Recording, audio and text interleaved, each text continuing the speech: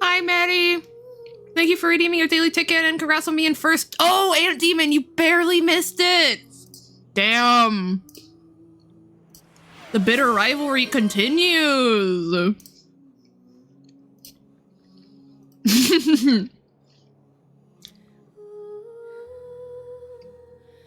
Welcome in, my friends.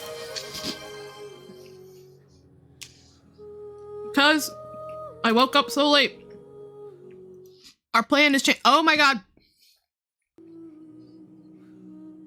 Our plan has changed a little bit. We're jumping right into the big story stuff. And then we're gonna do the silly, goofy stuff. These are some of the most intense quests that I remember. Just in terms of, like, really tugging at your emotions. I also really like Fontaine, but I think Sumeru is arguably, like, one of the most, like, personal feeling quests that you do. Yeah. Oh, I'm eating a sandwich.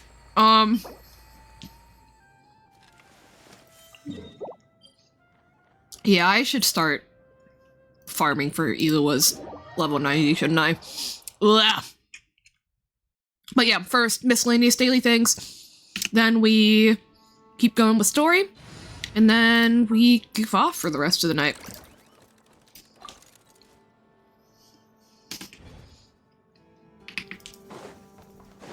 How's everybody feeling today? Are we ready to rumble? Are we... My energy today is gonna be kind of weird, and that's okay, you know?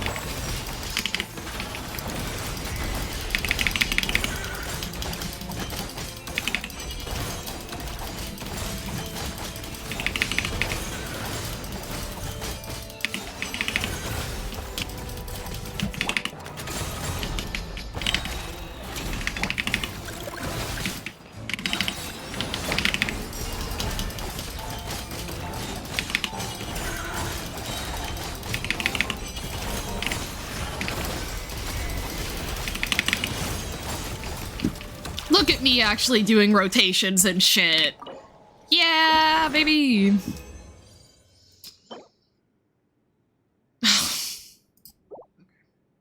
Ooh, and 3. Welcome back from ads, guys. We're doing miscellaneous daily things before hopping into story. As I just explained to our non-ad watchers, I think these are some of the best quests. Like, really and truly.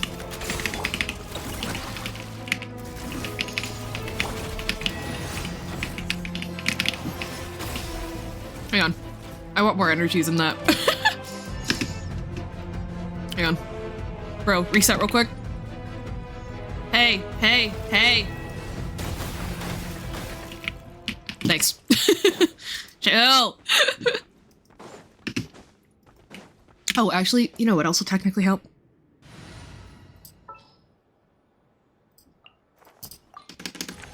That will technically help.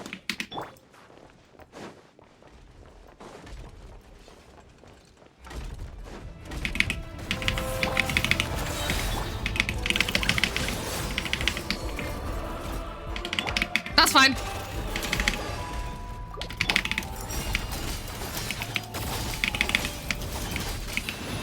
Uh-oh. Less fine.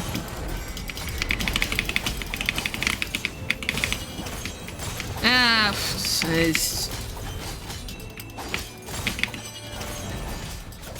okay. Sad rotation. It's okay. we can come back from these.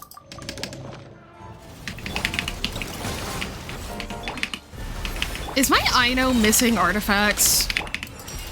Did I finally pull a Medi? and simply forget to not have my artifacts be dispersed among 5,000 units. / affectionate.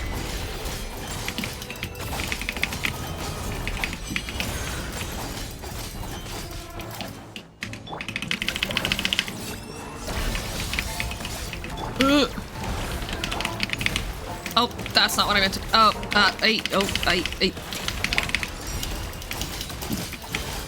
I think this is probably the worst Zibai maining that's ever happened on Twitch, actually, I fear.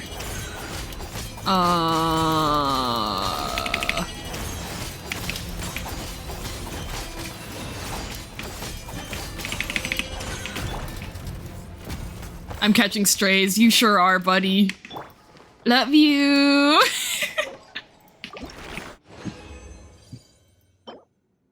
Okay. Okay. Damn. This game hates me. This game hates me for real. Wait, are world level 9... Does world level 9 guarantee you 3?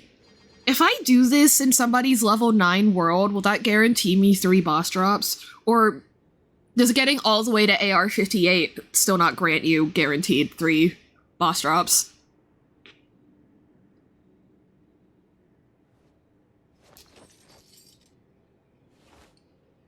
If it doesn't, that's fucking diabolical.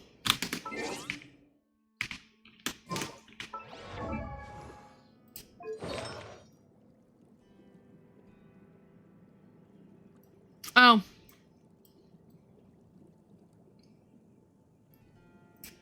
Well, she shouldn't be that squishy. 13k. 18k. She just take extra damage? I don't really have anything that would greatly contribute to her. I guess she's just squishy.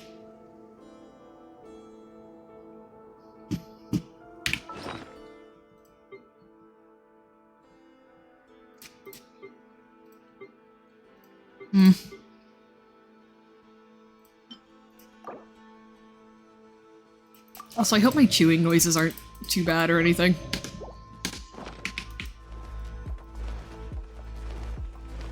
Guaranteed 3 with a chance of 4! Oh, but rewards are still calculated based off of my world level, aren't they? Oh, come on! Whatever.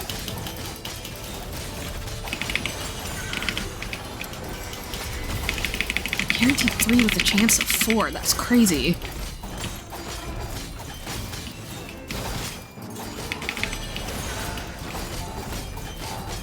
Hang on, let me Google this. If I go to a level 9 world, do I get level 9 rewards?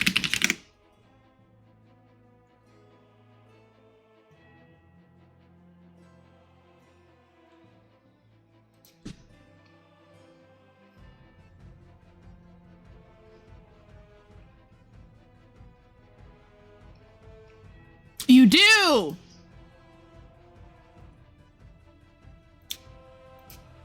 Is there anybody with a level 9 world that would like to host me for a sec?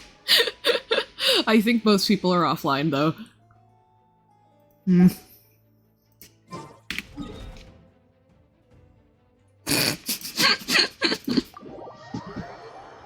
If you don't want to log in just for that, though, that's so valid, Betty.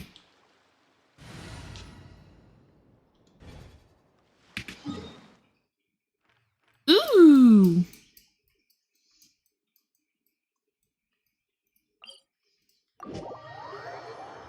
Alrighty then you can switch. Okay, thank you.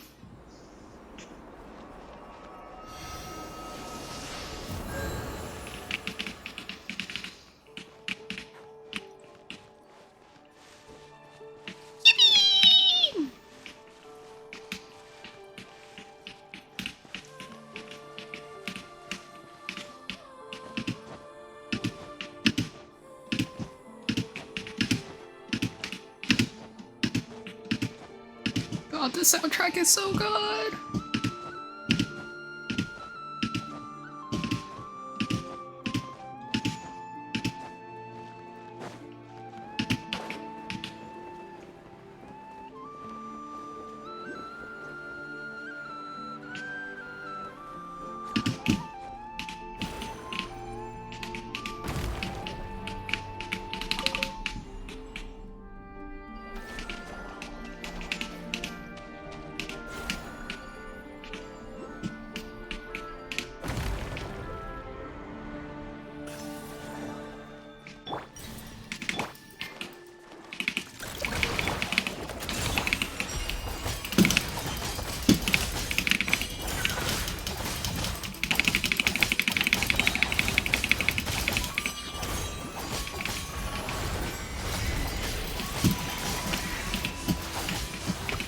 Oh!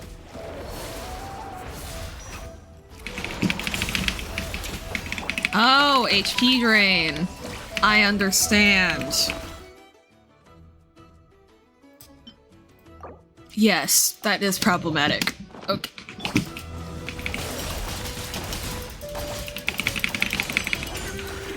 Cool.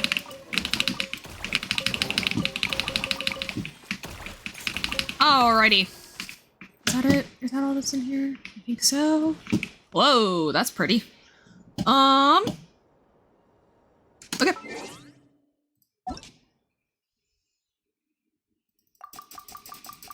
No!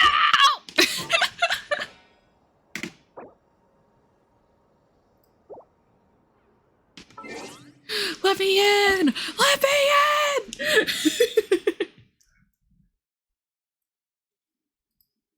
What a time to be alive. But yeah, like I said, we will wrap up dailies and are using up my resin, and then we are going to jump right into Wanderer's Quest, which also involves Nahida quite a bit, so I'm very excited for it.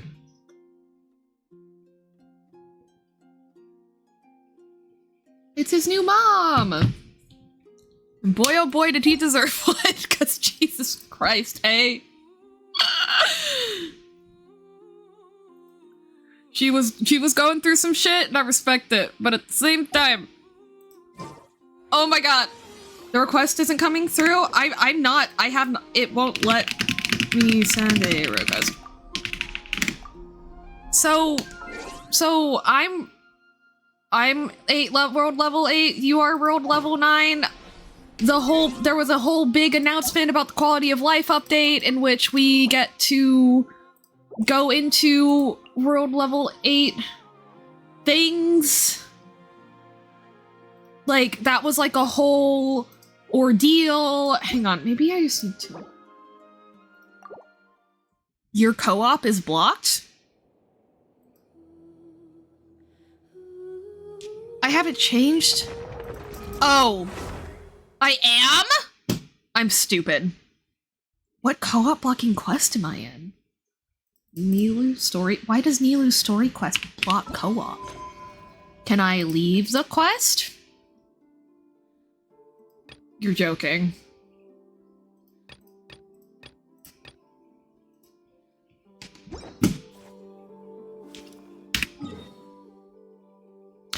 Well, guess we're farming bosses another day. Time to do even more co-op blocking quests. Yippee! I'm having so much fun. Oh, I did use 80 resin. Oh my god, I'm dumb. Okay. We're gonna pretend the first 10 minutes of stream didn't happen, and we're gonna go do this shit. And we're gonna have fun! And this is in... Wait, where am I supposed to go? Nahida in the Sanctuary System. Okay. I will watch the co-op marker. Thank you! I appreciate it. Wow.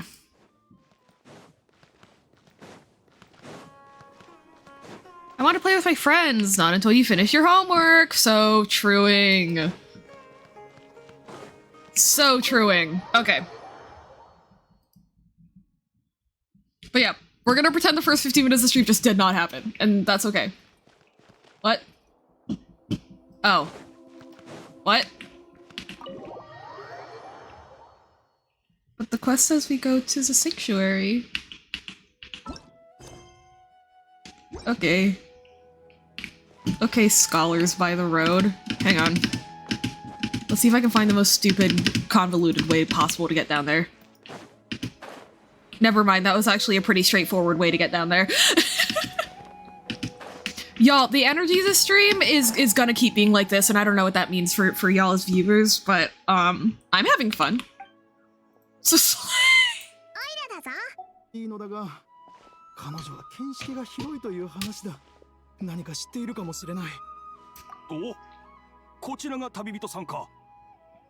they're looking for us and they don't even know what we look like?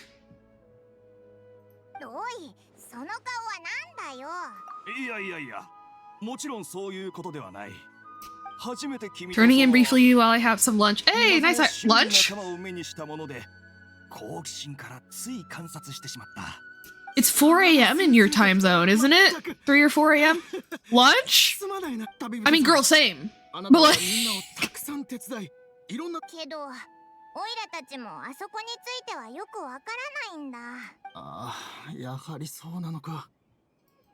Rip a kappa.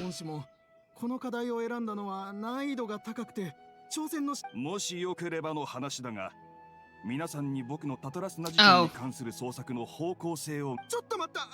Only 2:30? I cannot get a grip on time zones. I'm so bad at it.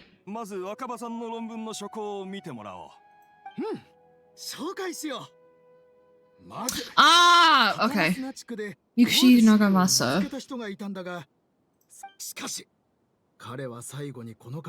Katsuragi? Records mention Kobe Kimono, an eccentric stranger.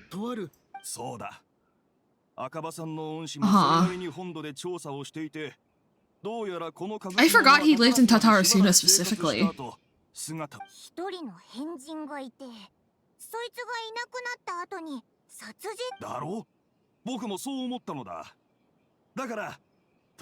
And wow, did I get lucky! Our clocks changed this weekend. Oh, that's so great. That's so awesome. I love that.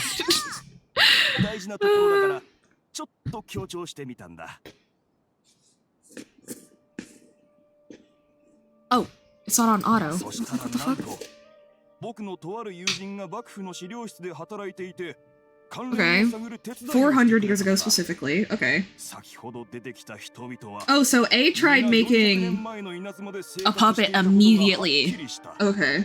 For people who don't remember, there's a character named Scaramouche, codenamed the Balladeer, who was originally created by the Electro Archon in order to host the Gnosis.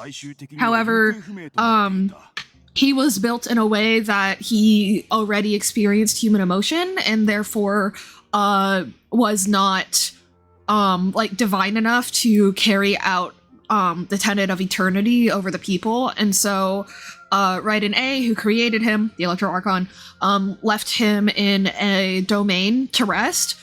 And then he woke up and then he wandered the land and then he got increasingly bitter as he continued to experience love and loss. And now he's in a coma because he tried to fuck up the Dendro Archon, and the Dendro Archon fucked him up back. But now she's gonna adopt him, it'll be great.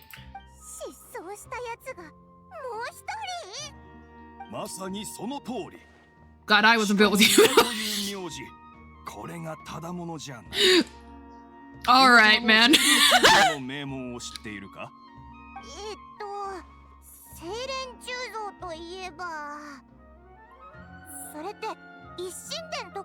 Y'all are gonna see me very unceremoniously eating Nutella out of a jar with a spoon in VTuber model tracking, and you're just gonna have to deal with that.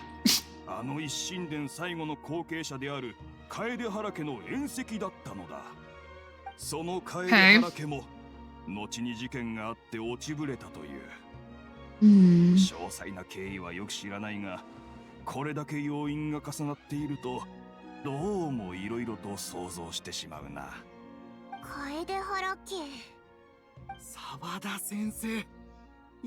Hey pancakes!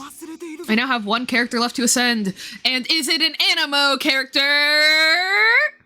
You finished Sumeru already? I sure did. I streamed for 7 hours yesterday, and I was excited enough that instead of letting every single voice line play out, I did skip. I try my best though to make it so that it's in a natural pause in a sentence so it doesn't sound insane. I skipped lunch. I was in a department meeting, and lunch was a saucy Tagliatelle.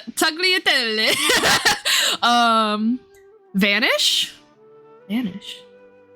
Wow, congrats. Yeah, I've also played Sumeru before, so, like, I know what parts I can and can't, like, skip through to the detriment of the audience.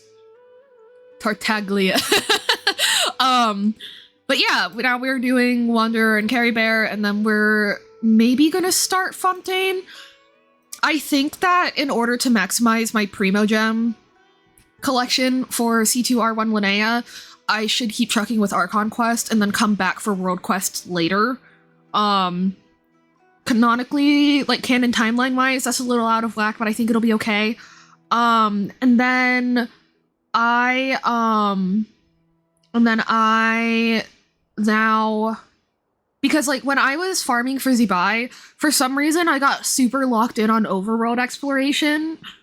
Now to be fair, I do stand by that decision because I think that sitting through all of Inazuma's Archon quests while I was trying to farm for Zibai would have driven me fucking insane. Like, I'm glad I played Inazuma's Archon quest when I did, but it did definitely make it so that I did not get as many Primogems as I could have. And I really do want Linnea Cons to support my Zibai. So, I'm going to do my best. However, I am definitely gonna get sidetracked on World Quest regardless, because they're really good. They're really good! Yeah.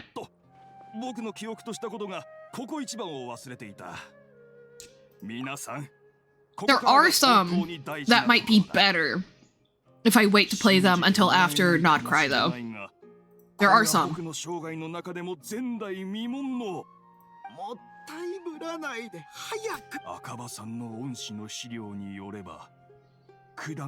Yep, okay.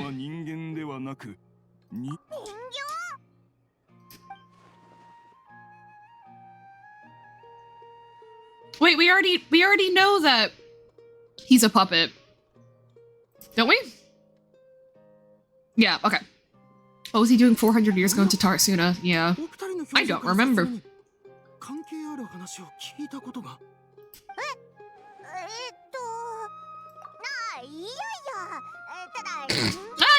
Yeah. そう僕もそう思ったしかし稲妻には確かに人間でない種族がいることを考えると A man arrived in Tatarsuna around 3 in the afternoon. From afar, he spied laborers walking around the mountain roads to the factories. Their shoes scuffed along the jutting stones. They walked like people convinced that so long as they reached a fire raging in the mountain's belly, they might extract it from gems beyond the price. The mood that the Titan fighter was ineffable beyond mere description for those not present to witness it. The man barked a cheerful greeting and sprinted to join the procession. There, a towering character who stood half a head taller greeted him with a heavy slap on the back, and yet his words were full of respect. Do my eyes deceive me? Sir Miyazaki, I cannot think that the return trip here from Inazuma City could have been easy on you. Miyazaki smiled like a young man taking the first steps on their journey, expression relaxed. Why, Katsugiri? Inazuma is the realm of the Aomori Shogun. I sailed among the fastest ships, rode among the swiftest sea routes. What dangers could I have possibly faced? And what about the good news? There were some, naturally. Two burst into uproarious laughter, roughhousing with other workers until the past sent. A young man dressed in a linen shirt and wearing a headscarf glazed into the dancing flames of the furnace before him. Now the flames of the forge are unlike any other, for their intensity affects the resulting integrity of both metal and blade. So too, then, was the Flame Watcher an unusual individual. At his fingertips sat a lizard, and on his face he wore a smile. The workshop was huge, and the furnace was deeper within. A reasonable person might think that there should have been many working alongside the Watcher, yet he stood alone. Only when Katsugiri and Miyazaki strode into the room did the Watcher return. This Watcher was Niwa, armory officer and administrator of Tatarsuna, born to the Niwa clan, which serves as one of the three pillars of Ishin art. Niwa never argued with his siblings, was a worthy successor by all accounts. The post he received was a result of a high standing with those in power, serving as a statement unto himself. Okay, so that's the kid. Miyazaki handled a well-bundled text to Niwa as he adjusted his expression and said, "It is as you have said, sir. The elders of your clan in the city do not think highly of the plan, yet I still believe it's worth a try. As such, I found the proper vendors and procured the materials that you requested." Niwa studied the text and nodded. "We should try some of these new forging techniques, whether Kaidahara says yay or nay." Katsugiri frowned, and with a sigh he said, "Forging is a precise and difficult undertaking. You know this better than most, sirs, and you still seek improvement every day with terrifying drive. Ah, should my lord Nagamasa hear this, the sourness in his face would be hard to miss." Niwa smiled, replying, "And how does the forging of your lord's great blade, Katsugiri?" Katsugiri neither wanted to shame his master nor lie to his two friends, and yet he could not think of any way to deflect, and so he growled, I see your ears are as keen as your hands, Sir Niwa. The jokes of us unlearned men are nothing before you. We're gonna ignore the fucking verbal typos I made. Miyazaki hid his grin. Upon hearing this, Niwa released a lizard from his hand into Kazuyo's palm, but just as more words were to be exchanged, someone came walking nearby. Their footsteps lived light with the celerity of youth. The head that peeked him was round, and in the light of fires looked like an oiled jewel. I'm sorry, what? The Wanderer looked like an oiled jewel. Don't you guys hate it when the Raiden Shogun's puppet shows up, oiled up in your window? The young man placed some box food at the side and nodding, he prepared to leave. Katsukiri called out to him, "What about your share? Aren't you going to eat it?" The young man, upon hearing those words, found himself slightly at a loss. After a while, he answered, "Well, very well, I'll try it. You are welcome to the food. We'll eat at the same fare, after all." Niwa said. The man nodded and left, seeming deep in thought. The Kabukimono was by the coast. Sunset fell to the accompaniment of darkness. The bands of twilight showed themselves not, for in their place did thunderclouds roil, grumbled the omens of a coming rainstorm. Darkness filled the flesh of the sea, and the dusk made the clouds to kneel upon the land, a supplication mirroring the Kabukimono, with knees bent and face pointed toward the water. No one passed that way, and no one knew what he was waiting for in silence. Time passed unmeasured and uncounted till a black cloud suddenly tore free from the sky and began to circle Kabukimono, bearing down on him like a nightmare. Though he was not aware at first, after his study and gaze was refined by time, he understood. This cloud had marked him from the very start. Outbound, a fishing boat drew near, the light of its bow flickering in and out of sight. Beneath falling sheets of rain, a mist unspooled across the area, stealing sight from a fisherman. Repeatedly he exclaimed, "It is but dusk. How are my eyes darkened? Is there anyone that can deliver my boat upon safe tides?" Like a falling sphere, the dark cloud reached the bottom of the boat and was joined in its bereft of direction. Like a charging beast, they plunged into the shoreline. Scant steps away, the Kabukimono stood idle, slanting his head to study the grand wreck. Not but half an arm was left by the one who cried out for help, and with a plop, it landed at Kabukimono's feet. He crouched to get better study with the object, straining against the urge to take a bite out of it. What? He almost ate the arm? Why? Yet he did not, for the dark clouds swirling down had already plucked the remnants of the ship clean. The Kabukimono stared at it blankly like an awakening dreamer. When he returned to himself, the clouds scattered as if they'd never been there at all. As for the ship, could have been struck down by a storm? Who was to know? Not the Kabukimono. So I guess that's just like a really weird metaphor for him experiencing loss and not understanding why. Katsugiri rushed to the doorway and shouted, "My lord, things go ill at the furnace. I have searched for Sir Niwa, but there's no trace of him. And much time has passed since Sir Miyazaki left to seek aid, but he has yet to send any missive. Look." Mikoshi Nagamasa turned slowly, his face grave as one attending a funeral. He spoke then, his words heavy laden. "I wish not to say such words, Katsugiri, but Sir Miyazaki may never return." Katsugiri peered past Nagamasa's broad, stiff shoulders beyond the windows. The clouds above boiled in waves of black, as if darkness was now the only weather, and might even morph into an abyssal beast and devour Tatarusuna whole. Over 10 people had already perished. That was why Kazugiri recoiled as if struck. Yes, it was coming back to him now in drips and drabs. This is why he had set out to seek aid. Miyazaki had been the first to set sail. The clouds had only just begun to form them. Traveling from Tatarusuna to Inazuma to ask for support was normally no great feat, and yet there had been no sign of his return. Then a second ship was sent, followed by a third and a fourth, till the Kabukimono himself departed upon the tides among foul skies and ominous fortunes. It had been Kazugiri who brought him back and treated him as his own, and it pained him greatly to see the lad go. Yet the situation in Tatarusuna was severe. Even should they sacrifice more lives, it would have been worth it to gain assistance from Inazuma City. He was gone and no one could find him. Afterward, Nagamasa led a search into the mountains and the area around the furnace, all to no avail. Folks began to wonder if Niwa might have encountered an accident, but worried soon turned to suspicion. They wondered if he had fled, unwilling to bear the sin of having caused these accidents. The people grew even more suspicious, and Nagamasa himself strained against his discontent and fury. His face had grown to resemble the rumbling clouds of buzz. Suddenly, a figure flashed by. Their presence did not go unnoticed by Nagamasa. He drew his blade and cut, though he only nicked the silken veil the intruder wore. For a moment, they stared, swayed, and like a marionette pulled by strings, they moved behind Nagamasa, laughing darkly. "Are you seeking someone, my lord? Niwa, perhaps?" Nagamasa bellowed in fury. "You dare address Sir Niwa directly?" Yet the figure parted like mist before his falling blade, only to rematerialize beyond reach, but not beyond sight. A ghastly apparition indeed. "Was it you who slew my people?" Nagamasa howled in charge, held back only by Katsugiri's desperate grip. As his senses returned him, he realized he was but an inch away from falling into the furnace. It seems the rest of his work remains unfinished. From the existing text, however, it is apparent that this is a novel of fantastical, colorful sensibilities, born from imagination well utilized. I'm gonna have been really quiet since this research run, because there's enough important information that I did want to say it out loud so I'd remember it, but it's not so important that I feel a need to, like, full audiobook it, you know? I don't know. Oh my god! Details. This text belongs to a series of works sponsored by the Vahuma's Veil Cutter Project. It's yet to be numbered. Author, Akava, abstract. The Tatarusuna area has always been a major pillar of Inazuma's smithing industry. 2 incidents have occurred here, and the details beyond the first are vague at best. I believe, however, that there may be a hidden history behind the events that transpired. Hence, this paper will attempt to analyze what may have unfolded from the available data. Glossary. Tatarusuna area. Raiden Gokaden. Mikoshi Nagamasa Kabukimono. Introduction. This paper continues and expands upon the work of my mentor, Mr. Rumi, in his report on the happily hidden tales of Tatarusuna, and is intended to further avenues this Further this avenue of research, according to the data, the Blade of Fortune techniques of Inazuma were originally handed down from the Electro Archon, also known as the Raiden Shogun. Using the arts they inherited from their Archon, the people of Inazuma devoted themselves to the process of forging. However, strange rumors that do not quite fit the steely nature of metalwork still linger about Tatarasuna, which was a central pillar of the forging industry. There's a Mikoshi and Niwa clans, along with the eccentric puppet, serve as the 3 windows of insight we need to investigate the truth behind what happened. I think they're technically... Oh, am I not enunciating enough? Like, is me doing this to the detriment, to a detriment? Oy, oy, oy, oy, oy. Oy, oy, oy, oy, oy, oy.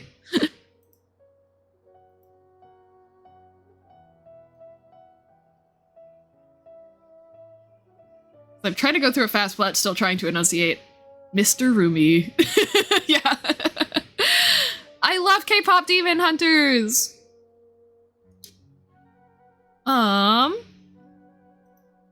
But yeah, if this is simply not worth it. No, I'm making a goof. Oh, it's like a run-on sentence, but a run-on word. Okay, Slay. Okay. Body. Strange notes from the Tatarusuna area. Their contents are as follows. 1. Perhaps I overstep, but I think that Sir Nagamasa's mood grows better when he forges blades. The obsession to cleanse the stain of the name Mikoshi must eat at him. Also, Sir Katsugiri discovered a nameless eccentric when patrolling around Nazuchi Beach.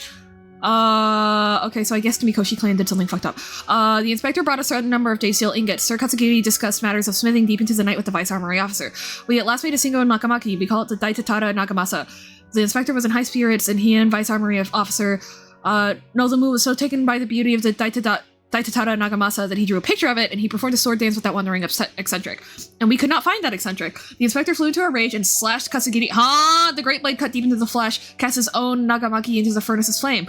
Nozomu could not abide by the order, and he drew the completely melted weapon out of the furnace. He was horribly burned. Oh, okay, so people were backstabbing. Okay. Nozomu died that night. I dare say that while Sir Katsugiri may have committed malfeasance, it was out of the goodness of his heart.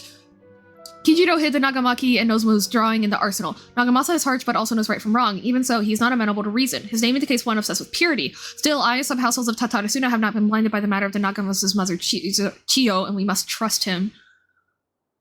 I also remain unwilling to forget the joy of creating the Daitatara Nagamasa with him, and that joy of watching that nameless eccentric perform that sword dance with Katsugiri. Before we withdrew, we should have divided the arsenal key into 3 parts, one for the inspector, one for the armory officer, and one to be left in Tatarasuna to prevent theft. But we were in too much of a hurry, and neither the inspector nor the armory officer could be found. So I was so bold to return the 3 hidden pieces within treasure chests in Tatarasuna. So there was a lot of political backstabbing. People tried their best to recover it, and then they had to flee to Tatarasuna because the forge was going stupid. The 7 notes prior have been scattered across the Tatarasuna area. Among the 7 notes, 6 seem to be of good physical integrity, although they all look quite old, while the last one looks more recent. I believe that the first 6 notes and the last are of different time periods, as the gulf in years between them needs to be verified. The contents of the first 6 should also be related to each other, as the incidents mentioned are quite similar to each other. Yumi once mentioned the happily hidden tales of Tatarasuna, hereafter known as Hidden Tales, that in the past, researchers from Sumeru have investigated the cultural histories of Tatarasuna and Inazuma. Although the place has fallen into some degree of disrepair since the Hidden Tales were written, things have improved since the time when I wrote my original article. Regardless, what used to be an area of major industry remains a place most inhospitable, and residents of Tatarasuna may be found living and dwelling by the waters, far away from the forge. The residents, when questioned, told the researchers of Tatarasuna's golden age centuries ago, when it was administered by Armory Officer Niwa, Vice Armory Officer Miyazaki, and Inspector Mikoshi Nagamasa. Yet the elders among the locals with deeper ties to the region also seemed to stress the fact that there were strange rumors surrounding their homeland's past. A great many of these rumors revolved around the yokai, who are so very characteristic of Inazuma's folk histories. A very small number, however, mentioned the word puppet. It should be known that puppets are neither traditional nor common yokai in Inazuma. This drew the attention of the researchers to delve further, and eventually the following pieces of information came to light. A puppet did once appear in Tatarasuna. Its visage was elegant, its apparel impeccable, and the way it dressed hid all but the joint lines on his body. If no one were to mention that it was indeed a puppet, it would be hard to tell at all. Additionally, this puppet seemed to possess special joint lines that would fade with time, potentially even disappearing altogether, which would perhaps eventually make the puppet seem entirely human. Oh, so the puppet was made to, become human. Interesting. The name of the puppet was known to almost none. Some folk claimed to have spotted it appearing around Tatarasuna, while others mentioned encountering it in central regions of the area. Some even claimed that it would frequent the beach. Tales spread of it standing beside the sea and gazing across the waters towards Inazuma City. What it was that the puppet was gazing at remained a mystery. As mentioned earlier, the 6 notes all document a certain nameless eccentric. The eccentric, which can also be read as kabu kimono, is usually used in Inazuma to refer to a figure who dresses or behaves in a peculiar manner. It is understandable, therefore, why this character would have left such an impression. Should the people of Tatarasuna indeed have a puppet in their midst occurring mass panic, a good possibility considering the coexistence between yokai and humans and Inazuma at large, then the puppet would have very likely become a local resident. What is less well known is if the Kabuki Minnow was just another title for this puppet, perhaps because it was uniquely dressed to distract attention from its more special characteristics. A working theory, but one that still lacks enough evidence to support it. Still, it can be retained as an analytical lens of sorts.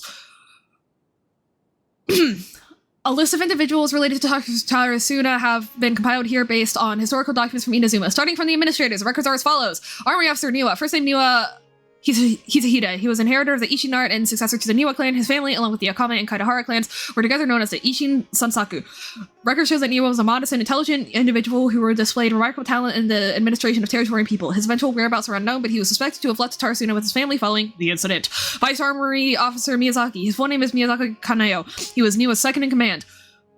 His origins are unknown. He primarily assisted Niwa in forging and personnel management. He was of affable temperament and had many friends in the region, including one Mikoshi Nagamasa. Inspector Mikoshi Nagamasa, the successor of the Mikoshi clan, adopted son to Oni warrior Mikoshi Chiyo, and the younger adopted brother to Mikoshi Michihiro, also known as Iwakura the successor. Holy shit, that's so many names. With his mother missing and abandoned by his brother, Nagamasa alone bore their family names, striving daily to wipe the shame from their history. Though records state that Mikoshi Nagamasa was a stubborn figure, he was also noted to be a person of moral virtue and integrity. It's been noted in various records that he practiced forging swords for self-cultivation and especially requested special instruction from Miyazaki to further his capabilities. However, after the famous flame Datatara Nagamasa was forged, he used it to slay his subordinate Kasugiri for reasons unknown at present. Yeah, that's sus as fuck. Subordinate, Katsugiri. Katsugiri's full name and background remain unknown. Despite all the materials I have sorted through, I have yet to find any more additional personal information regarding him. As one of Mikoshi Nagamasa's subordinates, he was a loyal warrior who has been saved by Nagamasa in his youth. From then, he swore to stick by his sword through thick and thin and gave his life to service if it was but asked of him. Kabuki Minnow, full name unknown, background unknown. For the many sources I have compiled combined with Rumi's personal observations, his character may have been the puppet mentioned in the rumors. The Kabuki Minnow was a figure of fashionable grace and gentleness according to the hidden tales. He was brought back to Tatsuna by Katsugiri and became a member of the community, Katsugiri being the guy that got murdered. According to the hidden tales, he was brought back to Tatsuna by Katsugiri and became a member of the community. When the Kabuki Minnow first arrived in Tatsuna, he knew nothing of cleaning, cooking, or any work of meticulous nature. The locals taught him their skills over time and showed him how to clean his attire, dance, and crafts on tree camps.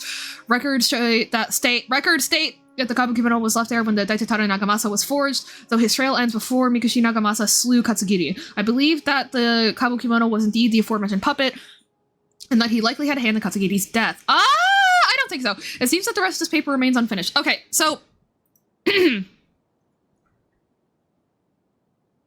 think that, Katsugiri, learned something dark about Mikoshi, and he got murdered, and then... Puppet came back, saw his friend was murdered, and was like, hey, what the fuck, and then just murked the whole island. Slay. We'll find out, though.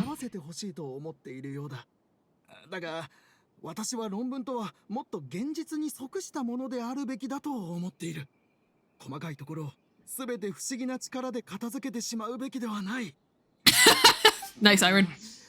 澤田先生のお話の中ではっきりと言えない部分をすべて政治的要素に結びつけるのはどうだろう。例えばこの事件の本質はいくつかの勢力の縄張り争いだったとか。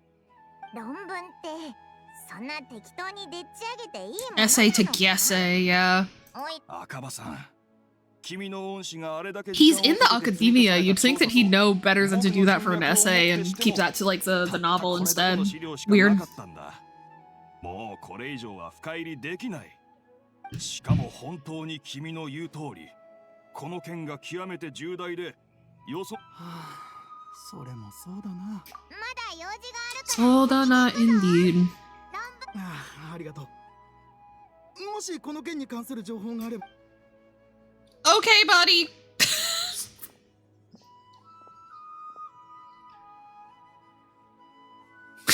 おい、さっき言ってた件だけど。じゃあ、もしだって残票のやつはオイラたちに倒されて習字オイラに言わせれば赤羽は課題を変えた方がいいと思うぞ。課題。Oh, he's right there. Hello. he's just out chilling. さっきの人影を見たか？いきなり通り。Hey, he's out of his coma. Let's go. To be fair, okay. Yeah, he didn't.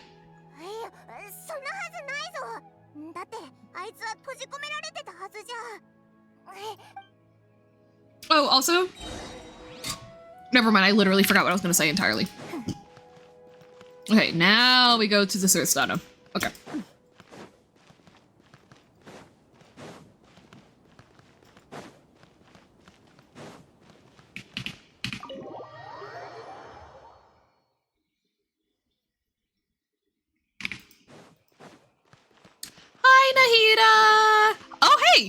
They're chilling. God, the music in here is so eerie. I love it. 旅人にパイモン来たのね。 Welcome back from ads, guys. さっき外で残氷が堂々と歩いてたのを見たぞ。あいつは閉じ込められてってうわーいる。 I think Nahida can handle herself. Come on. やはり来たんだね。 Okay, you're acting real smug for a guy who got his ass kicked by a literal toddler. 閉じ込められてたんじゃないのかよ。あなたたちが気にするのもよくわかるわ。このわけは I love her voice so 私 much. から説明させて。残氷の釈放は私の意志によるもの。 Oh, okay. 私たちの間にとある It'll be nice for him to be doing Irminsul research for his mom instead of Abyss research for his evil coworker. Solid upgrade. Solid upgrade. I respect it. I respect it. Stop laughing like that! What's wrong with you? 考えもしなかったかい？それとも僕に死んでいてほしかった？ならなぜあの時とどめを刺さなかった？うぬぼれすぎだぞ。ナヒーダがお前にはまだ謎があるって。じゃあその謎がなくなったらさっぱり手を下せると？あら、もう喧嘩を始めてしまったの？困ったわね。少し冷静になってもらえる？オイラたちは心配してるんだぞ。君 Okay, bro. I'm back from MRI, working on getting the wishes now. Hey, thank you so much, Ducky. We can do your wishes in between this quest and caribert if you are down. もちろん君はあの博士とさえ取引したほどだ。ええ、彼の手から価値のある情報を交換できた。この前の一戦で Fate is the ultimate knowledge. I need to remember that phrase. 今の彼は私たちにとってそれに彼はファディ執行官第6位だったこともあって、ちょっと待てよ。だったってことは私もそう言いたくはないのだけれど。世間の大半は Okay, I know that she meant losers in loser of a battle, not loser like slang, but still. これこそが一価値さえあれば誰も捨てられない。だけどファデュイ内部は Oh, he only gave one little instead of a. Oh, he's depressed. I mean, he was already depressed, but like he's more depressed. この間話し合ったように、私は命を傷つけることが嫌い。見ての通り、目の前の二人はもう反対を表明している。 Girl, she's her own person. Fuck you. Oh, fuck you too, Paimon. She's a free child. Woman, Archon. とにかく今日のことは試みの一つだと思って。 Oh, she wants all of us to work together. Smart. 僕は約束通りに動くとするよ。行ってきて。連絡は取り続けられるように。ナヒーダ、今回決めたこと。ええ。というより、この決定を下したのは、そう。私は以前、世界中に Yeah. あなたの血縁者の We're probably the only ones that can like actually see it correctly because of our whole Descender Outlander status thing. ええ。あの時、ファデュイの方では、もしかしたら、ファデュイは私すら知らない情報を把握しているのかもしれない。もう少しで新たな神になれた彼は、 Okay. 権能を与えられ、世 Okay. 界とつながることができるようになった。世界樹内部の情報量はあまりにも膨大で、私でさえ全てを事細かに網羅するのは時間がかかる。だから、この方面に詳しい残氷に私の代わりとなって世界。そうだぞ。とにかくオイラはあんな。分かっているわ。 Okay, Paimon. ただ、時には立場が全ての前提となる。未来のことは彼がどんな情報を持ち帰るのかによって決まる。私たちは何度も意識をつないだから、あなたの心のどこかに強い思いが隠れていることをね。あの感覚は闇夜の中でただ一つの灯火を探しているようだった。残氷に用心することは私がスメールの神としてすべきことでもある。でも私はあなたを友達だと思っているから、あなたが昼夜問わずに思い続けているその答えをそう遠慮しないで。あなたはスメールの英雄だもの。でもやっぱり安心はできないぞ。あなたたちに連絡しようと思ってたの。でも Alright. その Slay. 前にあなたたちが私のと実際あなたに依頼するつもりだったわ。力がほぼ失われたとしても残氷は執行官。もちろん Yeah. あなたたちが Still, 世 like, 界中を進むための at the ガイドがで least きる is a から flight risk, 外から right? でではお願いね。準備をして。もうすぐ世界中へ送るわ。 Being transported into Irminsul is such an interesting concept. 世界 Oh, it's 中 healing. の環境は前とだいぶ変わったな。色が穏やかになったのは今のスメールが And the sky's not Wow. bleeding anymore. Slay! もっとのんびりしてくるのかと思ったよ。こいつあ囚人のくせに。囚人が監視につきまとわれること自体は Oh, Paimon's gonna drive me absolutely bonkers this quest, I can already tell. 今は僕の極外運動の時間だってこと。うまく合流できたようね。 Thanks, dude. じきにあなたたちは世界中の内部に入ることになるけれど、 Oh, so Irminsul is, like, その特殊 physically in Sumeru, ずっと despite スメールで最も also 重要な being 存 like a 在とみな spirit され realm? てきたの。 Okay. 通常エリアと違って Yeah, like, 世界中の you know, when it comes to the different 情報 realms, や space データで functions 構成さ differently. れた本流しか存在しないの。世界中内部での行動は常に最大限に警戒する必要があり、必要のない行動は厳に慎むべきよ。あなたたちの間に積もりに積もった恨みがあることは100も。わかったよ。気まずいのはなしにしよう。暗草なりデビとの約束通り、僕が先陣を切る。経路探索、 Thank you, 危険 Saribot. の排除などは僕。オイラたちより冒険の心得があるように他の用事がないなら。 I mean, he literally is Paimon. それとも Or at least more experienced ま than だ you. 心の準備が I don't でき think て more ない。 experienced than a traveler, but もうちょっと時間が必要かな。もうこいつの口の聞き方嫌だぞ。しつこい。始めていいよ。世界中へのアクセスを許可。アクセスプロセス起動。 Excess process. これって小さな苗木か。もうこいつ、オイラたちもすぐ追いかけようぜ。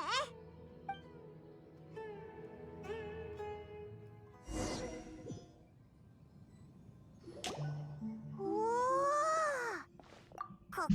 変わったところだな。 It's それにな blue. んか怪我する Oh, ことが and even more 許されない computer-like. 感じがする LOL. ぞ。世界中は低ワット大陸全体と密接に関係していて、その内部に流れるすべての情報に意味驚いてばかりで時間。なんでかわからないけど、 Yeah, we're gonna keep doing the thing where I'm skipping through dialogue because I'm excited. これから世界中の中心に向かう。中心 The の場 heart 所 of はま Irminsul. だ感知できるわよね。なあ、情報の許可するわ。行こう。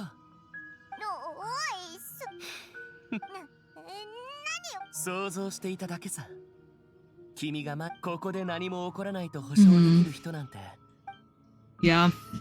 Alright, because we don't have any, like, divine energy or anything. Like, divinity and Outlander stuff are different. So, 苗木みたいなのがバラバラになったんだな。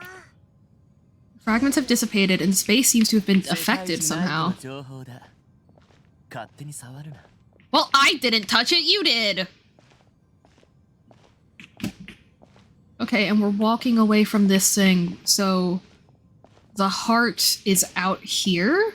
But also, like, This is a spatial representation of something else that's happening rather than an actual physical realm, as far as I understand. So also, like, I shouldn't overthink that. I should be seeing this imagery as symbolic and not literal.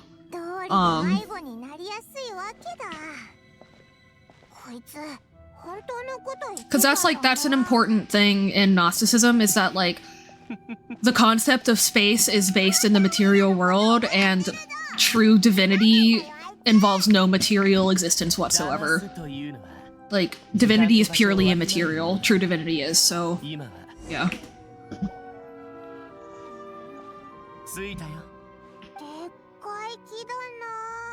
Oh, so that is the heart. Okay.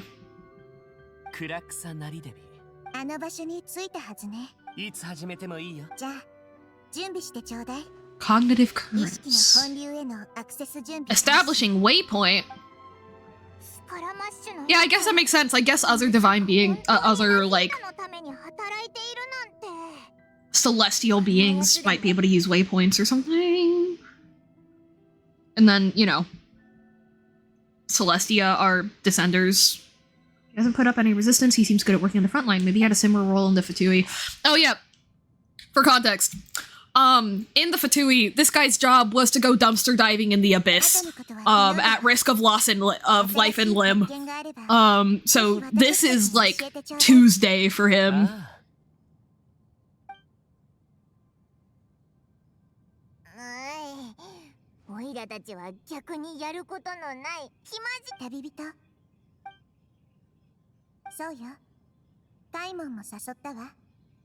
Hey! It's just like when me and Medi finally made a group chat with Janie in it after like 3 years.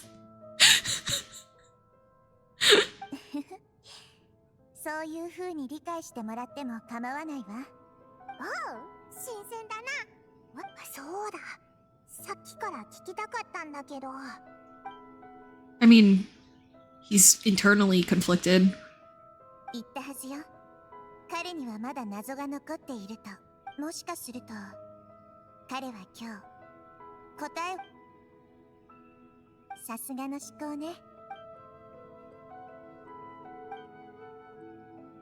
Mm-hmm.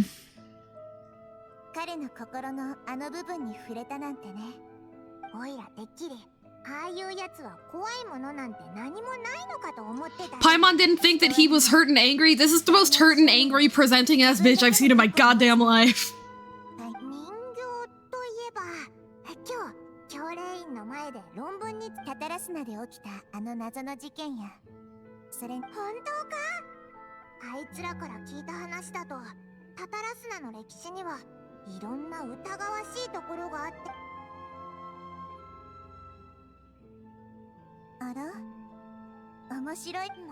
Oh, okay. I guess I got it right. Slay. The Tarasuna was sabotaged. Mm-hmm.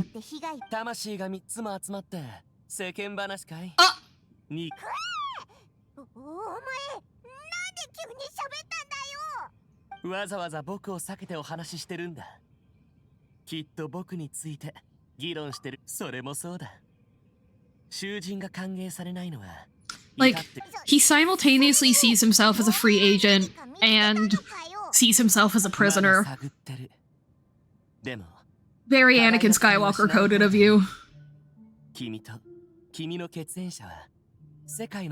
Like, you know, I mean, but that's a really common thing for all humans. Like, the feeling like, oh, I need to rebel and I need to do things, but everybody still has rules that they just follow, even if they don't have to. I mean, that's what culture is a set of rules that a large group of people decide to follow for one reason or another.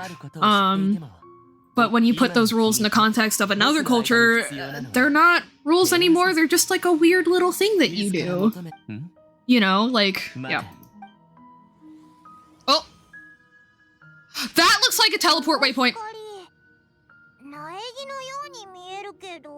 That looks like a teleport waypoint. Why does it look like a teleport waypoint? Anonymous data? おとなしく待っていなよ。庭様、本当に危険を冒してまで行くつもりですか？タタラスナの革新要路にも関わっています。路心に入る上で拙者より良い人選はおらぬ。そうですか。これは Anonymous data? Yeah, Niwa was in charge of Satarasuna, and the Niwa clan was in the group of 3 Ishin Arts people.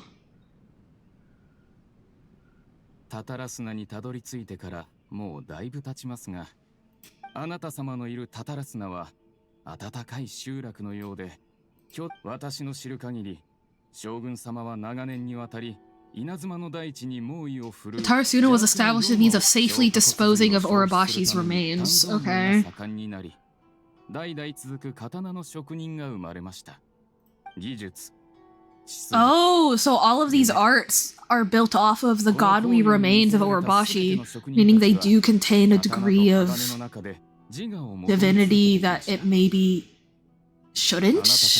エシャ殿、赤目殿が言っていたでござる。お主は共に研究した技術を赤目殿に譲り、それだけでなく、お主もタタラスナの顧問の一人としてここに滞在し、 And this guy's from Fontaine. 我らに過分なお言葉、恐れ入ります。Oh!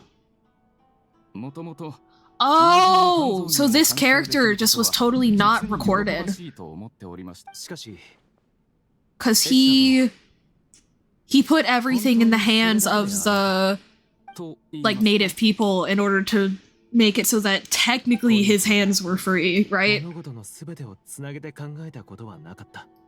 Like ominous black smoke, mounting production problems, yeah. But like he made certain that from the outside it looks like they came up with these techniques on their own. 外へ助けを求めに行った者は誰一人として帰らなんだ。 The golden feather to Narakami Island to seek an audience with the shogun. Golden feather. エシャ、己はこれはただ驚いているだけです。あなたさ、三越長政様もおそらくはこの一連の事件の裏にある共通点に。噂によりますと、三越様は将軍に切り伏せられた幼女トラチオの養子であり、そこまで内情を知る者が遠路はるばるフォンテーヌから来た一回。庭様がおっしゃっているのは、もう良いであろうエシャ。拙者がここに立っているのは路心内部で邪悪な力が猛威を振るっているため、拙者はここの責任者ゆえ、その責を負い勇気を持って死へと赴こう。その目を見れば Time for me to sleep, full of tagliatelle. Pretty sure this is what good sleep guides recommend. I agree, Iron. Like, why is he so desperate to destroy Tatarasuna is my question. Is it because he doesn't like the use of the godly remains? Is it like just for funsies? Is it because he's French? Like...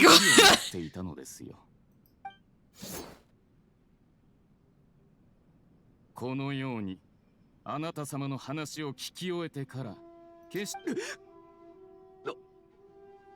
は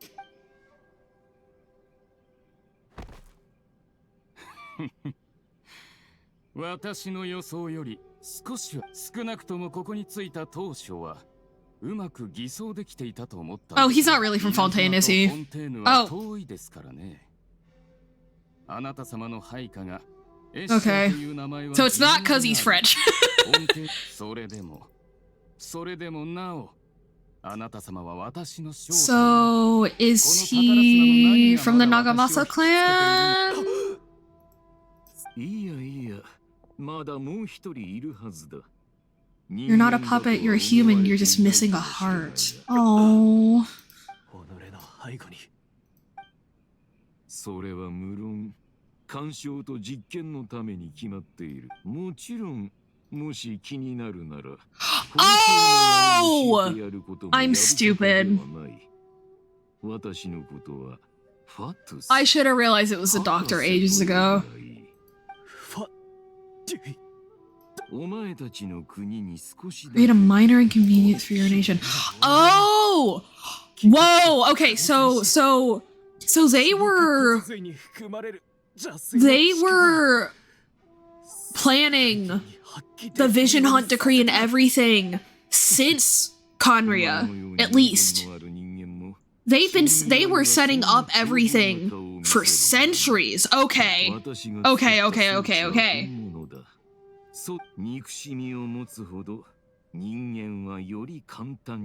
When a malevolent heart is placed into an unsuspecting puppet, what reason would a human have for befriending one who's not of our kind? Tell him that both Nagamasa and I see him as one of us. He has nothing to prove for everyone. なんと美しい理想か。お前さえ良ければ、私のことを化け物、あるいは庭様よ。楽しみに待とうじゃないか。ん？さて、どうけよ。これでお前 The jester put him up to this. Okay. Okay. 稲妻の動きにはめ込む。では、一人の人形を紹介しよう。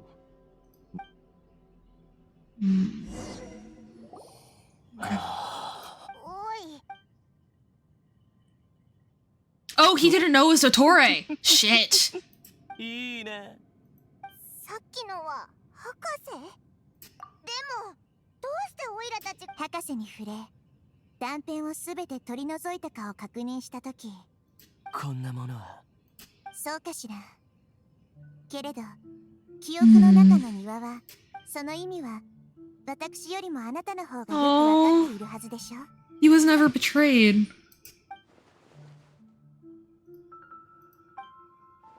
Oh my god.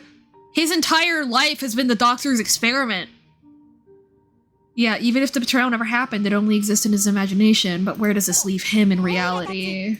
彼に感情を消化する時間を与えてあげた方がいいわ。オイラ、タタラスナのことはまだはっきりしてないけど、今までそんな風にパイモンを騙した人はいなかった。これ以前のことはあなたたちも知ってるはずよ。歌舞伎物 It's hard to タタラスナの人々と共に暮らした。 figure out why. It's hard to like realize that like when you thought you were betrayed by one person and you find out that you were instead betrayed by another, it's really difficult to, you know, like transfer those emotions without tearing yourself up. 博士の実験に巻き込まれ、その記憶の後、真相はこうなるの。博士は庭の心臓を装置に組み込み、予想をはるかに超える負荷だったけど、残氷は生き延びた。そして職人は答えた。庭様は罪を恐れて出奔されましたが、そう言って職人は枯れた心臓を装置から取り出した。残氷は想像もしなかった。自分が渇望していたものがこのような残酷な形で目の前に現れることを。彼は自分が庭に完全に裏切られただけでなく、その裏切りによって生き延びてしまったと思い込んだ。そうだったのか。 Oh, he could have taken Niwa's heart and he didn't. 罪のない人を殺しただ。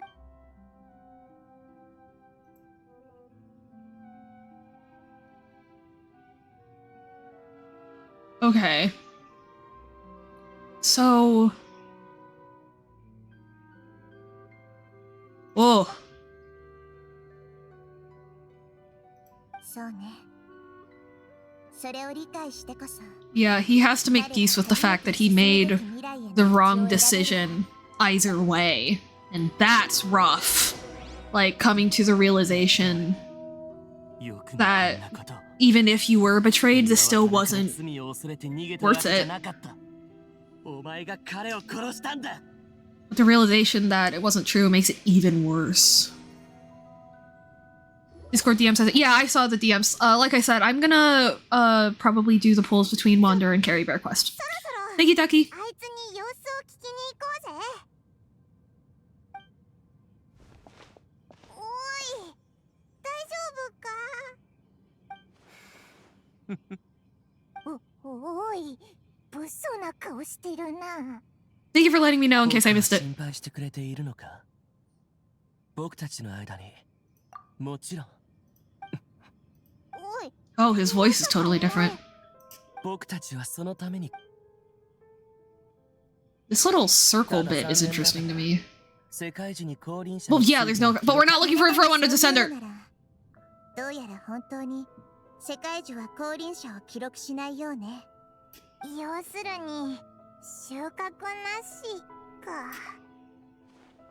Yeah, it's really interesting that purely based on Irminsul, something can have always existed in Teyvat or never existed in Teyvat. You know, like, it's, instead of things being able to come and go, it's just this thing was born here or this thing was never here. With no in between, like, it not having any info on the traveler, so it's like it repels. It's like it's repelling the traveler rather than just ignoring her. そう焦らないでよ。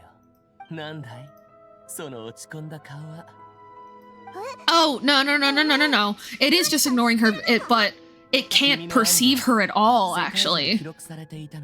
So what makes Irminsul blind? What makes Irminsul blind to things that do not follow Celestia's laws? What has Celestia done to Irminsul that makes it so that something that supposedly collects all the information on the planet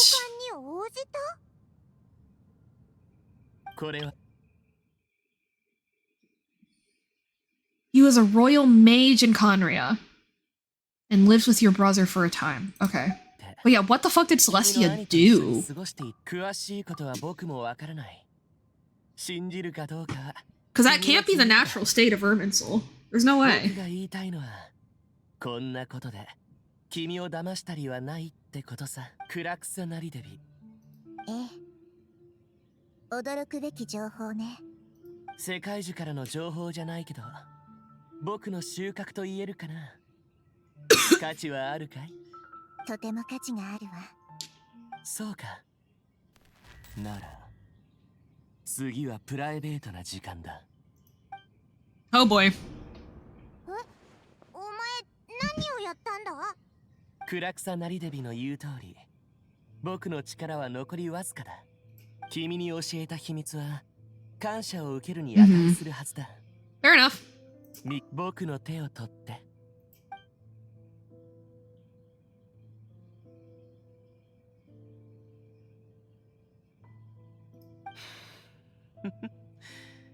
こうやって。いや、それはもう無理だ。教えてくれ。この世界で Oh. 歴史が変わったことはあるかい？ How do you figure that out? これでいい。Oh. 何があったんだ？いや、ただ助けてくれたお礼をし。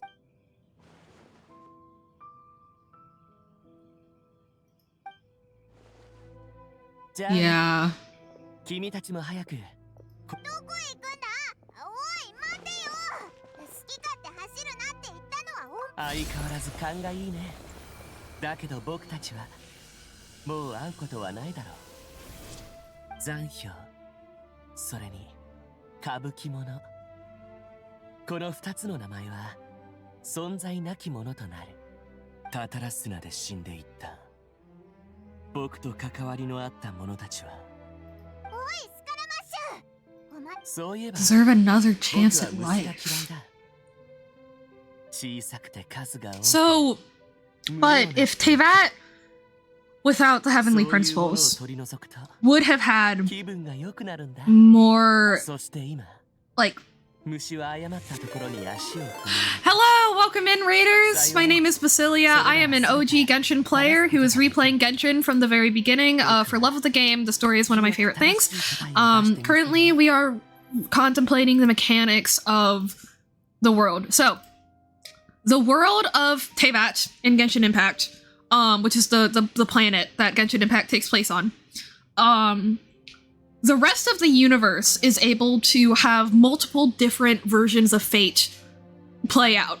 you will have characters that look identical but have different names. You'll have characters that have the same names but have different fates, all living on the same planet, and also all the different planets have access to each other. You see this in Honkai Impact 3rd, and you see this in Honkai Star Rail.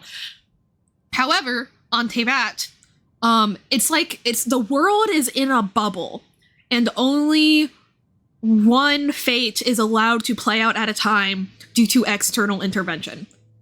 There's something out there that is preventing multiple fates from playing out on one planet. So, I'm trying to figure out what the fuck did they do, but not only that, but the world tree, which is a very common trope in fantasy, but the world tree that stores all the data of the world, it has somehow been reprogrammed or hacked or something to ignore data from anyone that does not follow the rules set forth by those external gods that put Teyvat in this bubble. So what I want to know is Irminsul really the root of the entire world, or is it just one little branch from the universal world tree that we see in Honkai that's been, like, cut off? And, like, or it's been taken off and, like, grafted onto another part of the world tree that it's not supposed to? Maybe they took a branch that was growing up and they cut it off and attached it to a root at the bottom. Maybe they just cut it off and put it in a pot, and that's what's happening right now.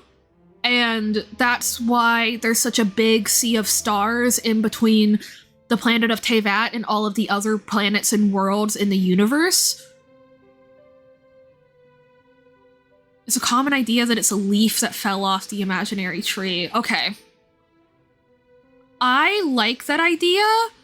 Floating on the surface of the sea of quantum. Okay.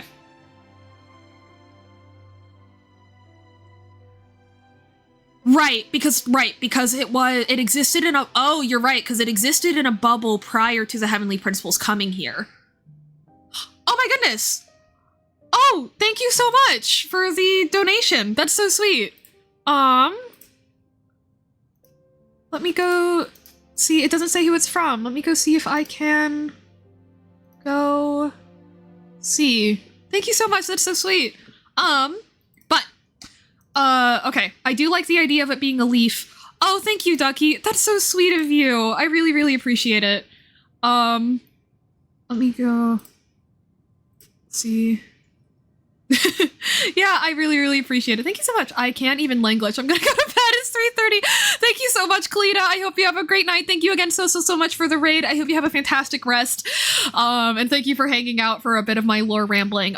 If anybody else who came in with Kalita needs to raid and run, please do take care of yourself. But if you would like to hang out with me while I bust my brain open trying to figure out lore, please feel free, let me know. I wanted to do it the other night, but Bank was being dumb. Any little bit is majorly appreciated. Thank you so much, Ducky. Any amount of support is always appreciated. But, yeah, I like the idea. So here's the thing. Okay, wait, actually, Medi, do we know for sure that the thing about the light realm being, like, isolated from the rest of the world is actually true? Or could that also be something that's been, like, made up and obscured? Like, is it possible that, I don't know, the Voyager, let's say, cut off a branch of Irminsul, set it down, and then came in later and was like, uh-oh, my little creation's gonna get messed up, but you, Nibelung, are my favorite, and I'm gonna take you with me. But because it was cut off from the rest of Irminsul and was floating around in the Sea of Quantum, they couldn't actually directly control it? Is it possible that the Heavenly Principles cut off the branch and lied and just made stuff up? Like, maybe disguised themselves as the Voyager? I don't know. You know what I mean? No? Okay. Like, we know for sure that it's, like, somehow became its own thing. So maybe there are multiple leaves just floating around in the Sea of Stars. It's the Hoyoverse? Okay. The imaginary tree is different from Irminsul. Yeah, but, like, is it different from Irminsul now? Or is it totally, you know what I mean? Like, oh, well, if it was, oh no, but even if it was a branch that fell off the imaginary tree, it would have turned into its own tree. So it's a second universe, basically. Okay. So this is an alternate, smaller universe. But, like, you see what I mean, right? Like I know that now Irminsul is different and separated from the imaginary tree, but it was more than likely originally part of the imaginary tree, and that's what I'm trying to figure out. You know what I mean? Like,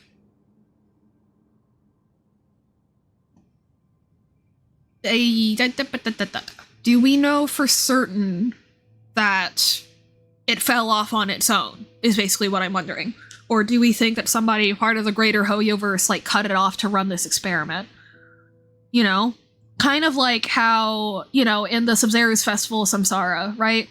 The academia didn't, like, happen upon this dream bubble. They made the dream bubble around Sumeru City. So, yeah, like, is it possible that there was, I don't know, maybe Aha was like, man, what if I just snip off a part of this and see what happens? You know? What if I just break off part of the imaginary tree, fuck around and find out? You know? That's what I'm wondering. Is who or what caused Teyvat to fall away from it? We don't know for certain that it's technically from the imaginary tree. It's just an explanation we have based on the rest of Hoyoverse due to isolation. Yeah, I think that that's the most likely explanation because... And I think that that's something that's probably intended by Hoyo, because we see that Lesser Lord Kusanali is technically a piece of... Oh my god, wait! Kusanali herself is probably intended to be a parallel for Teyvat. She's the purest part of Rukkhadevata's branch of Irminsul that was snapped off in order to grow into its own thing in a new samsara. So Teyvat was probably a very pure part of Irminsul that was broken off from the rest, Teyvat was probably originally the purest part of the imaginary tree that was broken off to avoid it being corrupted. And it was meant to be left on its own, separate from whatever was causing the problems in that branch of the imaginary tree, or maybe the whole imaginary tree, but at least that branch of the imaginary tree, the branch that the end got snapped off of to create Teyvat. But it became corrupted anyway, and so maybe the Voyager is from the bigger branch that Teyvat got snapped off of, and they came down and were like, hey, this is spreading to you somehow, and we don't even know how because you're meant to be totally separate from us, so what the fuck? You know what I mean? Like, I can definitely see that being an intended foreshadowing parallel moment. That Kusanali being the purest branch of Rukkhadevata could also mean that Teyvat is the purest branch of the imaginary tree. What do we think? Or that Irminsul is the purest branch of the imaginary tree. I like that theory a lot. Yeah, Kusanali is the purest branch off of Rukkhadevata.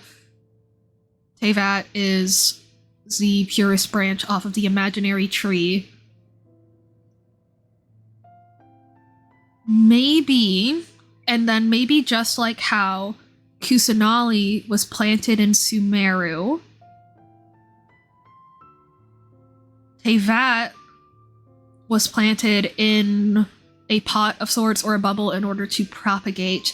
However, the gods or emanators who were in charge of it didn't understand what made it pure, and that's how abyssal corruption got to it anyway. Something like that. That lines up better with things we know about Voyager and some Descenders. Okay. Is there still anything that, like, contradicts in that theory, Medi, that I don't know of? Or is that pretty solid?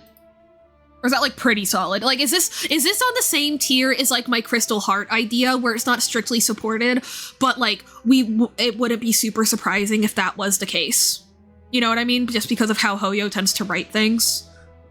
Because, like, yeah, I think, for people who are wondering, I think that when Nibelung left, he left the 3 Moon Sisters, and he also left a storage bank of his memories of loving Teyvat in a geoconstruct, which became a crystal heart. When Celestia started making the human realm, the crystal heart informed the overall construction of Teyvat's geography, and that's why it's in roughly the shape of a dragon. But I also think that crystal heart, something alive came out of it, and that thing that's alive is Zhongli, and that's why he's Heaven's Star, is because Celestia is aware that he is an alternate version of Nibelung that sprung out from his crystal heart, or something like that. Because they really go out of their way to point out that, hey, the way that Geovishaps work is there's a crystal heart, and when it absorbs enough memories from the ley lines, it becomes a living being. You know, like, I think it makes sense that there would be a crystal heart. If it came from anyone, it would be Nibelung. And then, after a certain amount of time of the human era existing, it would have absorbed enough ley line energy and memories in order to spring out someone like Zhongli, who's super knowledgeable on humans and loves them so much, even if from a distance. Blah, blah, blah, blah, blah. No contradictions. I'm not personally convinced that Irminsul's connected to the imaginary tree. No. I don't think it's still connected. I think it's been snapped off, the same way that Kusanali's been snapped off from Rukkhadevata. Or are you saying that you don't think that Irminsul was ever part of the imaginary tree?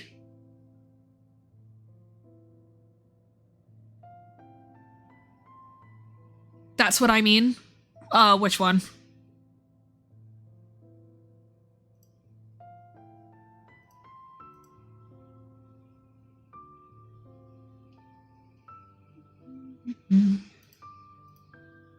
You think Teyvat is the leaf branch snapped off? That's what I think too.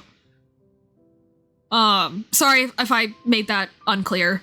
Like, because to me, you think Irminsul was placed separately. Oh! Okay.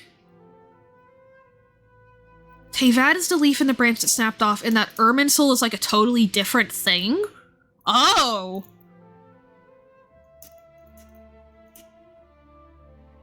Hang on, let's look into how the imaginary tree works real quick.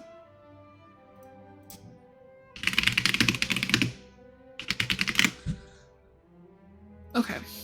Going to the Honkai Impact's 3rd fandom website. The imaginary tree emerged from an endless sea of unfathomable depths and boundaries. Since the imaginary tree and Sea of Quanta are alone in the universe, they have an unending rivalry. The Sea of Quanta swells while the imaginary tree extends its roots. The Sea of Quanta wants to flood the tree. Meanwhile, the imaginary tree wants to absorb the sea. The tree has drank from the sea, endured in Asamkhya innumerable amount of time, and grown a Nayuta numerical unit of 100 billion or 10 million of branches and leaves. During the seemingly endless time, a branch grew a new bud. This was the birth of human civilization. Time flows in the trunk of the imaginary tree and branches out into an infinity of worlds. Each branch is a form of civilization, while each bud is their past and present etched into the dimension of time. Each twig is a world, and each leaf is a bubble of universe. Okay, so yeah, Teyvat is the leaf. The twig is the world line. So then...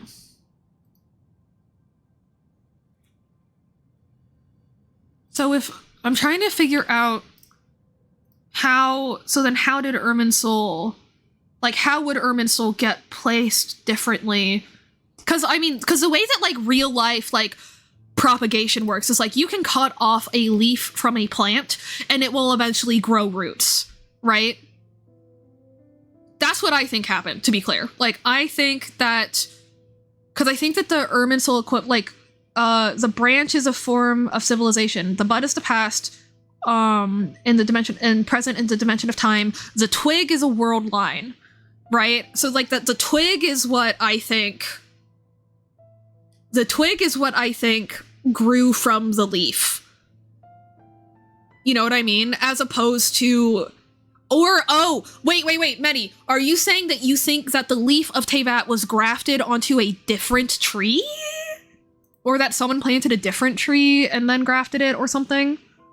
Because it says that the imaginary tree just emerged. It doesn't say anyone made it. So that's why I hesitate to believe that, based off of what I know, that Irminsul was placed. But I would like to, if possible, I would like to hear why you think it was. You think someone planted Irminsul in Teyvat. Oh, like it's an imitation of the imaginary tree. Question mark? Like, Teyvat as a leaf. Oh! Teyvat as a leaf fell off, which separated it from time and the bud that contained, like, it separated it from the world branch and the bud that was that made it so that there was past and present stored. A genetic vault we know exists. Okay. So yeah, okay. I now think, thank you, Medi. I now think, I love doing this with you, Medi. I now think that the leaf fell off and then somebody, the heavenly principles found it, and that's why there were no humans, right? There were only elemental beings. Because just dragons are just like kind of just what happens first. That's something that we also see in Honkai. Somebody saw it drifting around and was like, hey, that's fucking weird. How do we fix this? We are so lost in the sea of we are so lost in the sea of quanta that there's no way for us to reattach this to the actual imaginary tree, and there's nothing that we can plant it in. It's about to get swallowed up by the sea of quanta, so what do? We manipulate the dendro energy that's in it, and we create an imitation of the imaginary tree, which is why it's not capable of processing things that come inside it. It's like a virtual machine. It's not an actual computer. It's a computer in a computer. Oh my god, that makes so much sense. That's why it can't handle... Yes, okay. Oh, I feel so fucking big brain right now. Oh! Okay. Medi, are you proud of me?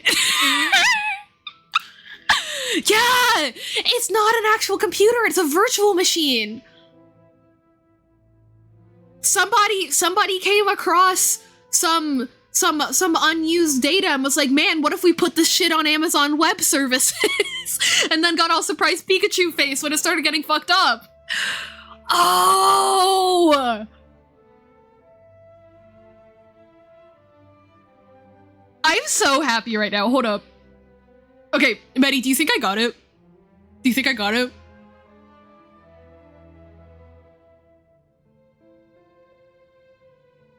Thank you. Guys, this has been my favorite part of replaying Genshin, is just sitting there with Medi and like just taking stabs and being like, is that right? Is that right? Like, we were literally just playing like hot cold with Genshin Lore. And I love that for us.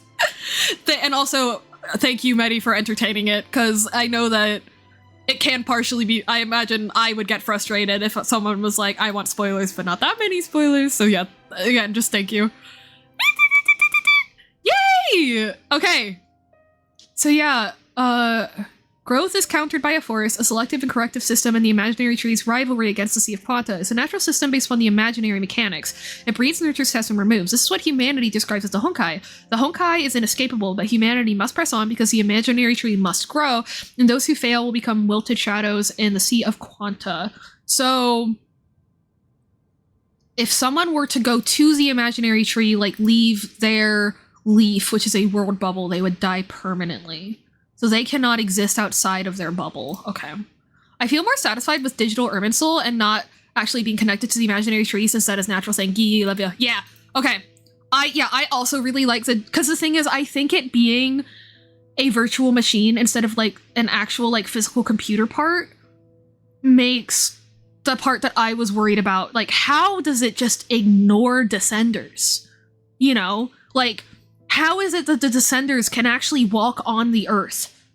And it's because the Teyvat's tree is not what Teyvat grows on. Teyvat's tree is in Teyvat. In Teyvat flowers. Why are they called that? They wilt as soon as they come back home. Because if you were to go back to the imaginary tree, you would cease to exist in Teyvat. Maybe? You know what I mean? Like, things can only exist.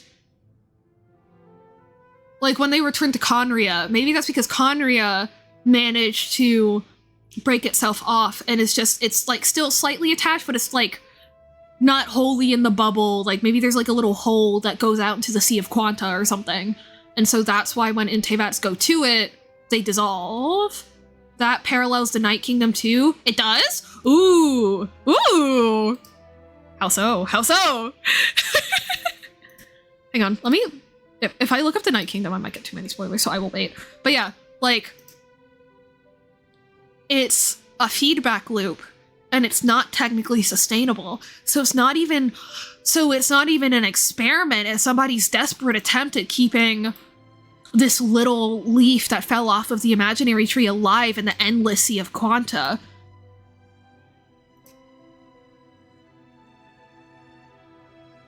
But yeah, like, Teyvats die when they go back to Conria because maybe Conria's not Teyvat anymore. You know? Night Kingdom is essentially Natlan ley lines. Natlan as a whole is a microcosm. It was placed later and has an admin. Oh my god, yeah! So, okay, so Nahida is a parallel for, like, Teyvat having to be cut off from the Teyvat being cut off from the imaginary tree and having to stay that way. Because if it returns to the imaginary tree, it'll get all fucked up. So Nahida has to continue to exist purely based on her own.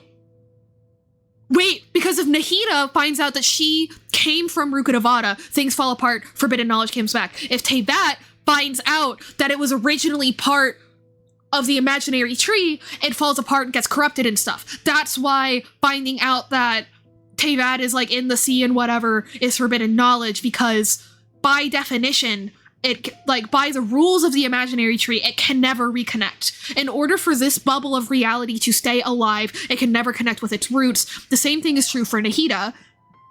And then the Night Kingdom is the parallel for how the structure of Irminsul as a whole works. Nahida is a parallel for the life on Teyvat. The Night Kingdom is a parallel for Irminsul itself and its mechanics.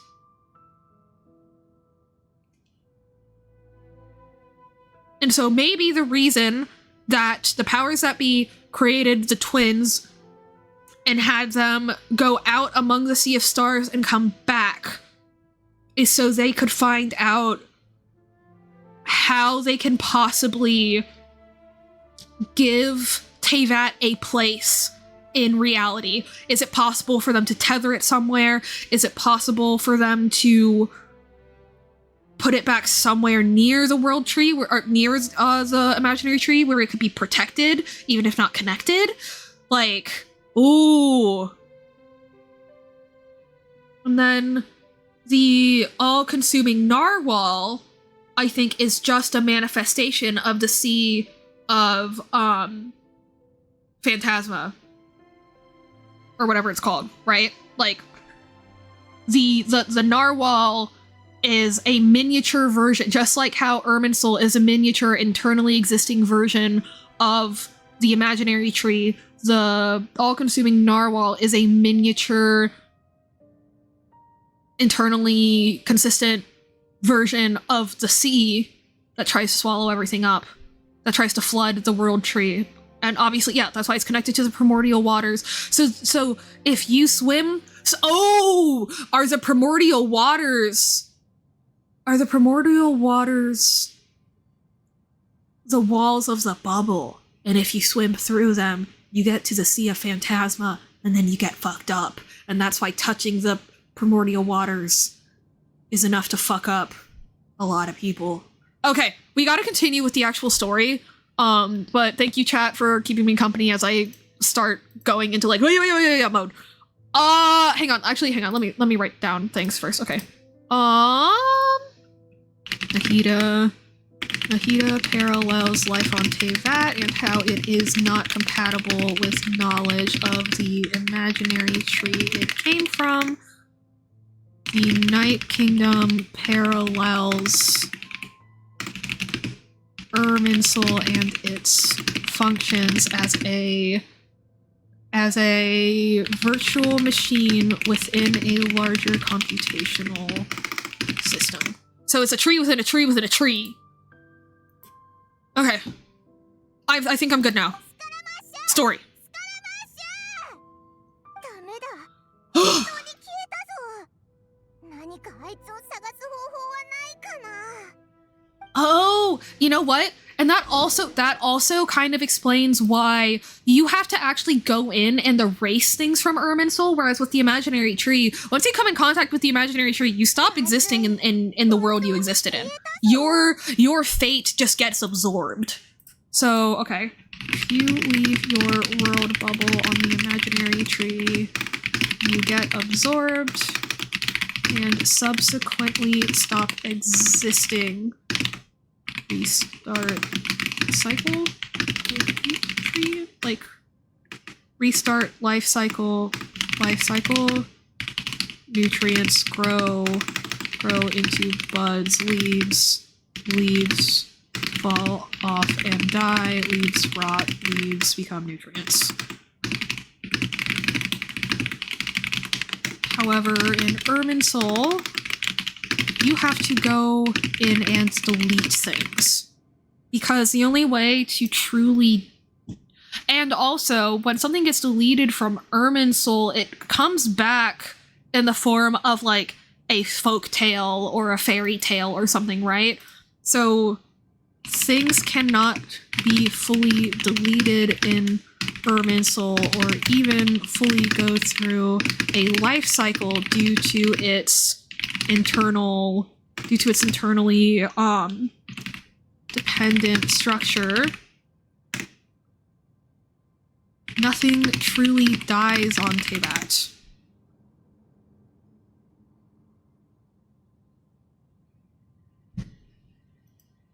Everything on Tevat is cyclical. Yeah, just everything in Tevat's bubble is cyclical due to the VM problem. Okay. I think I got it. 私の声が聞こえる? Oh! Hey, Nita. 旅人にパイモン。そして残氷は。先ほど何が起こったの? 私は急に何らかの力に遮られてしまって。スカラマッシュの仕業だ。あいつがお前を締め出したんだ。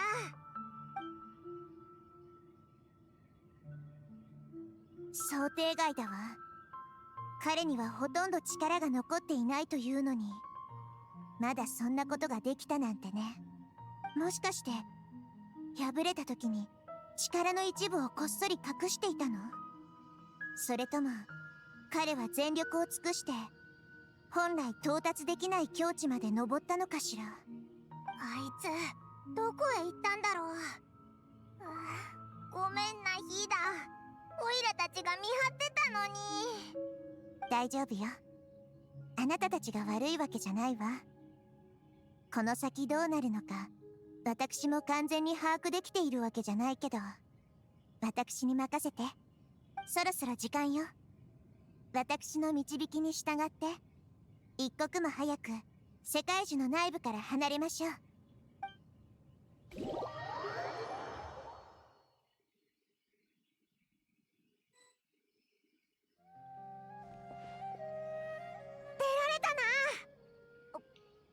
Are we at the tavern?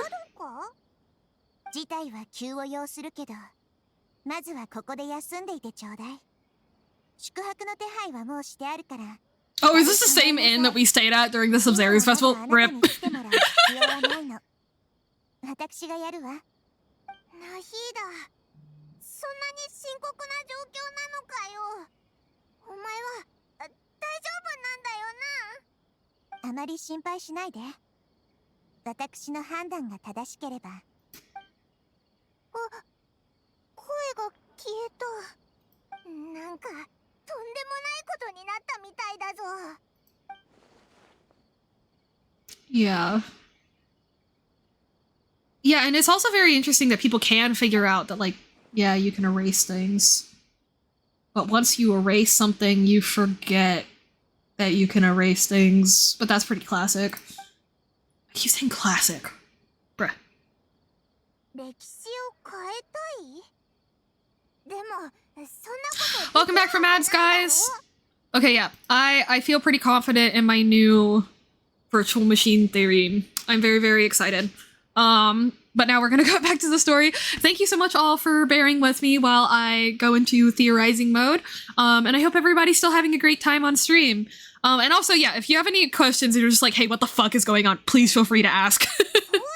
I can only imagine how confusing that must be. Especially if any of you happen to not be familiar with Genshin. 例えば、オイラがこの宿にある水を全部飲んだとして、それを証明できる人が誰もいなくたって、オイラ、でもなんだか心配だ。わけ、Lamp broke. ごめん、うっかりしてたぜ。でも、自分を消すなんてことはどう考えてもありえないよな。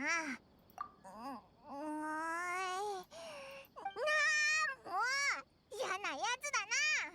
でもまさか。Okay, Paimon calling anyone else a little brat is wild. If the Balladeer does erase himself from Irminsul, many people in Inazuma will be affected. I can't imagine what that situation would look like. Worst case scenario, it affects everyone with a connection to the writing Gokoden. Kazuha, Ayaka, Ayato, will this mean they'll disappear? No, because that's not how the data in Irminsul works. It's like when a path is... When a directory... Hang on. Let me double check that I'm not just speaking out of my ass here.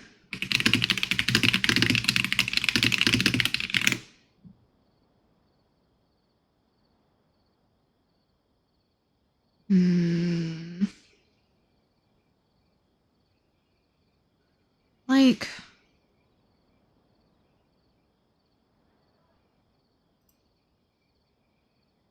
I guess it's... I don't know. I'm trying to think of a computer equivalent, like of something getting removed and it affecting the other files, but not also removing those other files, you know? I guess it would be like if one image... Oh, it's like if one image file gets removed from a whole file folder containing, like, the design for a website, the CSS, the HTML, all that stuff, right? The website itself would still execute, just that image would be gone. I don't know. Or if one rule within the CSS file got removed. The other commands below it would still get executed, but they would be weird.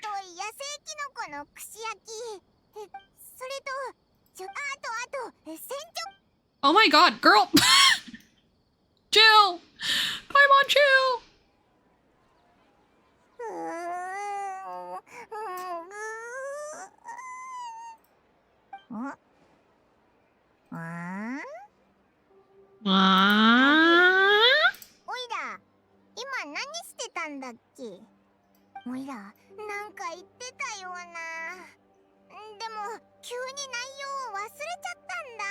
Oh, he erased himself, didn't he?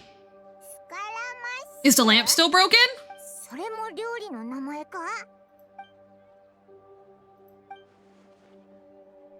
that the lamp that broke? I can't remember. さっきから目を見開いて。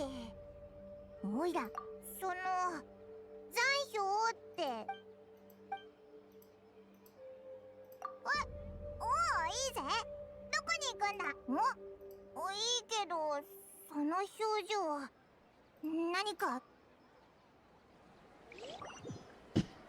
Wait, is the lamp broken?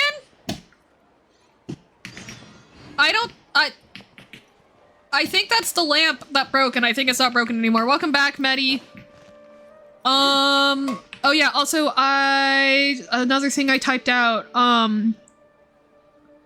if you leave the world bubble on the imaginary tree, you get absorbed and subsequently start existing, which is like restarting a life cycle where you get like fully dissolved into nutrients, right? Like nutrients lead to the growth of a tree, buds and leaves fall off and die, the leaves rot and the leaves become nutrients, like they fully dissolve, right? It's you can't track down which nutrients came from a leaf. However, in Irminsul, you have to go in and delete things, and even then it comes back in the form of like a fairy tale or something, right? So nothing can be fully deleted in Irminsul.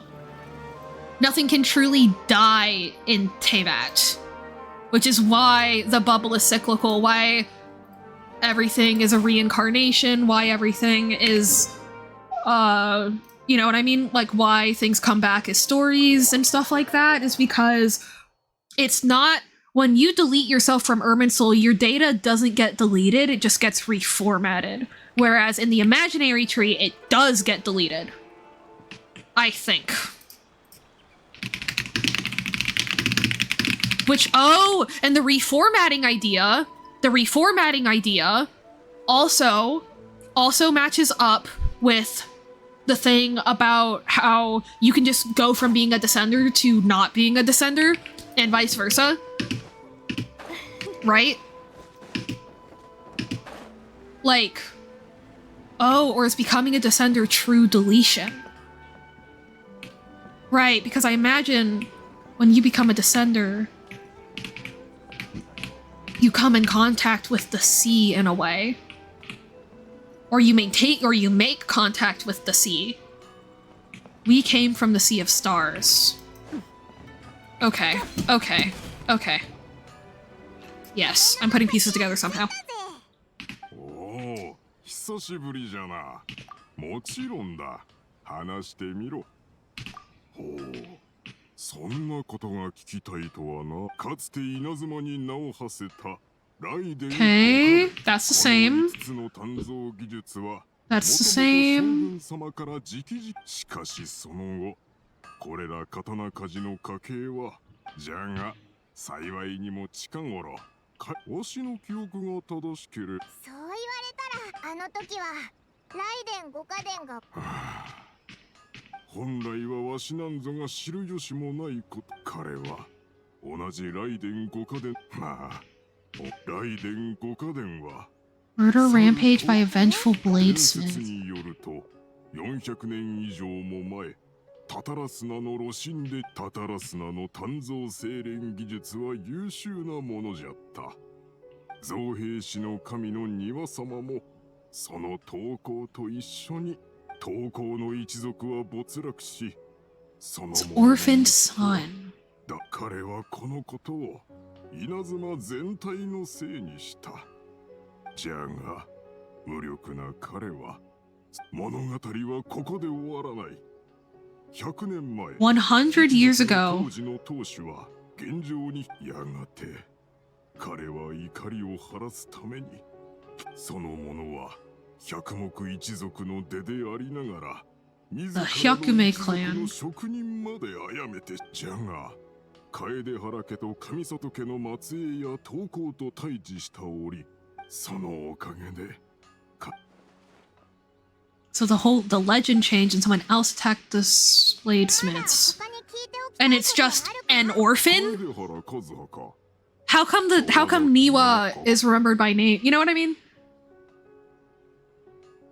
気にするな。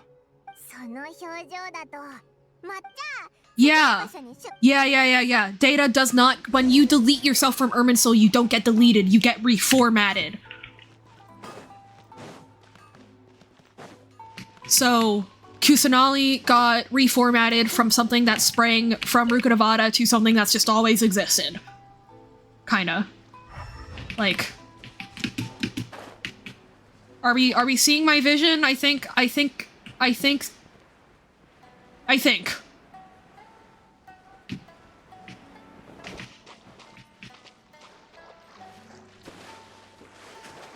Because Teyvat is in a bubble, it's just a world bubble, and you don't get... Even then, when you leave Teyvat and you go into the Sea of Phantasma or the Sea of Stars, Irminsul no longer keeps track of you, but you still, like, exist, and you can still interact with Teyvat. So...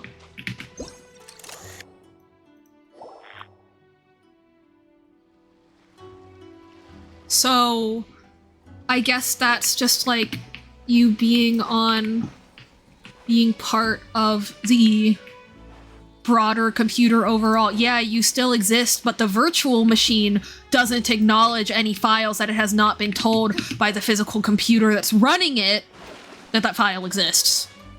Right, like, it doesn't read all the files on the computer, it only reads the files that it's been directed to read. And so... it only looks at the files it's been specifically directed to read, and so that's why Descenders work the way that they do. A Descender has just undone the thing that is making the virtual machine read it. Where the fuck is the thing? Oh my god, are you serious? I also hope you get the weapon early so you can keep saving up for other stuff. Maybe Constellations.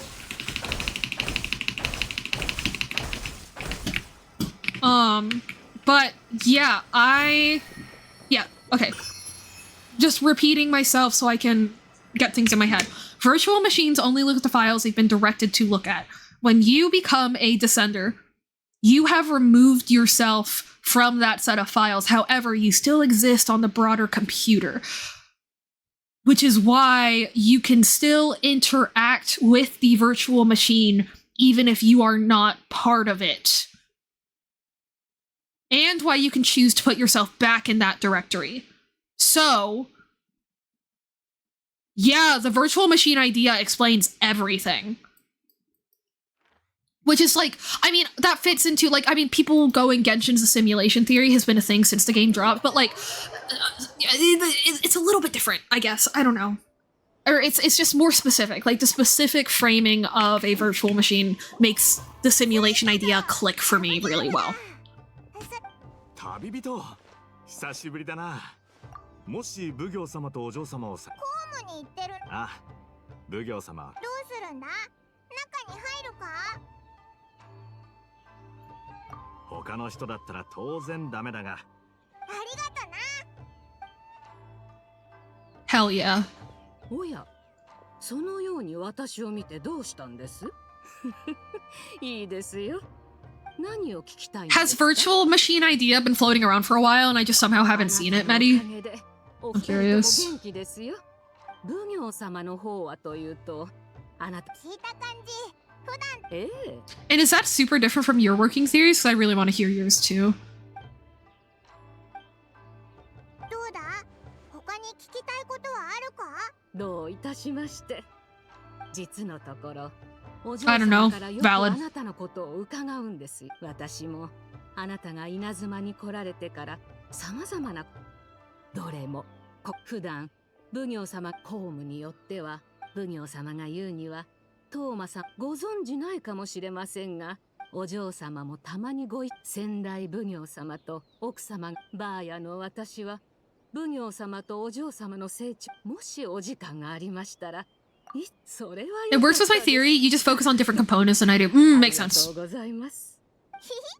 If we smush them together, if our theories make out, well, it'll make it work.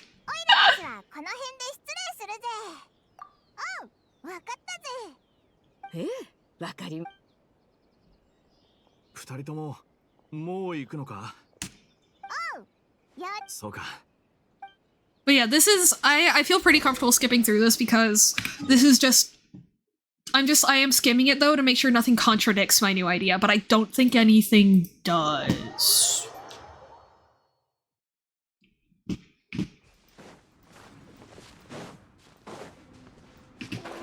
I don't think anything does. Is that Xavier? Yeah. Hey Xavier. What if my theories fit your theory? Haha, J-Canless. That's what I'm saying! おや？旅人に。グザビエ？どうしてここにいるんだ？この近くで用事があってね。聞きたいことがあるんだ。もちろん。俺は何が聞きたいんだ？当然さ。それに他の場所でもかつてタタラスナに俺の知る限りタタラスナは誕生する2回？ここ数年の1回。One was in the last few years. The other was several hundred years ago. I'm not the first one thing. Okay, so he's still the one that fixed it most recently, I guess? Mechanic. The doctor still sabotaged the furniture. The furniture, the furnace! I mean, I guess it is furniture in a way. そうなんだよ。急にいいぞ、話してみろ。Kabuki-mono. その言葉が稲妻では一般的に残念ながら。The Valkyrie really managed to erase himself from history completely. He doesn't want to change the world and revert everything to the way it was, but so far it looks like the majority of changes have only affected himself. Yeah! So, yeah, I guess not. Yeah, because I didn't...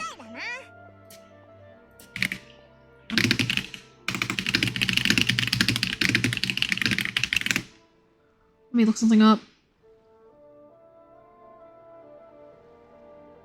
So, when you...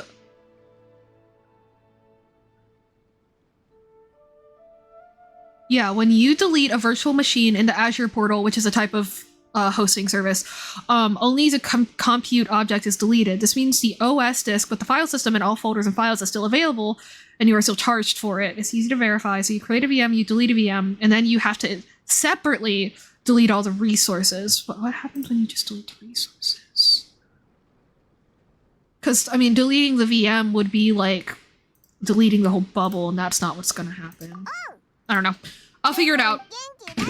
I have, like, through, like, working on, like, Discord bots and stuff, I have worked with virtual machines before. I just obviously didn't understand, like, enough to, like, form this and feel pretty confident in it, but not enough to actually understand everything. So, I might just need to do some research on that off stream, or on stream if y'all are down. But, yeah. Damn.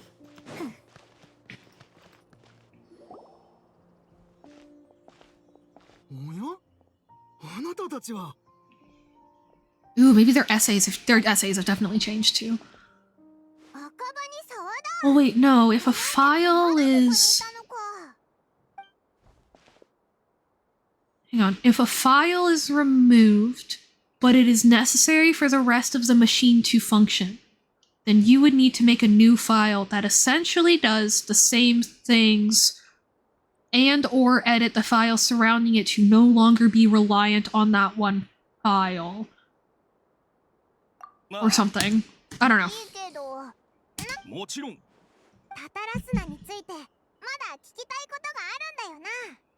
I should look more into the CSS idea too.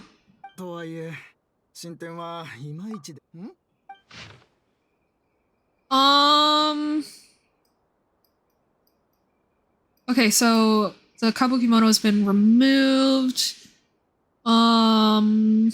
Strange rumors, the Makoshi and Niwa clans, along with the eccentric mechanic from abroad. So there's the 3 windows of insight we need to investigate. Okay, so that's the same. The Kabuki-mono, it didn't say 4 windows before, so that's the same. I think Sir Nagamasa's move grows better when he forges blade.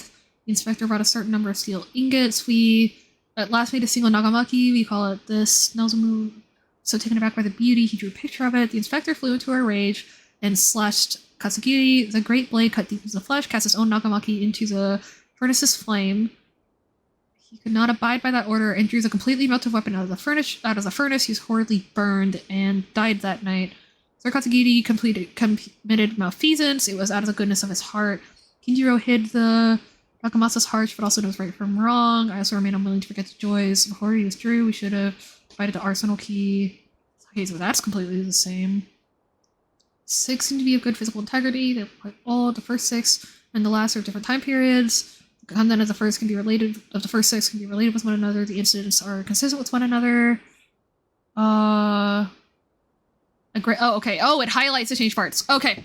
A great many of these rumors revolved around the yokai who are so very characteristic of Inazuma's folk stories. A very small portion, however, mentioned the word outsider. It should be known that the appearance of such a character, who's suspected to be based on a real person, is a very curious case. This fact drew the attention of the researchers to delve further, and eventually the following pieces of information came to light. A foreign mechanic visited Tatarasuna. Reportedly, the reason for his immigration was to exchange knowledge and forage with the locals. However, the mechanic seemed to behave suspiciously and often wandered around the central or restricted areas. If someone tried to turn him away, they would earn incomprehensible mumbles from his lips. Judging from the era, it's not uncommon to see cross-cultural exchanges of technical knowledge. After traveling across the tides, foreign experts being welcomed in the region were likely not unreasonable either, but calamity came not long after this exchange of knowledge, which hints at high potential for causation between these events. However, some current residents believe that these assumptions were merely the results of their forebears' overactive imaginations attempting to theorize how things actually unfolded. So how is Kasagiri explained? Kasagiri's full name is unknown. Yet find any more personal information. He was a loyal warrior. He swore to stick by the Lord through thick and thin. Yeah, it's crazy how easy it is to remove Kubikimono from this story. The mechanic is now left as the last guy. Okay, so, oh, right, because the Kubikimono was the one who was the last one. The three pillars were the inspector, the like operator, and the Kubikimono, but now it's the mechanic, the inspector, and the guy that, okay. So, Dottore took the Balladier's place in the tale. Okay. I understand now.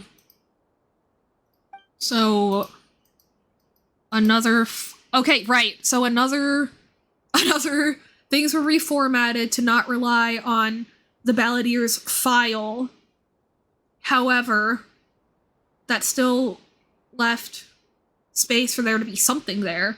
And the original data was still floating around in the Sea of Phantasma, which got it was floating around the Sea of Phantasma, and we know that the imaginary tree, like, absorbs the Sea of Phantasma. Like, they eat at each other. And that's why they keep coming back as fairy tales. That's why things get deleted, keep coming back as fairy tales, because even if they're removed from the directory, they're still floating around the universe, and because Teyvat is a leaf, it absorbs nutrients, it absorbs moisture, blah, blah, blah, blah, blah. It still comes back to it. Yes. Yes. Okay. そうだ。この前赤羽たちはもっと情報があったら教えてくれって言ってたよな。まさか話すと長く。おお、こんな話が聞けるなんてな。なるほど。これらの情報は私の言説をさらに補強したと言える。わかったわかった。また議論を始めちゃった。おっと、すまない。自分たちだけで盛り上がってしまったな。いいってことよ。また何か情報があったらぜひ。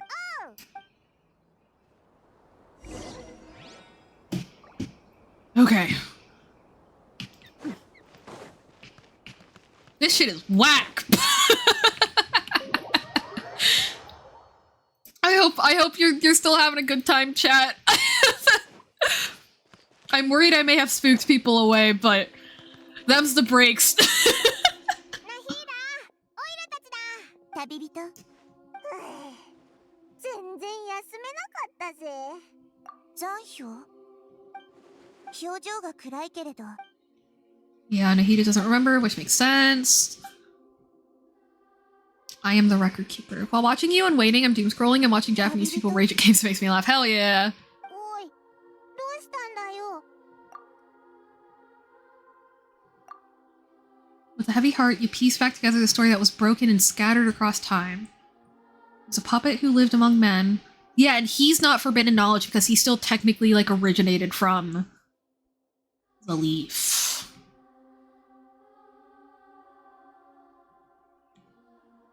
そうだったの。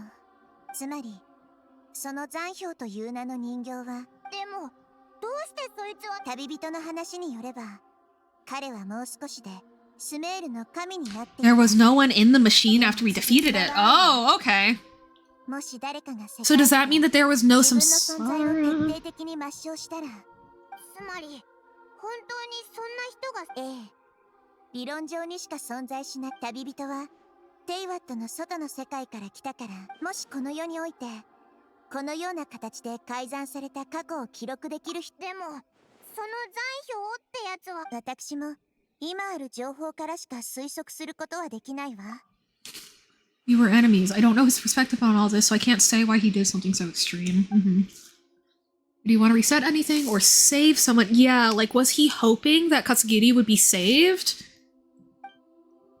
Everything can be set right. It's time to solve this once and for all. He asked specifically, my hesitation gave the answer. I hesitated because I witnessed Greater Lord Rukudabata erase her existence. I know why the balladeer was so sure it could work, because... Yeah, and the idea of a... Yeah, there's also the idea of, like, a pure branch being able to, like, eradicate the impure part of the branch. Like, the pure branch is able to cut the rest of it. Ah. そうして人間を憎む理由をなくした彼ならとても合理的で、残氷は博士の手伝いにより、その権能のおかげで力が残り少ない状況であっても、確かに筋は通ってるけど、おいらこの感じなんか嫌だぞ。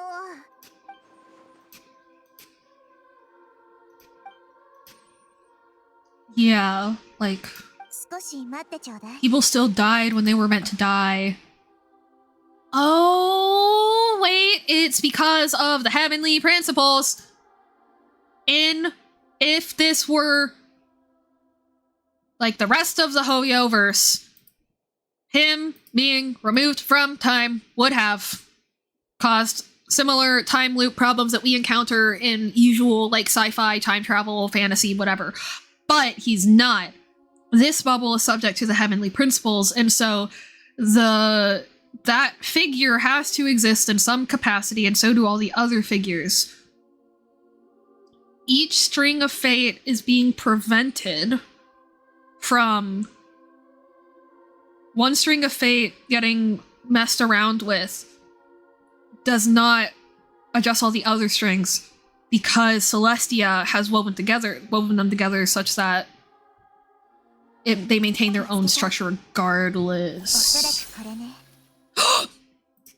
Cube space magic! Nahida using cube space magic for information something. What? Oh, oh. やっぱり私の何なんだ？私自身が保存したあなたたちも見てちょうだい。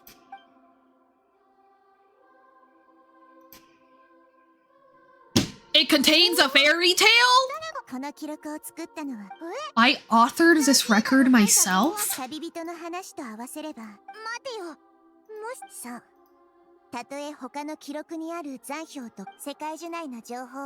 And that's why this isn't considered forbidden knowledge, because he didn't come from outside of Tibet. Okay. Yeah, Emerald can't change information that was well hidden in advance. It must have written the story as a backup before the balladeer entered Irminsul.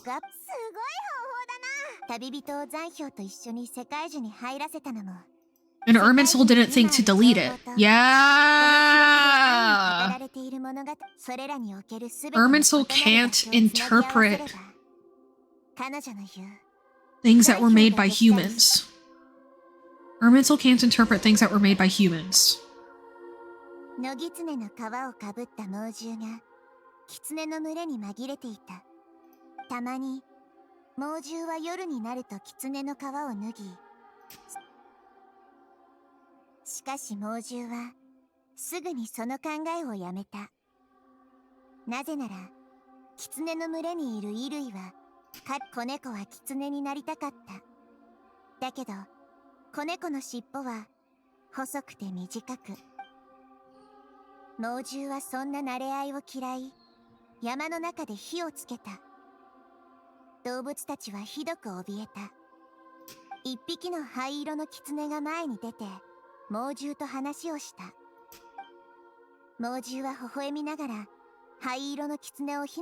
the gray fox is There was a lone monster draped in fox fur. The monster found a family of foxes, joined them, and they became friends. The monster lived with the family day and night, everyone treated as one of their own. Once in a while, the monster would take off its fox fur at night and lament to itself, I'm a monstrosity, yet they're too foolish to see it. I pity them. Interesting that that's her fairy tale take on Dottore. 猛獣はその雫を子猫に渡し The fate of Dvalin was set in stone. How he was defeated wasn't. It wasn't Vargas, it was a traveler. If it wasn't a traveler, it would have been Venti. Ermisel edited the file so the fates can pass. Yeah, even without C2r1, no matter how. Yeah.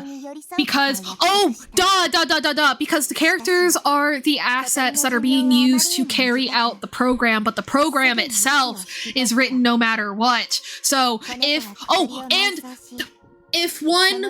the directory is broken, then it asks the human user to redirect it to another. Oh! Characters are files being used by the program, but the program is not changed by files being deleted. Instead, the user just needs to change the directory that is written out for the program to continue operating. Yes. Okay, I got it now. Yes, that is 100% what it is. Fate is a program. Fate is lines of code. or fate under the heavenly principles is. And that's why they say Fanes created Fate. Okay, Fanes created Fate on Teyvat because prior to the heavenly principles, there wasn't fate, there was just beings. They were just assets. They were just files. But they weren't doing anything. They weren't operating in a greater program, but now they are.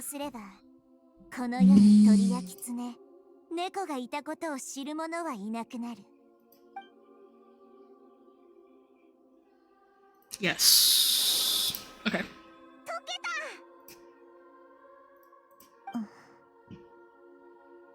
すべて思い出したわ。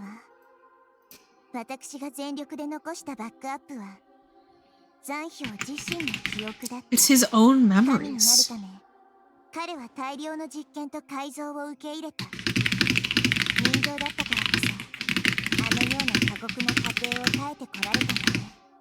この記憶は当時の学者たちが彼から抽出したものよ。残氷が警戒していたから。 The memory was extracted from him by the scholars? Huh? This is not just a Balladeer story, it's his own memories. To become a god, he was experimented on and modified countless times. It was brutal torture, and the only reason he was able to survive is that he's a puppet. The memories extracted from him by the scholars. They backed up his memory to control him. Okay. それらを自らの深い夢の中に保存した。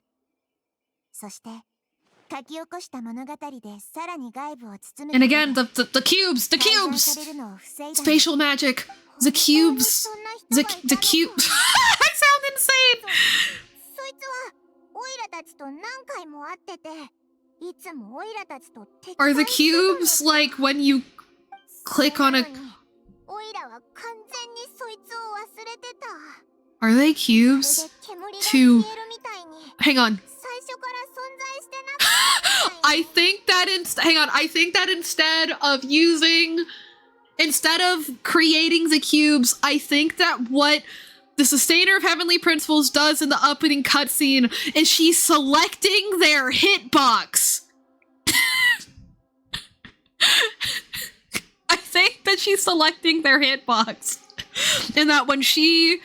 And then the cubes that go woo woo woo woo woo to like attack them, they're like that's like her projectiles. Okay, I don't actually think that one. However, comma, it is very funny. For real though. Yeah, like for real though, like why? But again, like, why cubes and not spheres? Or just a more detailed polygon, right? Like, And why is Nahida's stored allegorical memory in the shape of a cube now? Like, what's up with that? Are all of her memories in that shape? Why are they?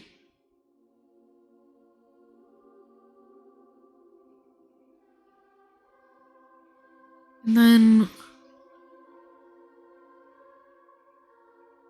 let's see, I feel like in fantasy, cubes are often used for pocket spaces. That's true. But then...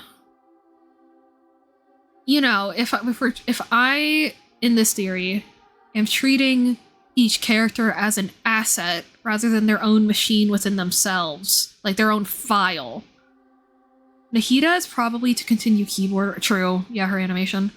So, but if I'm treating the characters as files, then again, okay, the hitbox thing, I don't actually sincerely think that. It's an idea that I think is fun, but I'm not actually working that into my theory. However, the heavenly principles, like, or the sustainer Asmodee, like, trapping the travelers in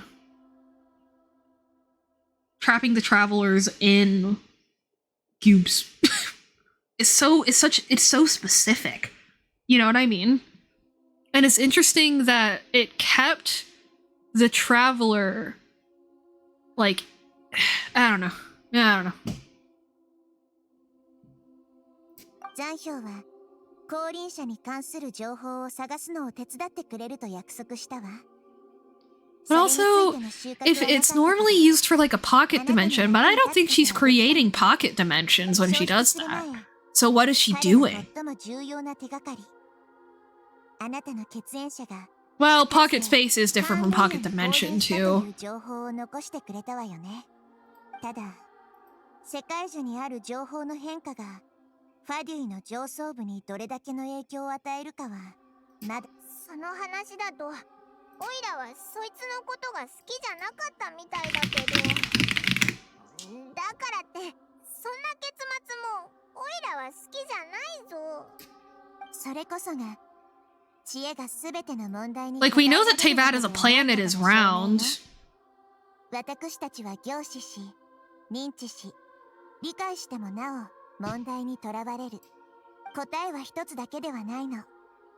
この世の生命が求めているのは、真実を追いかけ、困難を解決すること。真実をその人に返すのは、運命の選択権を渡すのと同じ。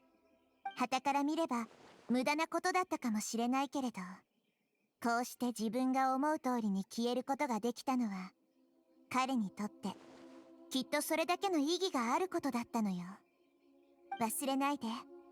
たとえ暗黒の雲の下を歩んでいても、どれだけ道が困難でも、知恵の灯火が私たちを良き結果へと導いてくれるわ。そしてこれは、おう、ナヒーダの言う通りだ。いい考えね。オイラに任せろ。グランドバザールの屋台で食べ物を買って気分転換しようぜ。あんなことを覚えてるのがお前だけなんて確かにすごく悲しいよな。でもオイラが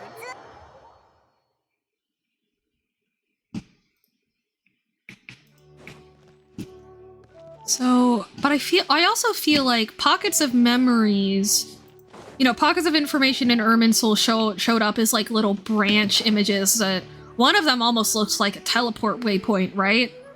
So sometimes spatial magic, sometimes there's an intersection between spatial and informational magic that manifests as like branches, and sometimes spatial and informational magic are just straight up cubes. What? So I guess that cubes are artificial partitions and branches are naturally occurring ones.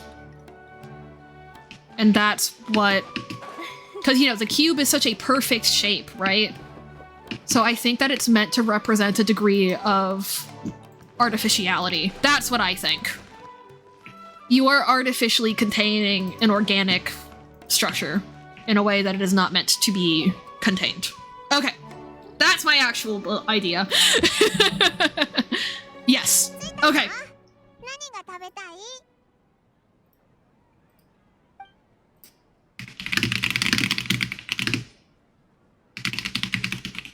Hang on.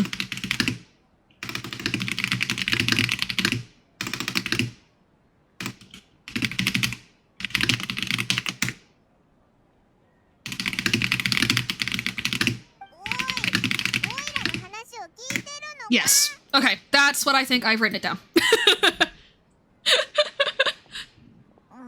It's funny. I said the hitboxing as like a wait thing. So I was like, let's just throw ideas at the wall, and then it became an actual real idea. Let's fucking go. Something about Ermin's soul deleting oneself. Greater Lord Rukudavada, Forbidden Knowledge, Nihida. Greater Lord Rukudavada said that no one can erase themselves from existence, not even her. She had to create her own reincarnation to do the deletion for her. Oh! Does Nibelung want Zhongli to delete him? But he already died. Well, hang on. That makes sense because the only Teyvat... No, that's not true. Nibelung happened to be the way that abyssal corruption got brought to Teyvat, the same way that the Traveler happens to be the one that rescued Dvalin. So, that can't have been Nibelung's plan because that's not even how it works. And even if it was, it won't work. You know what I mean? So actually, just disregard that. Simply not possible for the Balladeer to erase his own existence, so what happened to him? He got reformatted! Ah! He got reformatted! I'm so fucking smart! I'm so fucking smart! Look at that. Look at that guy. Look at that guy go. That is a reformatted file if I've ever seen one. Bro's been retextured. His hat's smart.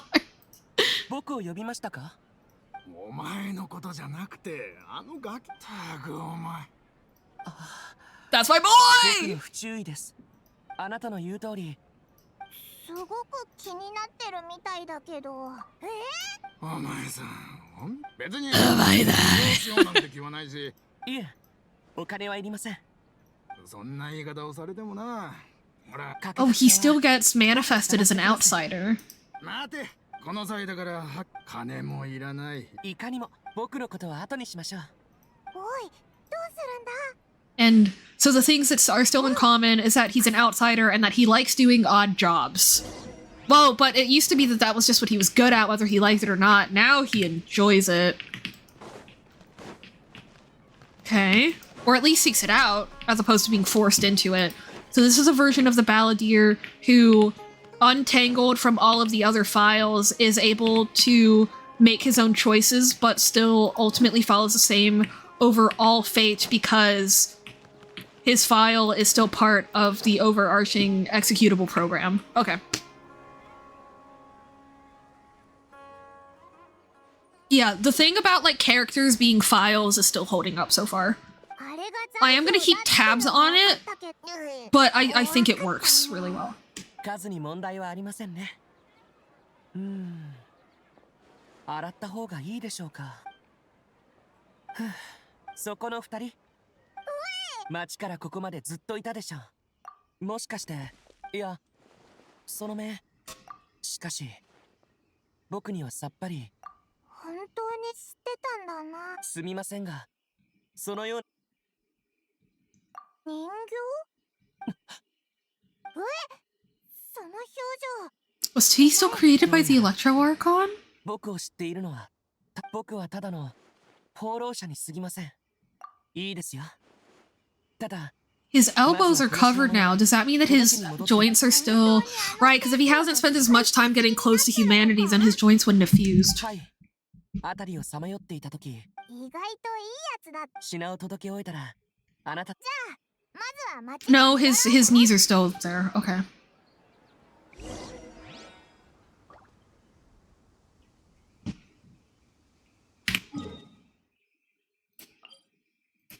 Yeah, it's crazy how, like, Mondstadt and Liua, I'm like watching And then in every second of Sumeru, I'm like, oh! What the fuck is that? Pasta! すみません。本当に取りに行ったのか。この二人が Or rather, like, I was just letting the dialogue play out at its own pace. But now I'm like, go, go, go, go, go, go, go. I guess it's because, oh, you know why? It's because Mondstadt, Liua, and Inazuma all lay out the narrative of Teyvat and Celestia. Sumeru is where we start getting to the actual mechanics, and that's why it's such a different experience. It's like the things that it is telling the reader are... Yeah, anyway.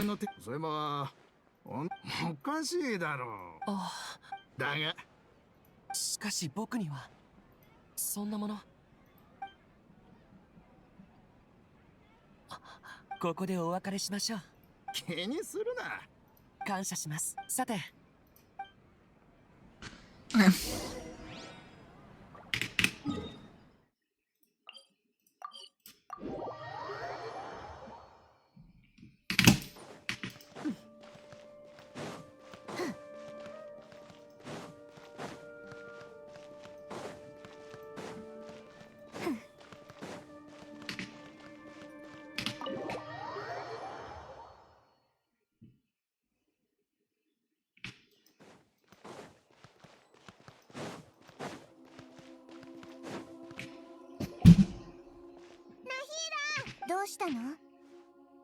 Ara? こんにちは。おいらたち、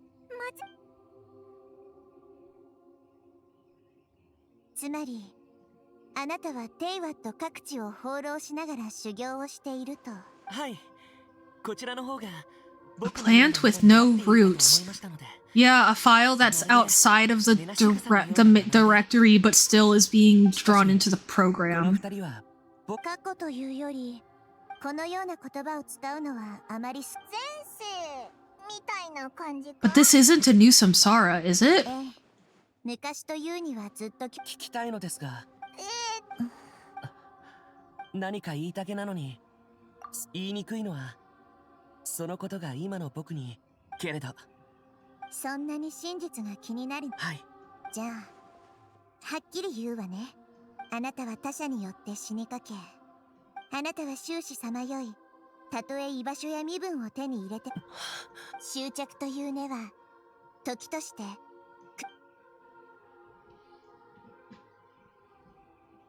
すべてを使い果たして結果だけ見れば今聞いた一切を単に正しいか間違いかで判断する。人の行ういかなる選択も真理とはもとよりそういうものよ。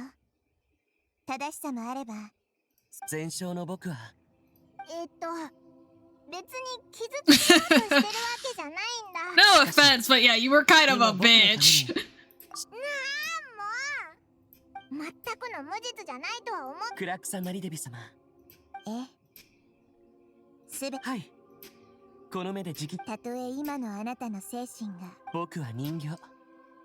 心も名もないただの人形です。なら、ちょっと待った。心配はいりません。旅人、私の代わりにこの過程を見届けてきてくれるか。Sure. Why not? ありがとう。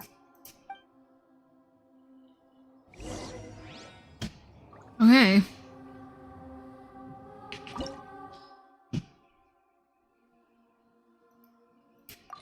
So this is the memory storage thing that was left here by the people that were trying to make him into a god in his previous incarnation. Okay. ここってあなたたちのいる空間は記憶を見ればまるで本当にその場にいるような感覚だ。Wait, so if cubes are artificial, then it's interesting that when Alice makes a space that is capable of playing out an alternate fate, it's a circle. Is that because it is not as artificial? How is it less artificial? Because she's actually taking... Oh, because when Asmodee does it, she's not taking loose strings. She's taking things that are woven in and like changing where they're woven in. Like she's doing like patchwork, whereas Alice took loose threads and just combines them into their own tapestry. Okay, that makes sense. 僕にそこまでしてくれる必要はあります。でもオイラたち途中そうですか。放浪者ここは雷神が残氷を安置した場。それってあるそうとも言えるわね。足音が崩れた岩の後ろにこんな大きな空間が Oh, whoa! Oh, it's Katsuragi, not Katsugiri. Oops. I've been misreading his name this entire stream. いや、違うな。内部の作りは完璧で。どうしてこんなところに喋れるのか。どうしたんだ。いや、怪我はないな。この男は葛城といってトラチオの養子である三越長政の助手だったの。それによって改ざんされていない記録の中では外に連れてってやる。タタラスナ事件において責任者であった庭は職人に偽装した博士に殺害され、当時歌舞伎者と称されていた残氷は、そして三越長政は2番葛城はかつて長政に助けられたことで At his request, he was killed? Interesting. いい人だったんだな。見た目は武人のようですが、慈愛に満ちた顔立ちです。どうして彼は幸福な最後を迎えられなかったのでしょう。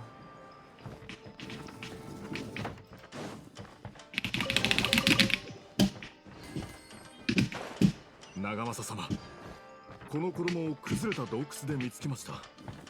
自分の名前も覚えていないようです。名前がないと困るだろうね。先ほど外の作業員がお前を指して歌舞伎者なんて呼んでたが。構わない。それでいい。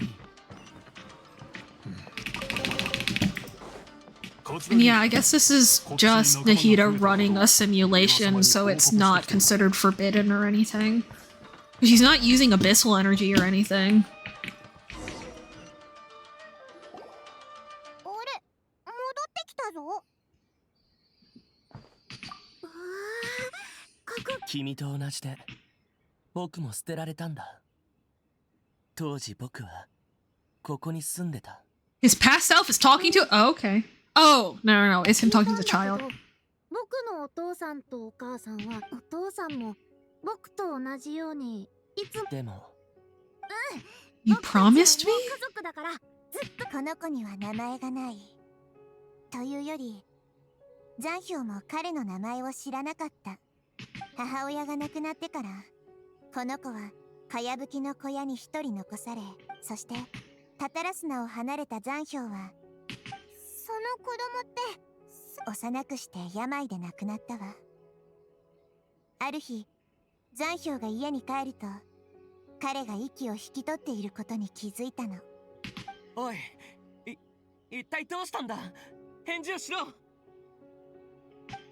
家族のように一緒に暮らすと約束したのに。声が途絶えた。引き続き進もうぜ。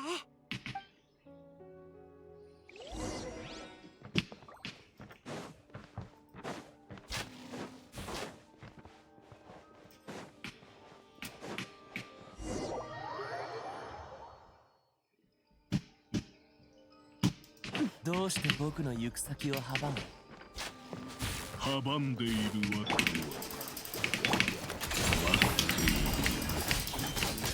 貴様の正体は一種の敵だ。鋼鉄の意志のために刺激される。そのまま放浪を続けることもできる。 Okay, so the jester is the one that spearheaded this. 仲間に引き込む。Unexpected that the jester is the one that...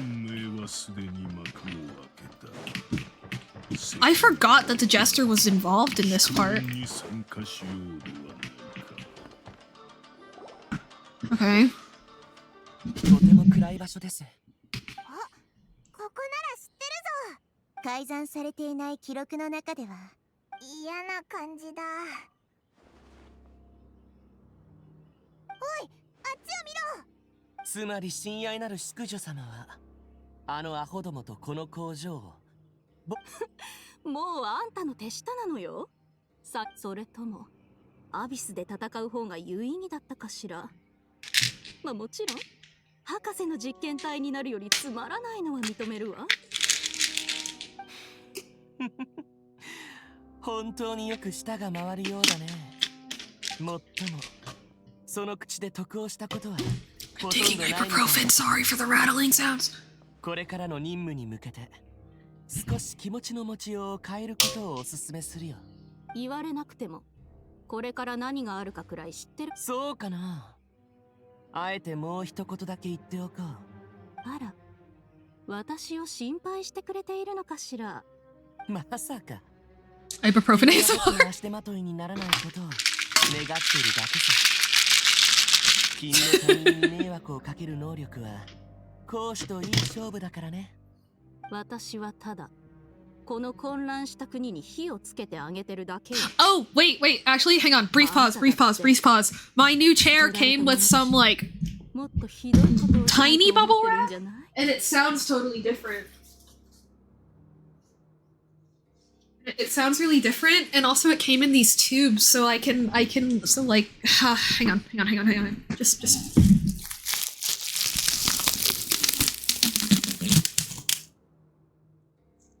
I don't know how that sounds into the microphone, but it sounds cool in real life. And then if I like wrap it around something, it sounds even more like,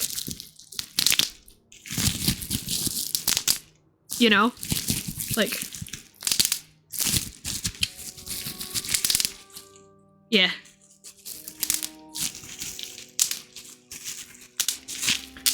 I don't know how we feel about that one, chat, but I enjoyed it when I was putting together my chair. Just lots of little itty bitty bubbles. Oh, that one was lame. I don't know. Do we like? Do we not like? I don't know. I'm not one for ASMR, so I literally have no idea.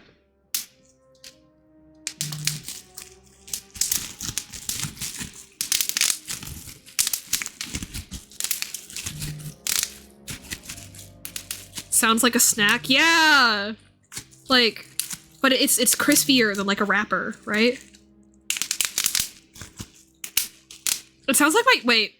This is what my bones sound like. Fuck!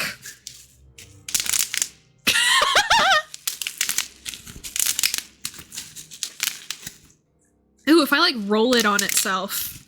That's interesting. Anyway. Yeah, new bubble wrap dropped.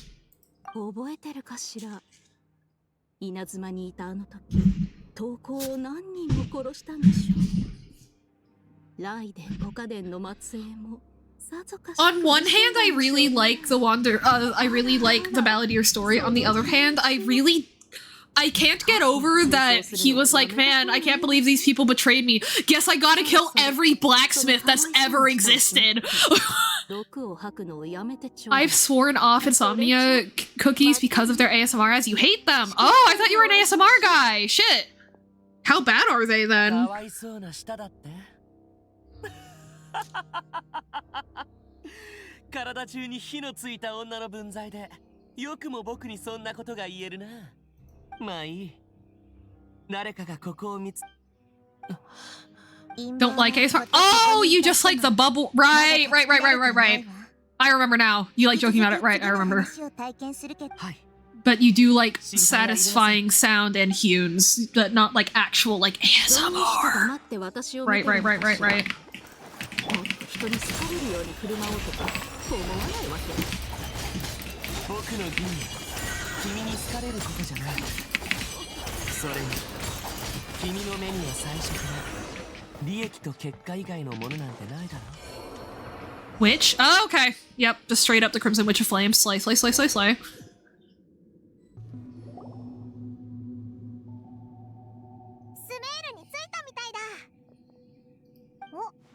あれって正論派の賢者ナフィスが本計画への加入を断ったことにより、私歓迎しよう。Oh, sorry. My phone fell over a little bit, so my tracking got fucked up. My bad. Also, I am still trying to figure out how I want my body to move in relation to my head. I don't know. I think this is good, but I don't know. 連結に成功した後、彼の体は機体と完全に紐付けされ。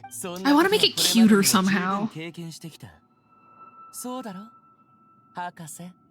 お前は私がこれまで見てきた中で最もタフな実験体だが、あの日々があってからというもの。その真面目ぶった口の利き方。私と話をするときはもっと。また博士だ。あの者からはとても深い。じゃあいつを見たら嫌な感じがするのは当然の。引き続きす。So yeah, Dotori's just been alive for fucking ever. Jesus Christ.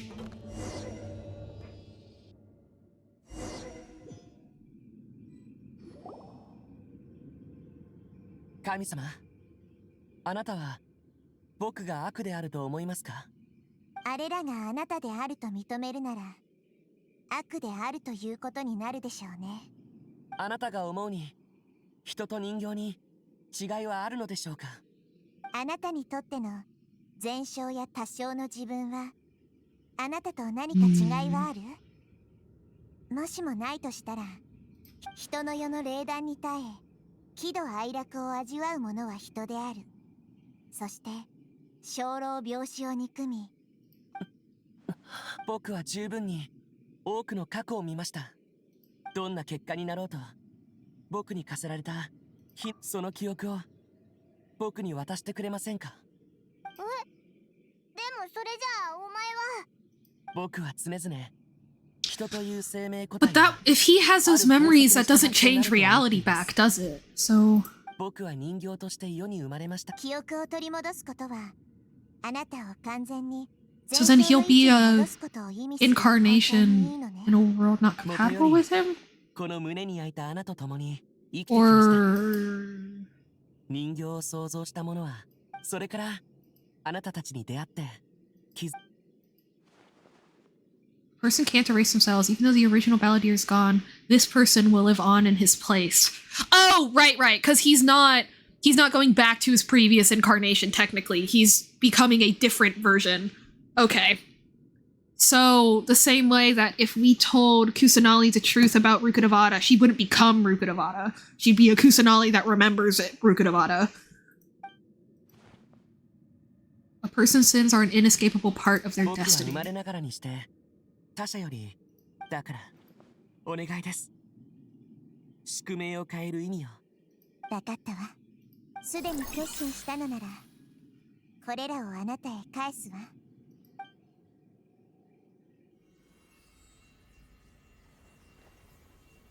それがあなたの選択なら受け取りなさい。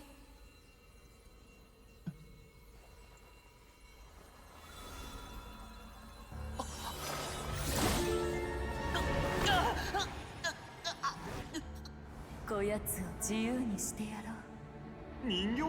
どうしてここに？これはお主も人間だと思うでござるよ。お揃いでしたか。いい刀だ。本当に嬉しく思うよ。これは僕の。大丈夫なんだよな。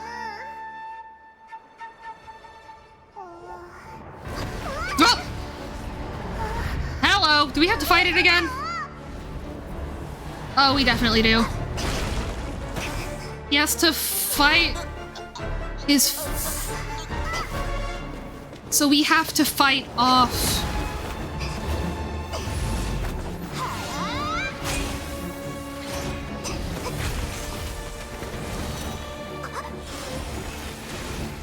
Yeah, because if he reabsorbs the memories, what's stopping him from actually just becoming the balladeer again? We don't want him... He doesn't want to be the balladeer anymore.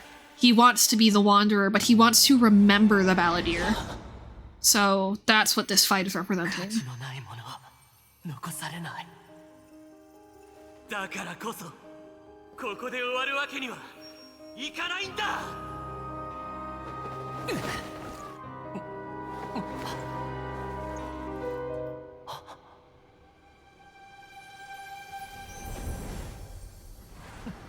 Wait, whose hand did he grab onto?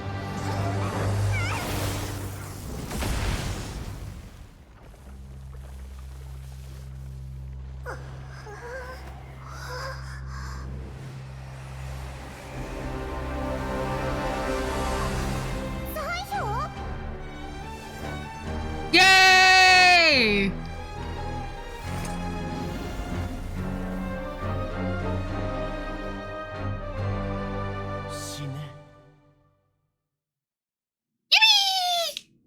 We have to fight it, don't we? Yeah, okay.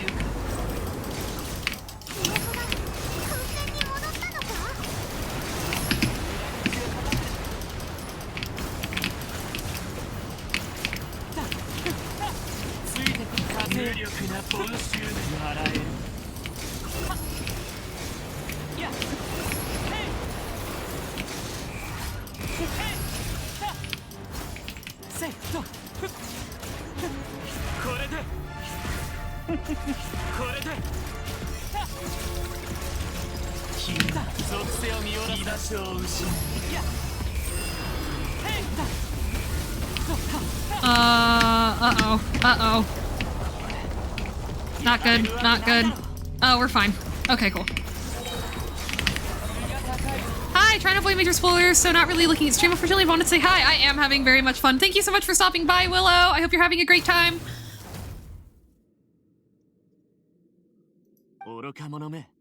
And I appreciate you lurking. Big number, make brain happy, whoopee.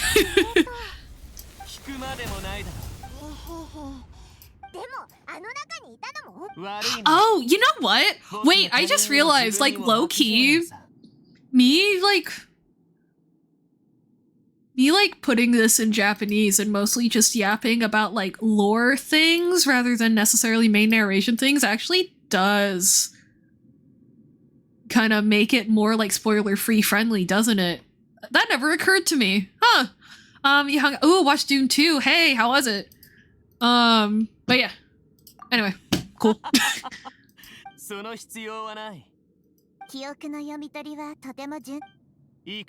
Basically, okay, also Willow, because I'm excited and we do talk theory stuff, I have put together the theory that Teyvat, because you've played Honkai Star Rail, Teyvat was a leaf that fell off of the imaginary tree, and when somebody found it, they wanted to figure out how to make it, like, still function, but it was too far away in the Sea of Phantasma in order to actually go back to the imaginary tree. So instead, they treated it like a virtual machine, and that's why Irminsul is a thing. Teyvat isn't attached to Irminsul. Irminsul is attached to Teyvat. So that's why that's why things don't actually get deleted from Teyvat. I think that the characters are like files, and Fate is the program, and the Abyss is Abyssal Corruption and stuff for, like, bugs, right? Forbidden Knowledge are files that are not compatible with the files that Celestia wants to keep. So, anyway, that's what I've been yapping about mostly this stream. Everything else, honestly, the Wanderer story is so... Willow, you need to speedrun to Sumeru, because the Wanderer story is so good it speaks for itself. I don't even have anything to say. It's just that good. And yeah, Fate Mission, yeah, glory to Fate collabs in Honkai, yeah. But, like... Yeah, no, Paul Atreides was the inspiration for Anakin Skywalker, and thus, yeah, makes bad, horrible choices, but is well written, you know, as a character. He's an awful guy, but he's well written. Or rather, I think Paul Atreides and Anakin Skywalker were inspired by the same things as opposed to like... Yeah. That does remind me of one of my favorite posts, which is like, is Dune just a cheap ripoff of Star Wars? And it's like, actually, no. Dune is the most expensive ripoff of Star Wars that ever existed because they actually had to invent time travel to go and publish Dune the book decades before Star Wars released. I just used the extra anti-bias as also being named Paul. Yeah. There can only be one Paul! Wild.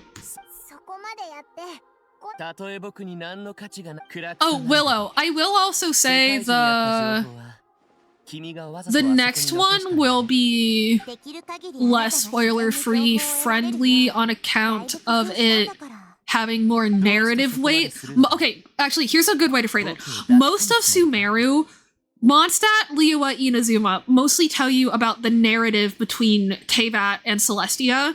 Sumeru mostly serves to teach you the mechanics of how Teyvat and Irminsul work. The narrative is still fantastic, but in terms of how it relates to the overall plot, it is much more about communicating the mechanics. But this next quest is where we go back to reattaching to what happened to the twin. So, just as a heads up. If you do want to actually like hang out and chatter, which I'm totally down for, then we can do aranara instead. I'm genuinely down for that. And waiting to do caribert until you go to sleep. Genuinely. It's interesting how Silver Wolf's hacking shtick is very in your face while the Traveler's work. Exactly. And it's because the Traveler is not like... The Traveler isn't programmed in, right? Silver Wolf is programmed into the imaginary tree, right? But because everything originated from the imaginary tree. However, Irminsul didn't originate. Anyway, I remembered the option of pop-out chat, so I'm being chillin'. Okay! I am absolutely... Oh!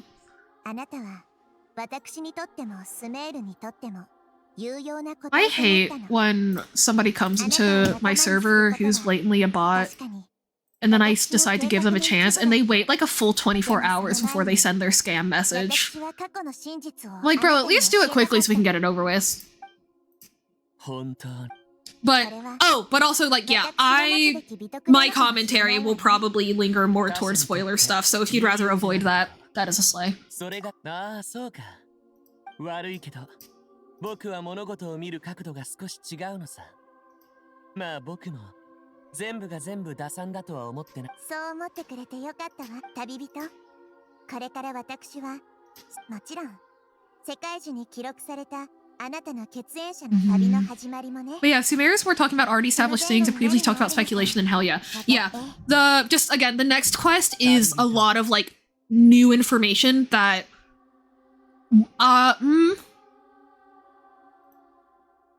the mechanical stuff that it covers, we have already talked about. The narrative stuff we haven't because it is attached to the twins' journey and how the Abyss Order, like, specifically was created in contrast to, like, the Eclipse Dynasty, right?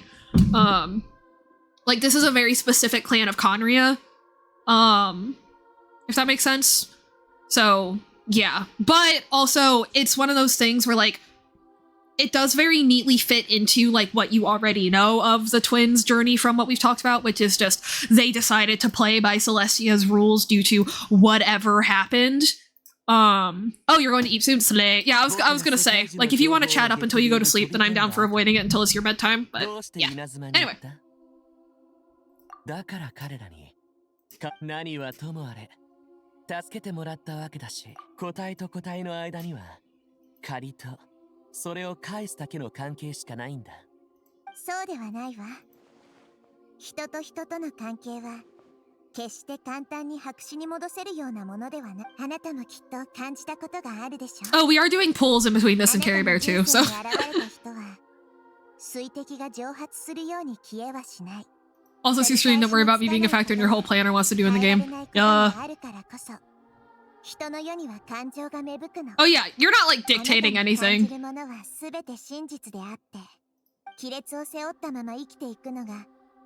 Just since I have a whole checklist, I was like, we could extend that break or reshuffle this, and it would be fine. Humans can't live without a heart. Call him out, Nahida!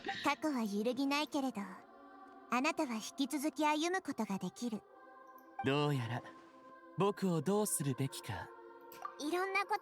Congrats, bro, you got a new mom!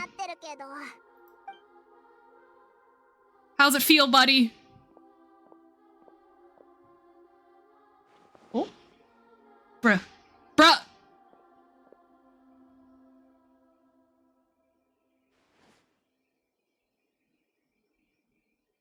だったら君たちと共にいるとして He's so dramatic! 暗闇からの助力としてね。 Get adopted, idiot! なんだって They're so autistic, I love them. Thank you for accepting my proposal!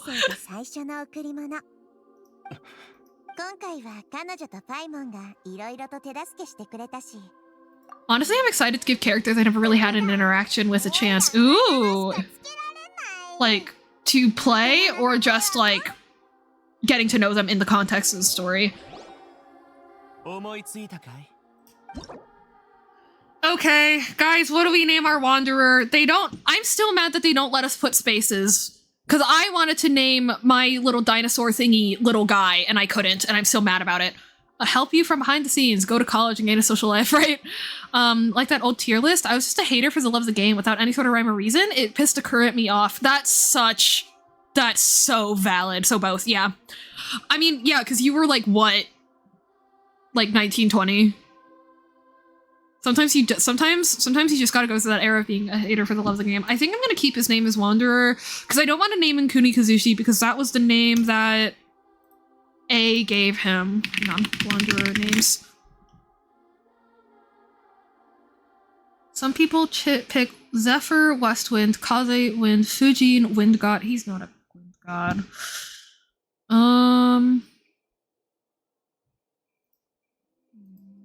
You named yours Kagami? Kagami. Mirror. Yep. Oh, right, Kagamine. Reminder, the Kagamines are not canonically twins. They are canonically mirror images of each other. And that's why their name is Kagamine. Anyway, I'm gonna keep it as Wanderer, actually. But I do really like Kagami. Yeah, he is a mirror image of his old self. I might change it. If I ever do change it, it will be to Kagami. 君の言う通りにしこれであだ名はゆっくり考えるといいよ。僕を不幸に陥れた者たちには少なくとも He's very similar to Nicolette in that way. He gets his memories back and he's like, wow, these people are ass! 少しいたね。僕はしばらくたとえこのことが世界かなるほどなんてことはないさ。Oh my god, oh shit, guys, he's just like me for real. というより Oh no. そうするべきだ。 Is this not literally just what I say about if I get axe murdered, then that's fine? Like, I'm willing to get axe murdered over this?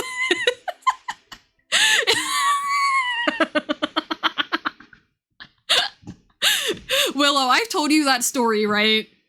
Okay, actually, no, I'll just go ahead and tell it for the rest of chat. I went to go see my friends Janie and Meddy in person in Minnesota, and I live in Virginia, and Janie's mom picked me up from the train station, and she was like, hey, I trust my child not to be an axe murderer. Why do you trust my child to not be an axe murderer? And I literally, like, just, like, directly to this woman was like, I mean, if they spent the last 5 years like duping me and being my friend so that they could take my organs, honestly, they kind of earned that. I'll just give it to them. Like, slay! And she was just like, scary, but okay. And then, yeah, Janie has also said something similar about, like, your willingness to get axe murdered is fascinating. またね。賢明なる神。言っちゃったな。最近の出来事は彼、おう、そうだな。あいつは相変わらずあいつだけど、これでやっとご飯お疲れ様。We're going out to eat! What about other kinds of murder? I'm down for those too, as long as they're hot, you know? つまり、そうだ。異様な雰囲気は年老いた Ways to die tier list. I would like to use something besides an axe. Like what? I murdered your mom last night with my penis. Sexiest weapon tier list. Oh, so true. I've been trying to decide what would Basilia wield as their weapon. And would Mask Basilia and Femme Basilia wield something different? Reminder that Mask Basilia is like a dapper little guy. He's a little taller than Femme Basil, but like he's a dapper little guy.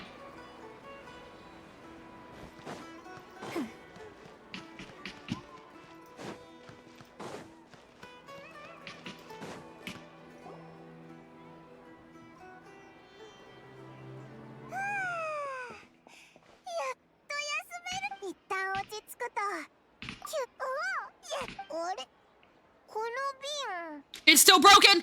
Oh my god, it's still broken! But why doesn't she remember breaking it? But yeah, I guess because there technically is an alternate explanation. Because there is an alternate explanation available, Irminsul doesn't bother to fix it. どうやら戸惑っているようね。I forgot about this! 気持ちはよくわかるわ。Oh, Paimon can hear her too. でも残念ながら、テイワットの運命はそうたやすく揺らぐものじゃないわ。小さな動物が木にぶつかれば、まさに瓶が床に落ちるように。Okay, so that enforces what I just said. 歴史は簡単には変わらないけれど、人々の心は変わる。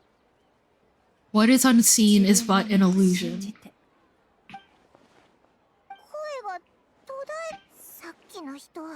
That wasn't Alice. Was that Nicole?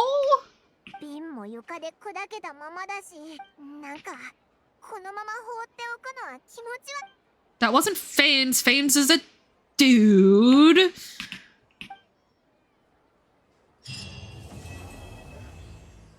Was that the Voyager?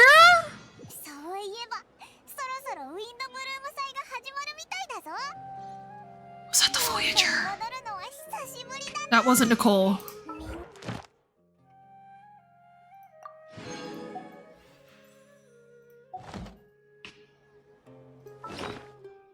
Probably not? Okay.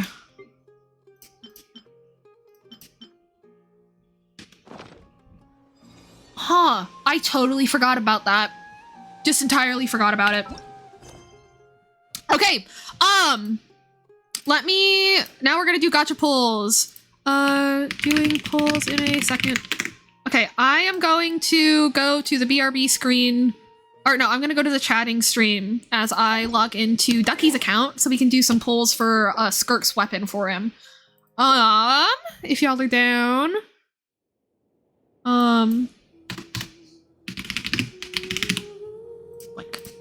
Okay. And log out. And then log into another account. And you guys can't see? Yes. And I hope it doesn't make me do the thing where we send the code and it's really annoying and blah blah blah blah blah. Fuck! Don't make me do this, please. Ah! Okay. It wants a security verification code. So we gotta time that. Okay. So that does unfortunately mean I do need to wait on Ducky. So in that case, I'm gonna take an opportunity to take like a quick break while I wait for Ducky to respond, go to the bathroom, respond to some messages, and then if by the time I do that like little list of tasks, which should take me less than 5 minutes, then I'll just come back and keep chattering with you guys. And we can just have a good time up until Ducky is ready to go. Before we get back to Genshin. So, I'll be back in a handful of minutes.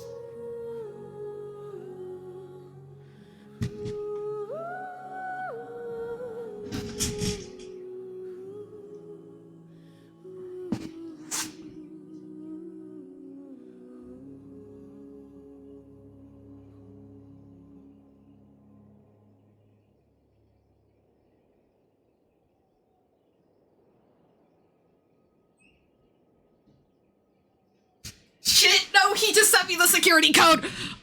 Thank God I didn't start pissing!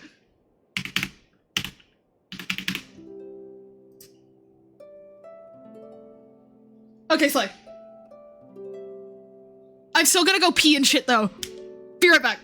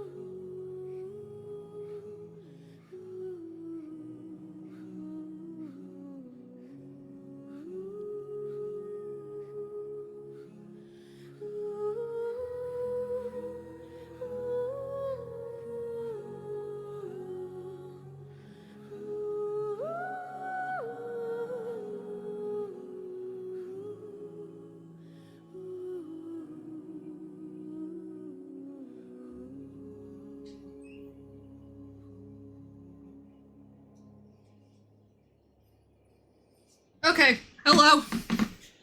Oi. Time. So,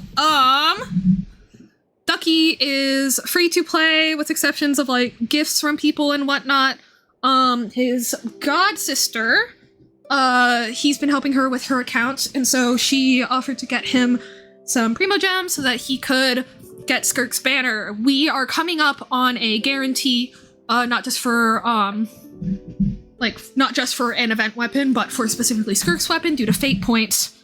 However, we are still hoping to get not hard pity. Obviously, because that would suck. So, if you would like to join me on this journey, please feel free to. Let me make it so that my face tracking works. There it goes. Let's rock and roll, motherfuckers!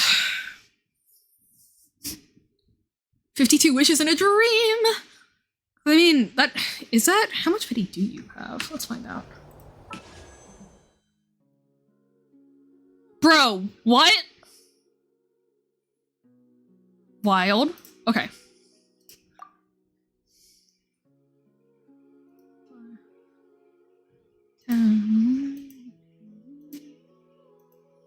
Okay, so we are on 27 pity. We're on 27 pity. We are hard pities at 80. Okay. So we are one wish short of, or we are 1 or 2 wishes short of being able to get hard pity, but that's okay. Mr. Ducky, would you like us to do 10 pulls or single pulls?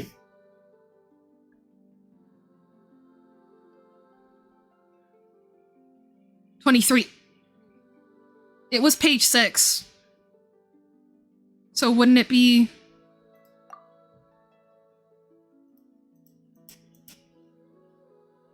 Oh! Oh! I didn't see this one. Wild. Okay, so 52 wishes. Okay, yeah, so we are short of hard pity, but we should be okay. Let's see.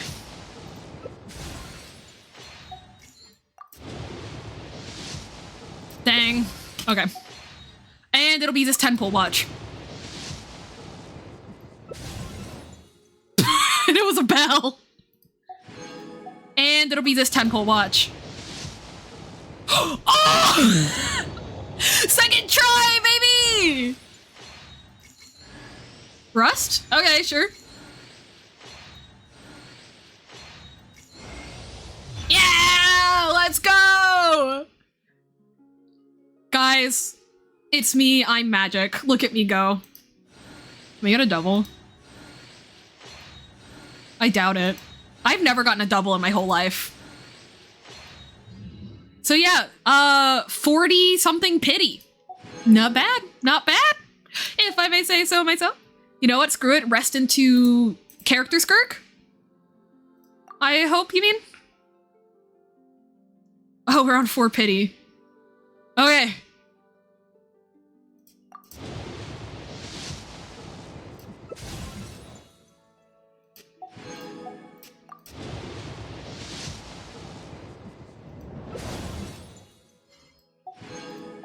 I'm just not gonna say anything.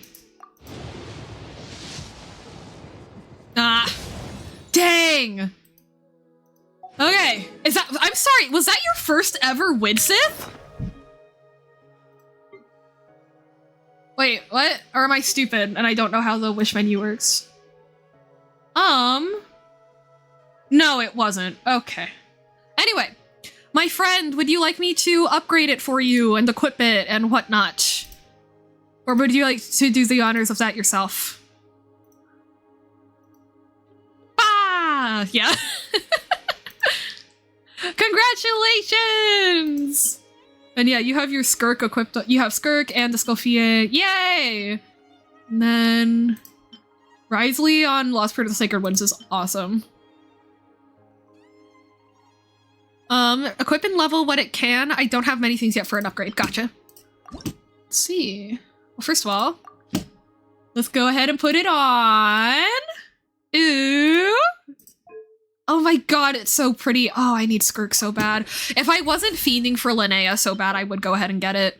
Wednesday, Saturday, Sunday. Dang, today's not the day. Well, rip in peace, but look at that. Look at that. Oh, that's so good. I'm so glad I have it. Yeah, congrats. Very, very, very excited for you.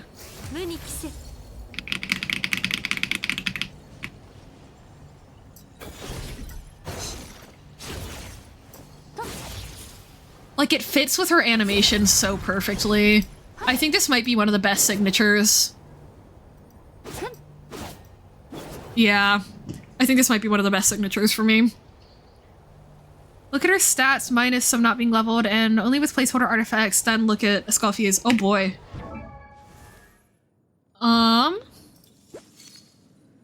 Okay. Okay. Oh boy.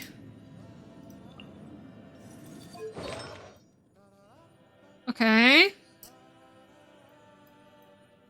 don't even know what a Scoffia looks like. Evidently not. Oh my god, she's literally right there. Oh my god, she's fucking equipped to your team, duh. Dendro damage up, let's go! Yeah, yeah. Tale as old as time. Your support's being better built than your... Oh boy. Well, my friend, I wish you much luck. We are gonna be going back to my account now. But yeah, I'm very glad to have gotten to get you your weapon. I'm also hyped for you. Please keep us posted in the Discord and stuff about how building your skirk goes and stuff. I'm really excited. Let's see, and then yeah. And then I'm oh my god, I just re-logged into your account like an idiot.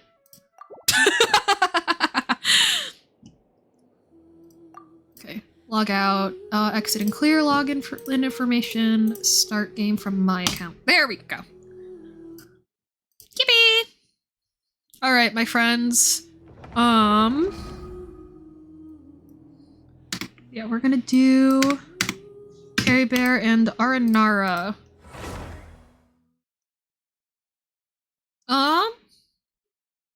And then, yeah, I'm probably just gonna spend the rest of the evening goofing off. First time I got both banner characters and both weapons. Yeah, let's fucking go. But yeah, because I'm on 34 pity, but if I use it on Skirk and then I don't get c2r1 linnea, I will literally throw up. So we're gonna resist the temptation, even though it's difficult. Even though it's very difficult, I'm going to resist the temptation. Okay. So...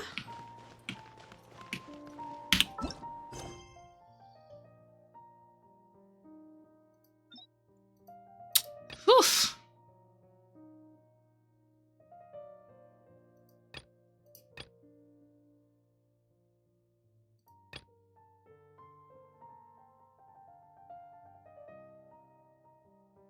Wait, what? I don't remember that. No, I do, but I don't remember what happens in it. Oh, paralogism isn't supposed to happen until bedtime, but right before bedtime story, so why is it suggesting it to me now? Oh, that's gonna bother me so much, though. It's gonna bother me so much that this is just gonna be hanging out in my thing available for me to play so long before it actually happens. You're joking. You're joking. That's so... You're joking. That's so stupid.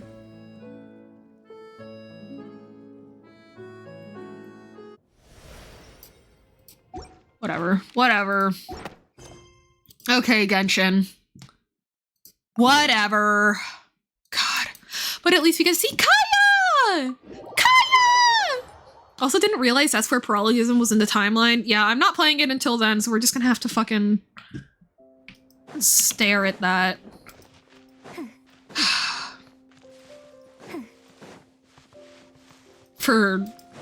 Until I'm done with Fontaine, which I could do in 1 or 2 streams, but still, like, bro. Actually, no, more likely 2 or 3 given prison arc taking forever. I might need to spam click through prison arc, actually, just to save my sanity. Because I remember actually waiting through it the first time I played it, waiting for something important to happen, and then nothing important happened.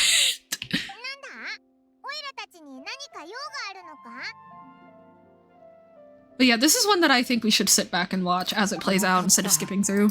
So again, this one is very narrative.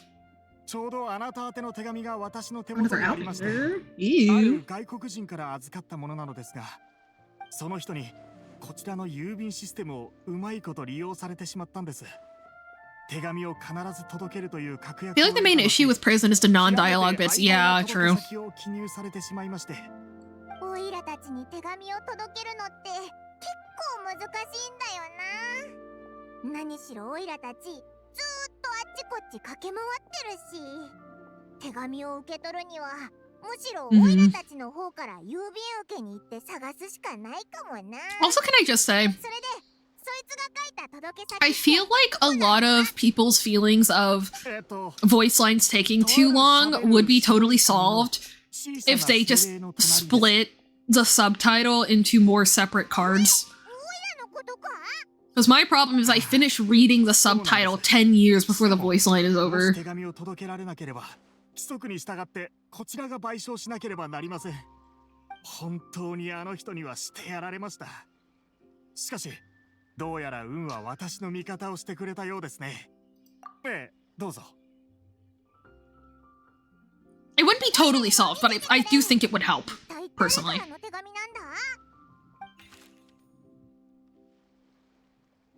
It's been a while. How have you been? I've heard that the two of you are traveling in Sumeru, and I happen to be in Port Ormos on official business.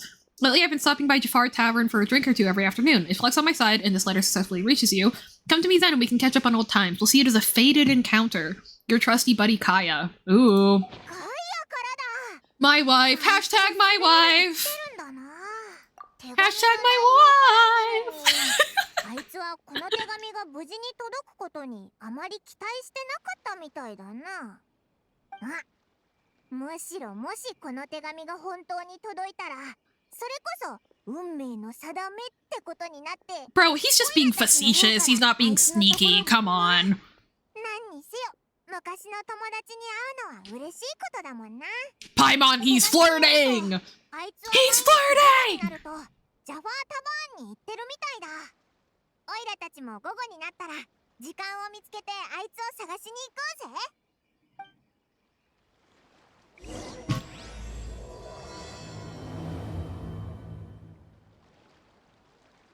Man, I remember when we saw the title Caribert and we thought that it was just an arbitrary title.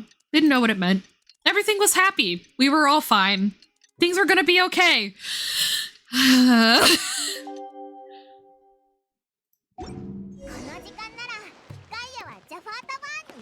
Like, the chasm quest already, like, fucked me up, and this fucked me up so much worse.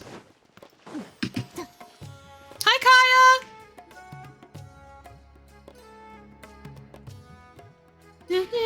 Master, 俺が飲んだことないものをもう一杯頼む。うちのお酒はもうとっくにすべて飲まれていますので。そうだったか。よし、なら今日はこの辺でおしまいにしよう。ちょうど俺もこれから用事があるしな。ガヤ、やっぱりここにいた。オイラたちのことをからかってるんじゃないかってヒヤヒヤしたぜ。おっと、パイモンに旅人じゃないか。どうやら俺 Oh, looks like the gods smile upon me after all. Aww. たちに会いたくてしょうがなかったんだぜ。お前出張中 I miss you too, Kaya. 午後は酒場で暇を潰してるみたいだけど、帰って陣団長に怒られて。 This is, to be fair, this is legitimately his business.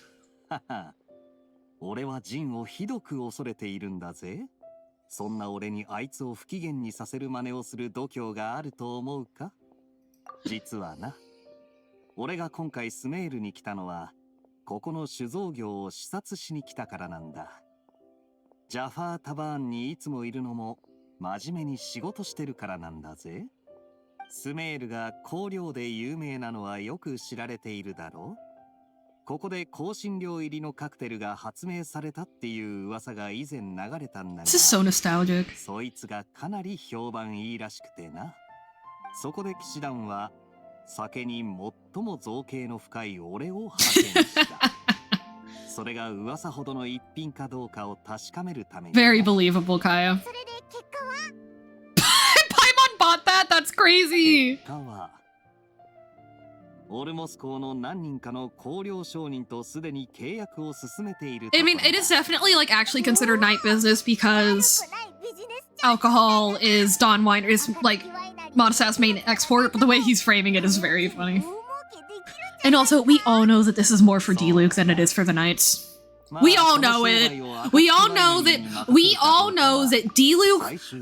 Okay, we all know that there was interested in Dawn Winery doing something with these spices, and it was like, okay, well, D-Luke doesn't drink alcohol, and Elzer's old, and so who do we send? Oh man, I guess we have to ask the Knights. And then, oh, who's the Knight that knows supposed to have alcohol? I guess if it has to be Kaya, then I'll send him, and then have to communicate with him and bring him to the Dawn Winery so he can taste test the wine that I'm making. Oh no!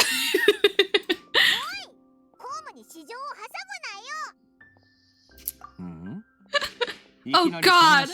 I have to ask my ex-boyfriend for help! Oh no! Okay, D-Luke. Okay, D-Luke. なかなか鋭いじゃないか。馴染みがあるというほどじゃないな。ただ、俺が子供の Or maybe Adeline's. Actually, no, maybe Adeline put this together. Either way. それでおっと、これ以上喋る必要があったか？わかったよ。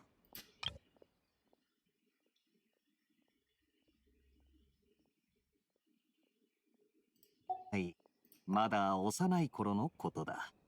ある日俺は父さんのしていた商談からキャラバンをスメールに派遣する話を聞いた。知っての通り、自分の血の中にある故郷のことに興味を持たないやつなんていない。そして俺の Oh, he just says it. カーン・ルイヤはスメールの近くの地下深くにあったとされている。だから当時の俺はこっそりと貨物に忍び込み、キャラバンと一緒にスメールまで行ったんだが、ワイナリーから俺がいなくなったっていう連絡がすぐにキャラバンに届いてな。Oh. It's so sad that he won't say Krapus's name. Like, that's why it hit me so hard when Varka started referring to Krapus by name. Like, you so rarely actually hear him referred to by name. Anyway. 実を言うとそれほど多くはないんだ。カーン・ルイヤがスメールの近くにあったっていう情報も幼い頃に自分で資料から調べたもんだからな。Adding on to what I talked about, the sworn brother thing. Also, when it gets translated into English, it doesn't sound very impactful, but in Chinese, Kaya going out of his way to refer to his dad as adoptive father, adoptive father, adoptive father over and over again, is a pretty big deal. Like, instead of just calling him father or dad, him adding on that prefix of adopted is a pretty big deal, because he always does it. Unless he's talking to D-Luke, he never refers to Krapus as just his father, and it's because that is their way of showing that he still feels really conflicted about his relationship with the Ragavinders, and especially with Krapus, because as far as we know, as far as Kaya knows, Krapus never knew the truth about where Kaya came from? Question mark? And so, or he really feels strongly that he deceived Krapus up until he died, and was never able to tell him the full truth, and so that's why he has that level of detachment, where he goes, adoptive father, instead of just my father, who adopted me once, and then calling him father from then on out, like I do with my parents, right? Like, once I've explained that my parents are adopted once, like, to the group of people that I'm speaking to, I just refer to them as my parents from then on, you know? Anyway, I hope that makes sense. Not only that, but Kaya also swaps around between calling Krapus his adopted father and his legal father, which are two different things, words-wise, like language-wise. And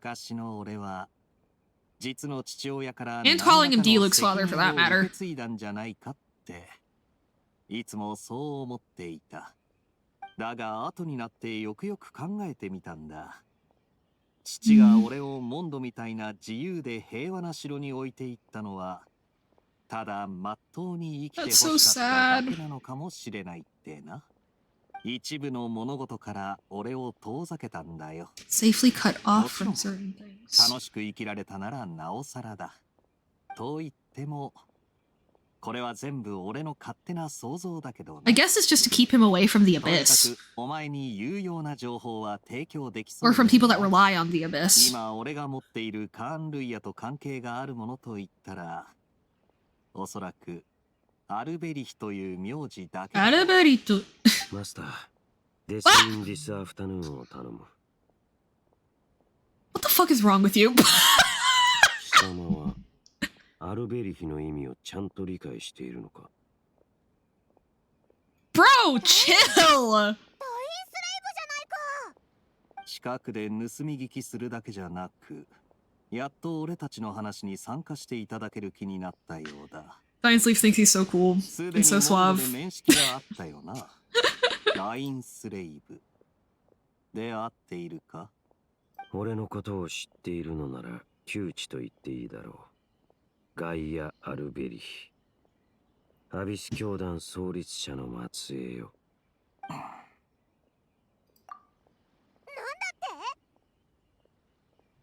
貴様は今までこのことを知らなかったのだろうな。でなければ、ああも堂々とその名字を口に Okay, it is just his last name, Giant Sleeve. Chill. この名字にそんな面倒事が隠されていた Confirms an old suspicion of mine. Yeah. だがこれで俺の推測 Oh, は I bet he was supposed to inherit some part of the family legacy.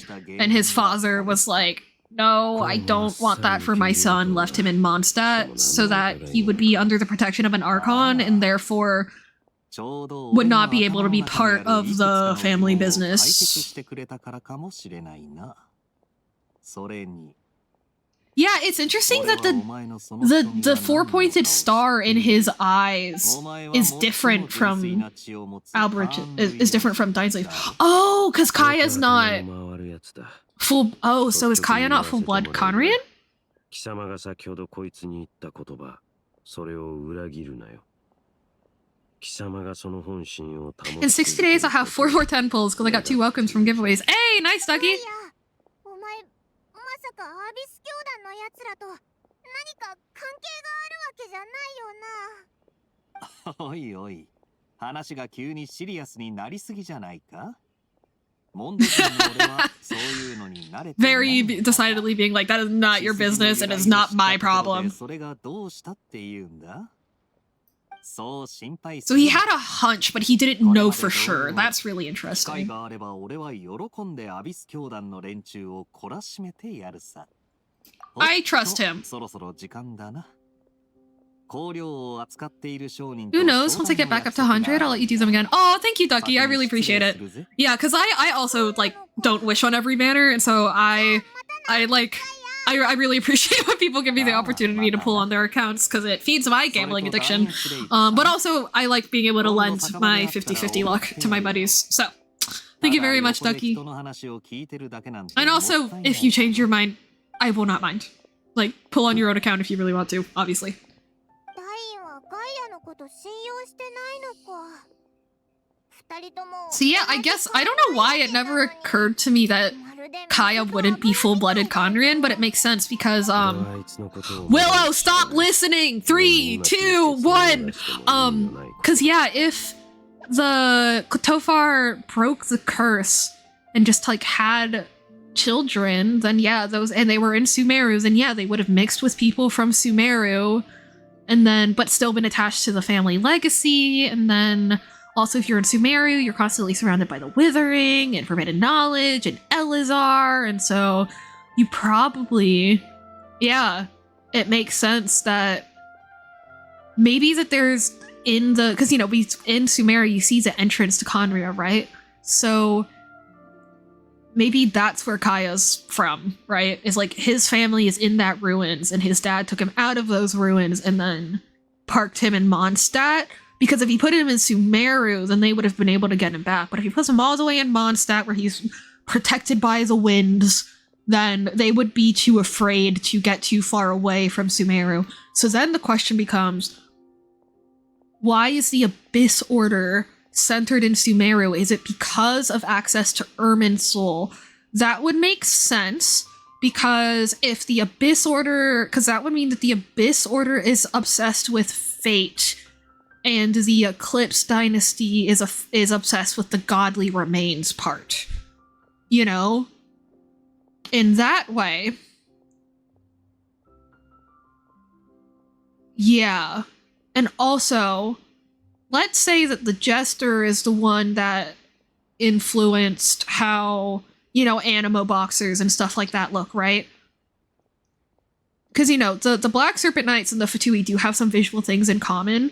Part of me thinks that that might be because Piero was part of the Eclipse Dynasty and he defected to work with the Tsaritsa because he thought that that would be the only way in order to pull off anything like what the Eclipse Dynasty was trying, which is working with godly/descender remains in order to get the upper hand on Celestia. But I don't know.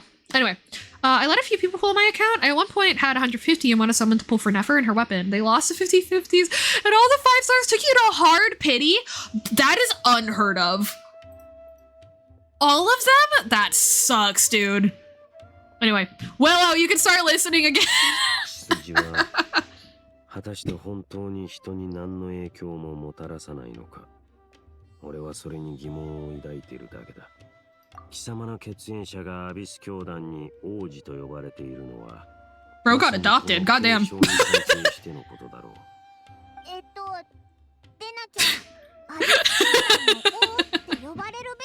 Okay, I'm glad you enjoyed the bit. 運命の食器を追うためだ。I do remember that name. モンドにいた頃、オイラたちが発見したアビス教団の計画のことだろ？いや、新しい手がかりとは言えない。ただ、ずっと記憶の摩耗に抗えずにいたというのに、少し前に傷を癒していたところ、偶然にもいくつかのことを思い出してな。当時、貴様の血縁者と共に旅をしていた時、彼から同じ言葉を聞いていたんだ。ああ、俺の記憶とあの言葉が結びついた時にはいささか驚いた。Well, golly gee, bro, I wonder if maybe traveling to the places you went with the twin might help jog your memory. What a genius Steinsleaf is. その時、お兄さんがそれを口にした場所を調べようとしてるってことか？そうだ。この概念が現れたのには必ず何らかのきっかけがあったはずだ。俺の記憶が正しければ、それはスメールのアビディアの森のどこかだった。じゃあ早速向かおうぜ。数百年も埋もれてた秘密がオイラたちを待ってるかもしれないぞ。いや、今はまだその時ではない。Bruh. 違う。ただ。Then what is it? Oh my god. You cannot sit here and roast Kaya and then do exactly what Kaya would do. You can't. Why'd you do my boy like that? Expedition reward. Ooh. Okay, we're gonna stop and run some errands and then head on over. It is ads time. You know what? I could also start stabbing at because I think that until I finish these story quests, because I accepted 7 at once, I think until I finish all of them, I can't do co-op. Oopie.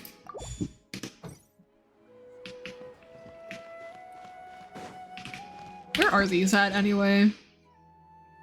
No, I'm not gonna do that. Okay. Oh, I don't know why, but I remembered it being somewhere like up here in my brain, like by Chetricam Cave. I have no idea where I got that recollection from, because it's completely wrong. Epic.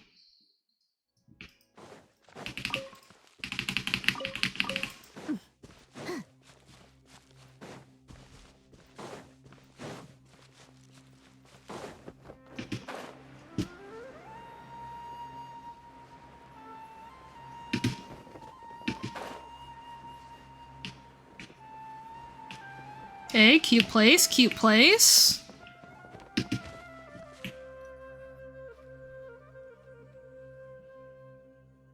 Mate, ここは少し覚えがある。ここか？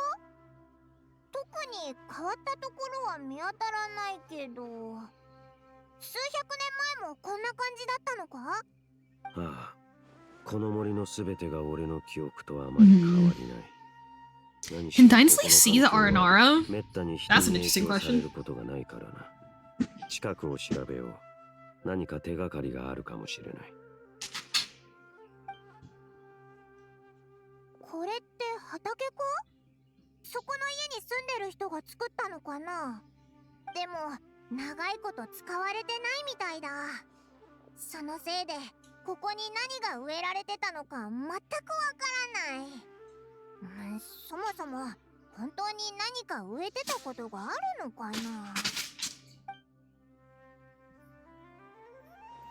消された焚き火があるな。レンジャーが残したものかな？この痕跡を My phone fell over. My bad. ここで焚き火をしたのは Face tracking's back. すごいな。ちゃんと火を消して火事にならないよう予防したみたいだ。Okay, well, if it was 500 years old, though, it would be way too old. Well, or maybe it's only 100 years old, because, like, do we remember when the twins' information got obscured from Irminsul? I don't remember. I know it wasn't exact, because 500 years ago they started the journey, and I don't know how long the journey took.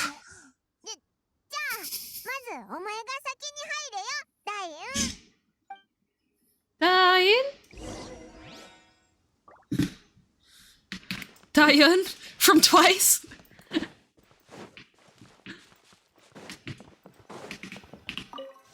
Ooh, very pretty.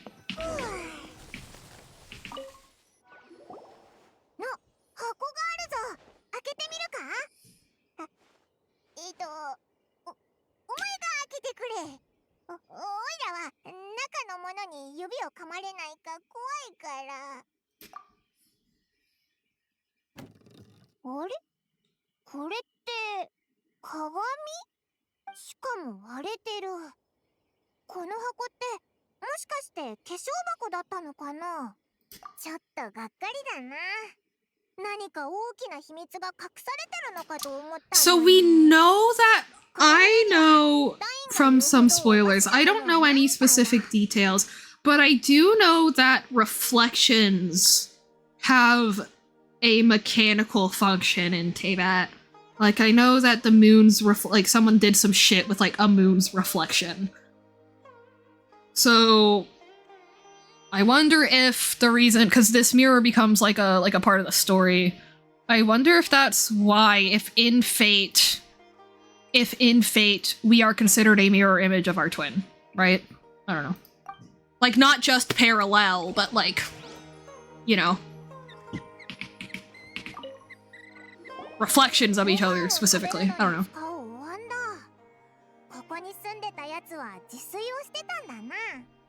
いや、気づかないか。薬剤の匂いがかなり強く残っている。じゃあ薬を飲むためのお椀か？本当だ。ダイン、お前かなり鼻が利くんだな。 What if the twins were from Teyvat and then they were sent to journey the Sea of Stars, stopped by worlds? Because, you know, like that's what happens to Rosalina in Super Mario Galaxy, right? She's like from the Mushroom Kingdom, she goes in her spaceship, she starts helping planets, and then she spends so much time in space that she kind of forgets where her home was. So by the time Mario comes around, she's like, "What's up, motherfucker? I don't know who you are." What if that's what happened to the twins? どこにでもある普通のベッドだな。下には特に何もないみたいだ。ここって暗いし湿っぽいし、絶対住み心地が悪いよな。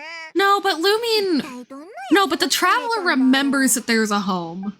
She says that to the twin. They say that to the twin. Where they're like, "Let's go home. Let's leave this place and go home." ダイン、お But even then, they just say they're from beyond the Sea of Stars. They don't say they're from a specific world. They say from another world. 俺の潜在意識と本能がここで何かがあったとずっと囁いている。まあいい。果てもなく Pop off, Amnesiac King. ただ精神を疲弊させるだけだ。それに今しがた外から物音が聞こえた。It's all fate's grand order. Whoa! Guys, Willow figured it out. I've secretly been playing FGO this entire time. You think this is Genshin Impact? Nah, bro. This is just the world's most elaborate FGO mod. We also know, due to pre-release material, that whatever home they came from is destroyed, and they were the royalty of their home. Right, I do remember that. Their home was destroyed. I remember that. Royalty. Wait. So then I guess the question is, does that world really exist, or is that just the data they were loaded in with before getting chucked into the Sea of Phantasma?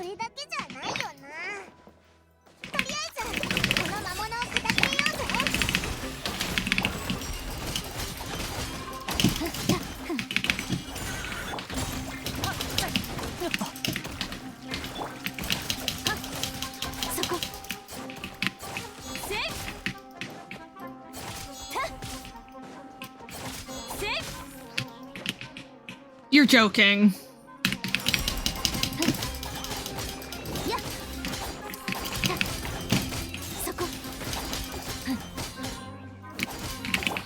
Oh, oops. Oh. Just break the shield. Thank you.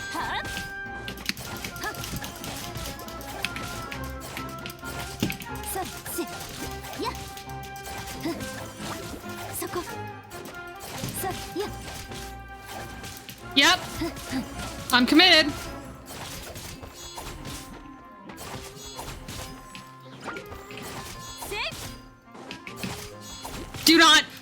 Do not get your fuck ass shield back. I swear to God. Thank you.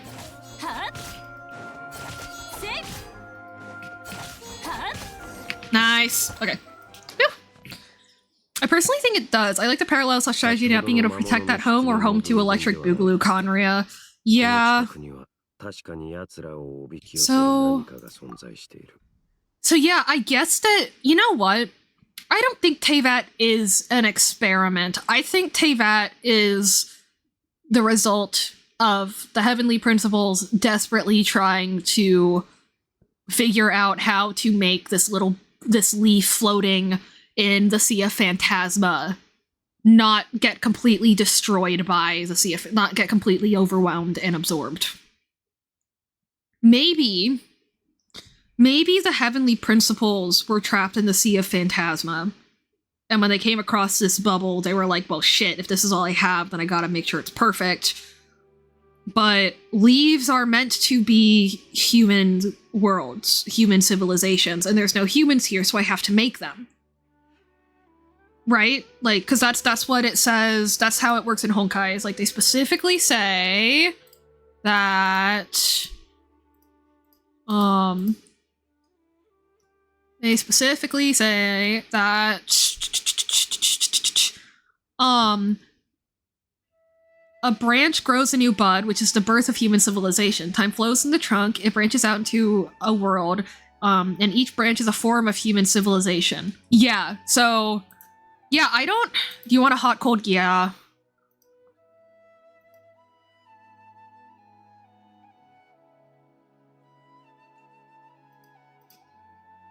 Because, I mean, there's nothing supporting that the Heavenly Principles didn't come here with the intent of, like, manipulating it, so I don't know. Maybe just heard of this leaf floating around in the Sea of Phantasma. Maybe leaves falling off. HP motivation's warmer than experiment. Okay!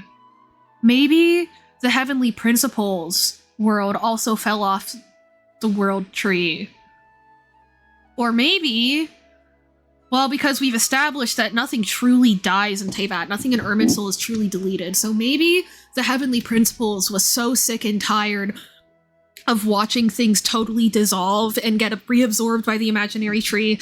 And then when it grows out, there's equal chance that a reincarnation or an XP happens and that they never repeat ever again. Or at least not within the human that loves them lifetime, right? Like, we see that with Sela and Bronya. Every lifetime they meet, but not in every lifetime do they get to meet for long.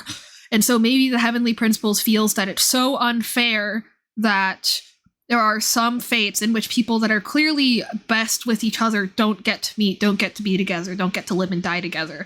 And so when they found out that there were worlds that are separated from the imaginary tree in which that process is done, you know, people die, they become nutrients, and then they just get spit out as new growth, whether that is a reincarnation or whether it's as someone completely different, because that's how real life tree to nutrient stuff work. Like, you know, when a leaf rots, it's not guaranteed. The nutrients generated by that leaf rotting are not guaranteed to grow back into a leaf. It could be a trunk. It could be another plant. It could, you know what I mean? So like, blah, blah, blah, blah, blah. So maybe they were so tired of seeing that lack of guarantee for people. And that's why reincarnations work the way that they do in Teyvat, in contrast to the way that XVs work in Honkai. It's because they have isolated as many different types of, as many, like, people, XPs, whatever, exist. Like, oh, maybe that's the gene thing. You mentioned that there's, like, a genetic vault. Maybe that is, like, a copy of as many different types of people that the imaginary tree has ever generated, brought it to Teyvat, and have made it so that in every lifetime that whatever is generated from that information bank they end up being with each other in one way or another, right? Because, like, again, using Rostam, Arundhilin, and the Crimson Witch of Flames, right, as an example, you know, in a way, they are still related to each other, but also, arguably, the Crimson Witch of Flames would have been better off if she didn't fall in love with Rostam. So this time, she's in the Fatui, and Rostam and Arundhilin get to be together instead, alone. So the reason that the Heavenly Principles, so maybe the reason that the Heavenly Principles is so desperate to create this loom of fate is because they look at all the different worlds that are generated by the imaginary tree, and they go, these two threads are clearly best when they are right next to each other in the tapestry of life. And it's unfair that they don't get to be together in every tapestry. So I'm going to make it so there's at least one world out there in the Sea of Phantasma where these two threads are always with each other. Yeah, I like that. I do prefer the idea of the Heavenly Principles acting out of care in a way, you know. And it's also good because then seeing Honkai and being able to see, you know, for example, being able to see Silverwolf, who is a Bronya XP, you know, still having other friends, still having another life, like seeing, like, yeah, like Sela and Bronya being together in every life is awesome, but Sela and Bronya are still their own people each. They don't have to be together in every life in order to be happy, or even the happiest. So I like that Honkai is kind of there to literally show the player through another game that, like, the ways that the greater universe does things is not necessarily better or worse. It's just that, but in terms of the actual mechanics, it's different. But then what makes it ethically better than the way the Heavenly Principles runs Teyvat is that people in Honkai know what's going on. They know of the imaginary tree. They know of the Sea of Phantasma. Like, you hear characters talking about it. And so the reason that Teyvat is still not good is because they're being lied to. And human civilization deserves to operate with all of the information it can get. Hot or cold? Ready? Hot, cold. What do we think? What do we think? 地脈の異常か。それだけではないようだ。こうするとしよう。俺はここから少し離れ。Oh! And that's why... Way colder? Damn! Oh well. That would be really cool, though. I was gonna say, because then making Irminsul could be their attempt at, like, getting its root together without... You are right that they're probably acting out of care, though. Okay, cool! So it's not an experiment, and it's not that they just, like, happen to find this little bit of reality separate from the rest of the imaginary trees that they decided to, like, save, right? It's something in between those two, but closer to experiment. Okay.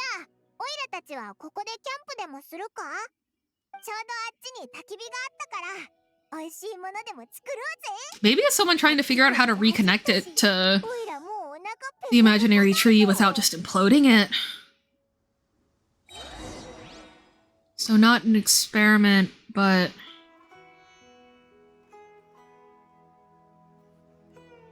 Wait, what was the first thing I said? I don't even remember. Oh, right, trying to make it so that just fate... Wait, hang on. What did I say right before you said that you asked me for the first hot and cold?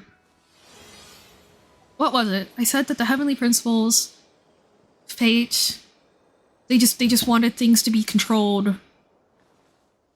I think they found that bit of reality, wanted to protect something. Okay, cool. But not necessarily specifically the thing about, like, XPs versus reincarnations. Okay, cool. So then... Yeah, so then I wonder what led to... You know, maybe he's a...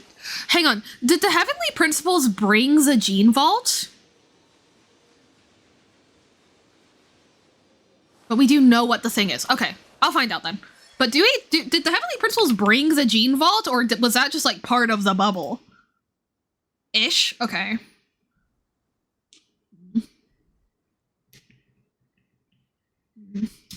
Alright.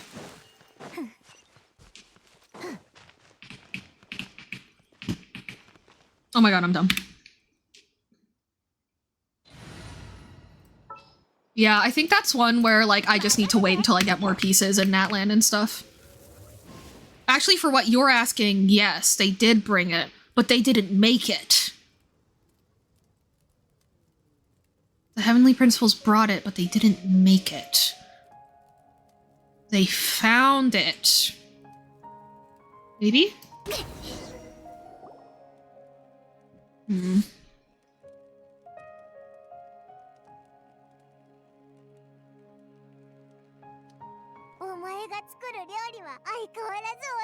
I think I was implying intent when you were not asking about that. They brought it on accident. Is that what you mean or not? Or like possession of the vault? Yeah. Like...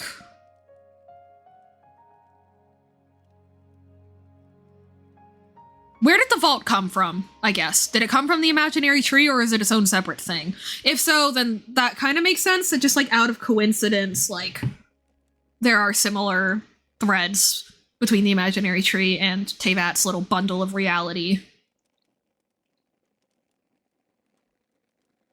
Outside of Tevat, but not from the imaginary tree. We don't know exactly where. Okay. We'll figure it out.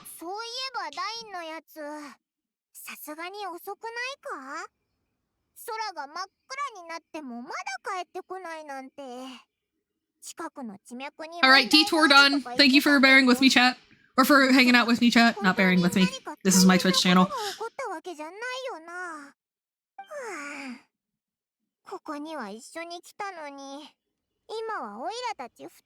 This is all part of Big Lore Drop TM.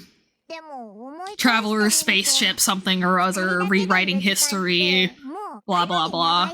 Got 2 or 3 lines. Uh-huh. Yeah, okay.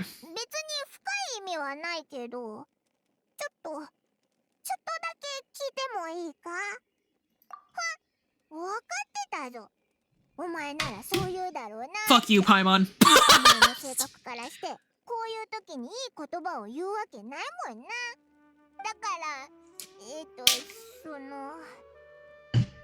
Oh. This might answer some of my questions.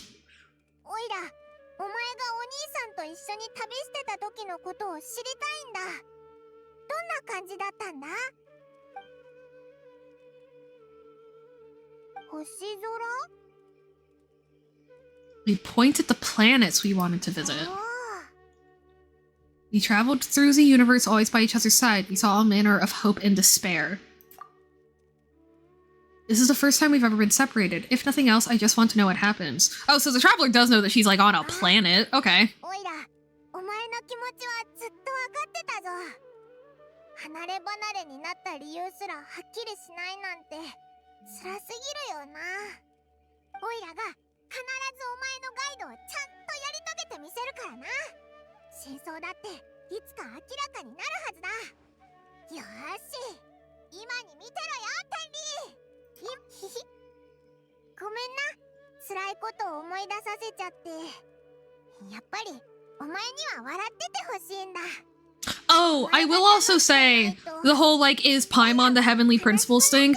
I mean, okay, this is where we have to dip into combo Gnosticism, Honkai Star Rail stuff. There are emanators in Honkai Star Rail, which are like people that are closer to the big god, right? Because, and that's the thing in Gnosticism too, that the supreme being emanates his existence into the universe, which now includes the demiurge or the material universe, the sinful material universe that has humans in it.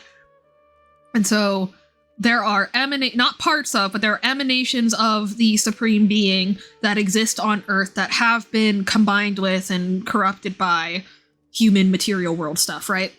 So I would not be surprised if Paimon was an emanation from the heavenly principles, but I do not strictly think that she is like, but this is very like emphasized in Gnostic myth, that it's not the same as being a part of the supreme being, right? The same way that like in Christianity, humans are created in the image of God, but we are not gods. It's kind of like that, you know? I think that if Paimon is the heavenly principles, that's the capacity in which she quote unquote would be the heavenly principles, as if she were some kind of an emanation of Fanes. Or a god above Fanes, because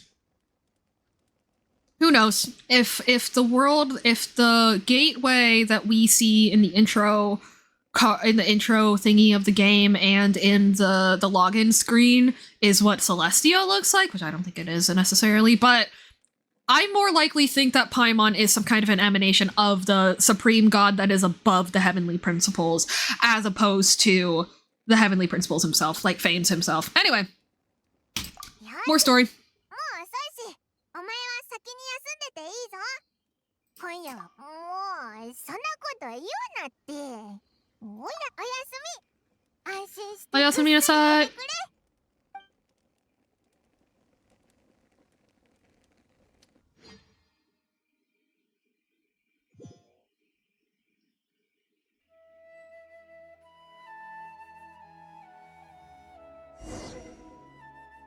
おい、目を覚ませ。朝だ。起きろ。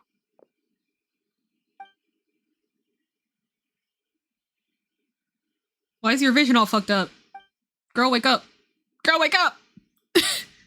Girl, you good? そんな寝ぼけていてどうする今日も。ん目尻に涙の跡。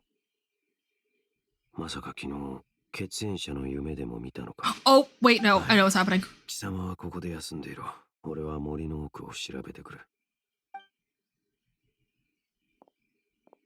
To investigate what? What was he investigating?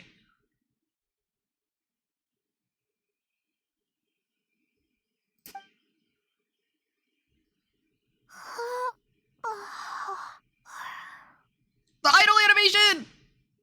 There it is! Where is Paimon? That's a great question. Time to stretch my limbs and have a look around. Aranara? Not Paimon. Okay.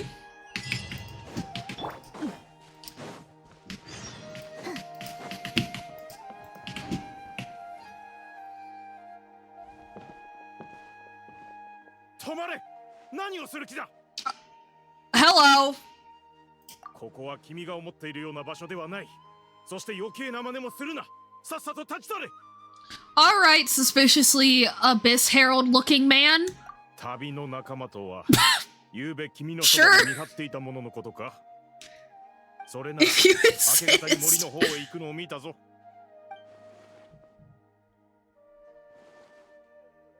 それを知ってどうする。とにかくここは私が先に抑えた場所だ。私がここで何をやろうと君には関係ない。分かったらさっさと立ち去ってもらおうか。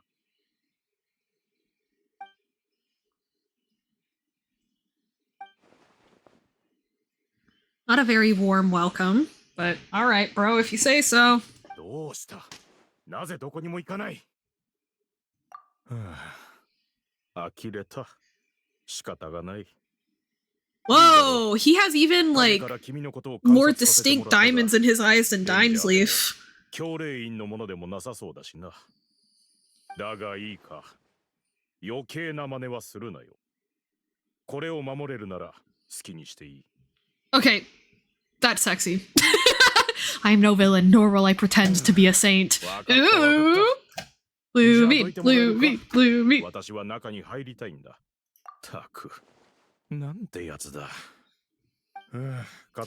I like Ether's new outfit more, but I will always just think that Lumine, default Lumine looks prettier than default Ether. That's the only reason I didn't pick him. You know, like, because you know Ether shows up more in official art and stuff as the Traveler, but just his outfit, I don't like his outfit. I just don't.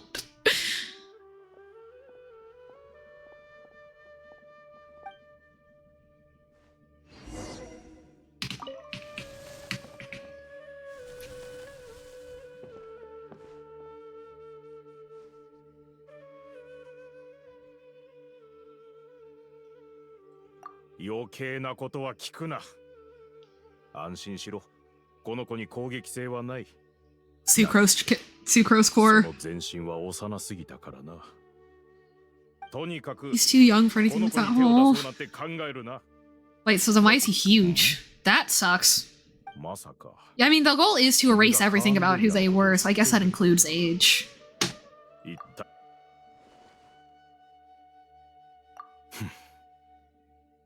神を信仰しているか、旅人よ。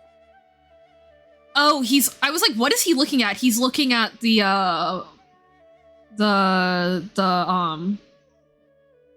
elemental, like, emanation. どうやら、君もいろいろあったようだな。よかろう。 Oh, his name is Ada? Whose name did I... Who's the fuck... Oh, Klatofel's the bitch from the fucking chasm. I just... Bruh. 私の知る限り、七神を信仰する者以外の人間は、この世からもうほとんどいなくなっているからな。そして、神の信仰者は全員敵だ。とにかく、カーン・ルイヤの最悪が起こってから今に至るまで、こうやって君のようなものと会話ができる機会は少なかったのだ。忌まわしい不死の呪いめ。こんな生活をいつも不死の呪いはあの憎き神々がカーン・ルイヤ人に授けた贈り物だ。 Interesting that he attributes it to the gods, implying... Well, does the gods imply the Archons or Celestia in this case? I don't know. 最初から耐え難いものだったにもかかわらず。 So I don't think the Archons placed a curse. さらに全ての逃げ道を奪った。このまま I gave your mom a chance of release last night! ただ眺めながら朽ち果てていくしかないのだ。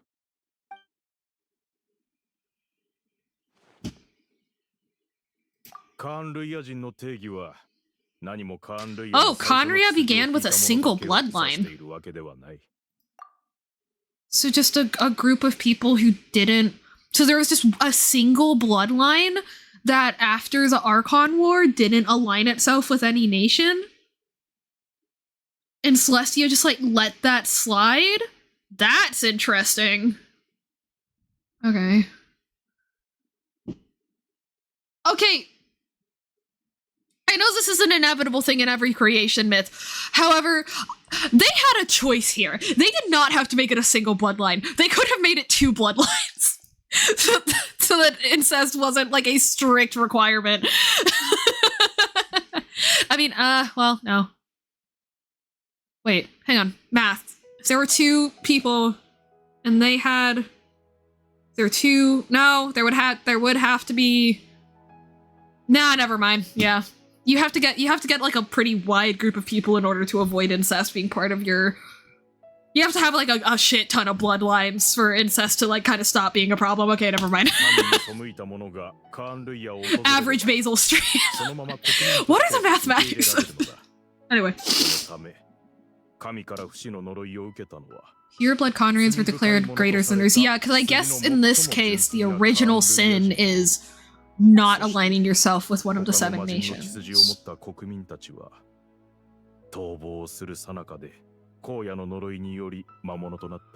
idea of bloodlines being able to belong to certain nations is interesting too. But that lines up with the name usurpation thing, right? So if you were to take on the surname Alberich, would that give you the curse of immortality instead of the curse of... Does that mean Dainsleif and Kaya are like cousins or something? Or like or like his like great-great-great-great-great-great-great-great-grandfather? If the animal community taught me anything, it's not incest, it's line breeding. Yeah, every racehorse can be traced back to the same 3 stallions, so like, yeah.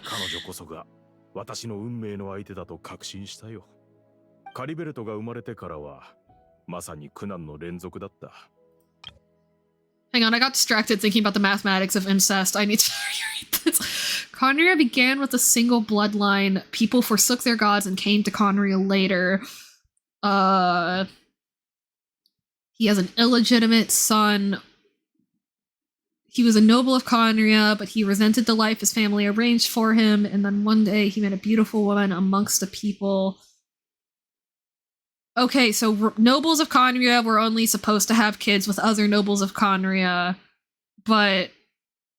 Wait, so are all pure-blooded Conrians nobles? And if that's the case, then why were they welcoming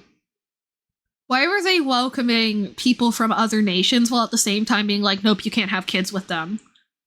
Like, why were they... So the nobles of Conria discriminated against people who align themselves with why?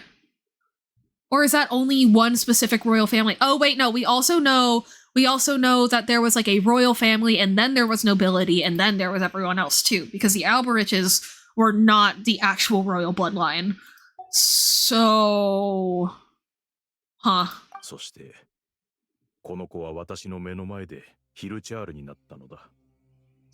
I don't know why it didn't occur to me that there would be racism within Conria. I just figured since their whole thing is rebelling against everyone else, that they'd just be like, yeah, we're all in this together. I don't know. Kumbaya, motherfucker.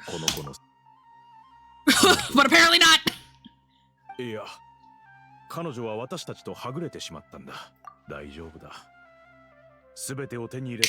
I suffer the pain of loss because I once had everything I could wish for. Yeah. Yeah.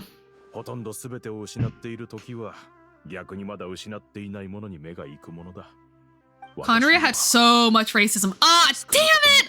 Really? Okay, that genuinely disappoints me. Bruh! I mean, that does explain why there's the Alberiches, and then the Eclipse Dynasty, and then the Abyss Order, and then... That's so, like... That's so... To be clear, that is so realistic. But it is so... stupid. But all of humanity's stupid. The same thing happened to the people of Fontaine, Remuria, whatever the fuck you want to call it, the people that were in that little special area that was flooded before everywhere else. Their whole thing was that we were united against the rest of Teyvat, but racism was their doom. So... great.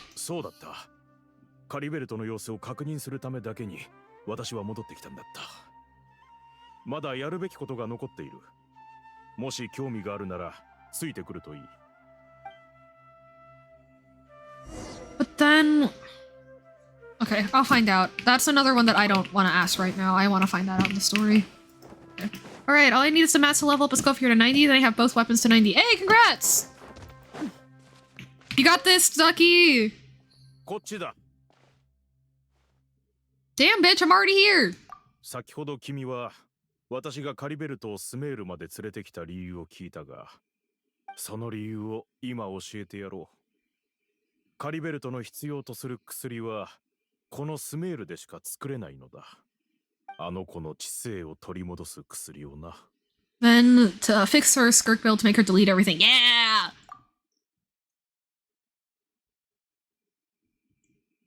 それだけでカリベルトの呪いが解けるとは期待していない。私の力では神の裁きを覆すことなど到底できないと十分理解しているからな。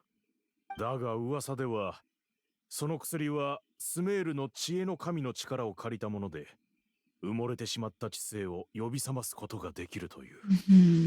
それはかつて精神障害を患った者のために。And I guess just normal dendro doesn't cut it. Okay. それであればもしやと思ってな。カーン・ルイヤ王室の大図書館だ。そこのとある書物に記されていた。その薬は七神の力を借りる必要があるため、禁書として管理されていたよ。若い頃、宮廷貴族の生活に満足できず、常に刺激を求めていたからこそ、ならどうしろというのだ。何を頼ればいい。Chill, bro! すでに我々に裁きを下した。今さら、Okay, man! ないだろう。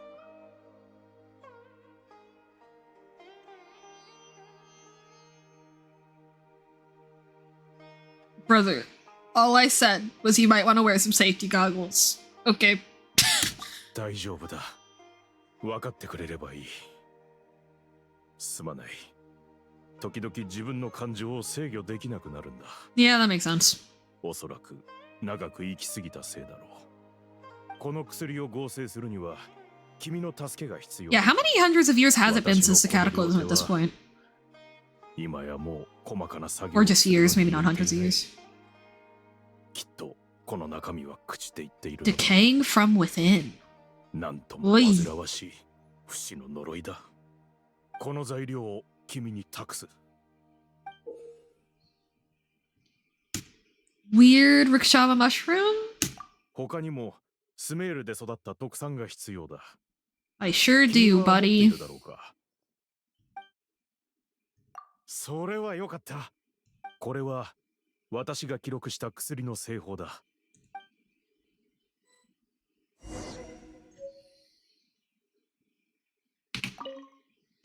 Earth and water, wind and fire, craft. Oh, wait, what? Yeah, geohydro. Oh my god, I just noticed that. Geohydro, animo, pyro. But not electro or cryo.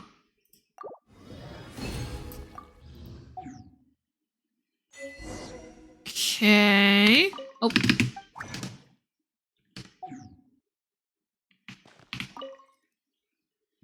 できたか。ご苦労だったな。見せてくれるか。」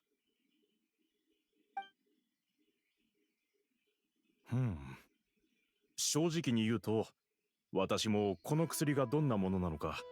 さて、ついにこの時が来たか。いや、実はこの薬はまだ完成していないんだ。Surely nothing will go wrong with this. この薬は知恵の神の力を。 Surely there will be no problems with this. Everything will be fine. 覚えているか。 This will go so great, guys. I can already tell. It's gonna go so great. 礼拝に行かなければならないんだ。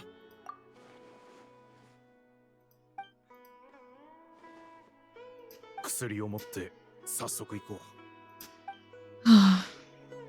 And it's so sad because even if she did try to go to Nahida, it wouldn't have worked, you know?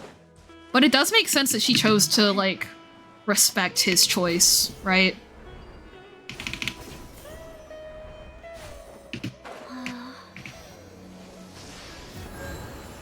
心臓。私はこんなものに頭を下げなければならないのか。神よ、私を見ろ。 Bro, it's a statue. 祈りの言葉など捧げはしない。心から何かを称えるようなこともしない。私の故郷はかつて貴様らに滅 Bro, ぼされ she's taking a nap right 同 now! 胞たちはかの最悪に散々苦しめられた。それでも私は今日ここに立っている。私を長老する資格を持つのは運命、ただそれだけだ。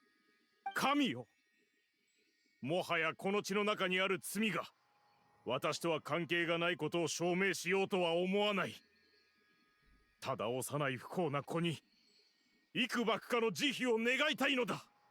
我が息子カリベルト、世にある美しいものを何一つ見ないまま魔物になってしまった。これは本当に幼い命がたどるべき最後ではない。神々の行為がすべて最初から傲慢なカーンルイヤ人の頭を下げさせるためのものだったのなら、私はこの頭を下げよう。 Do you? これまでの人生で守り抜いたすべてを捨てた。 Do you? ほんのわずかな奇跡であろうとも願う。カリベルトにこの世界を再び目にする機会を与えてほしい。お願いだ、神よ。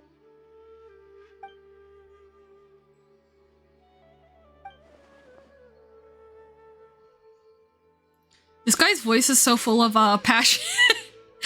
Yeah, it's okay. I have similar feelings for him as I do for the Wanderer, which is like I do genuinely feel bad for you, but this is a little unserious. His suffering is real, however, screaming at the statue, I question. I guess it'd be different if he was screaming at Celestia, but instead he's screaming directly at the Dendro Archon, which I'm kind of like...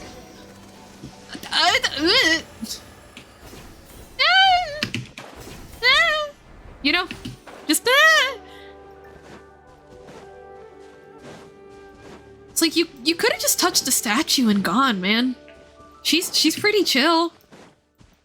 She wasn't even there at the Cataclysm.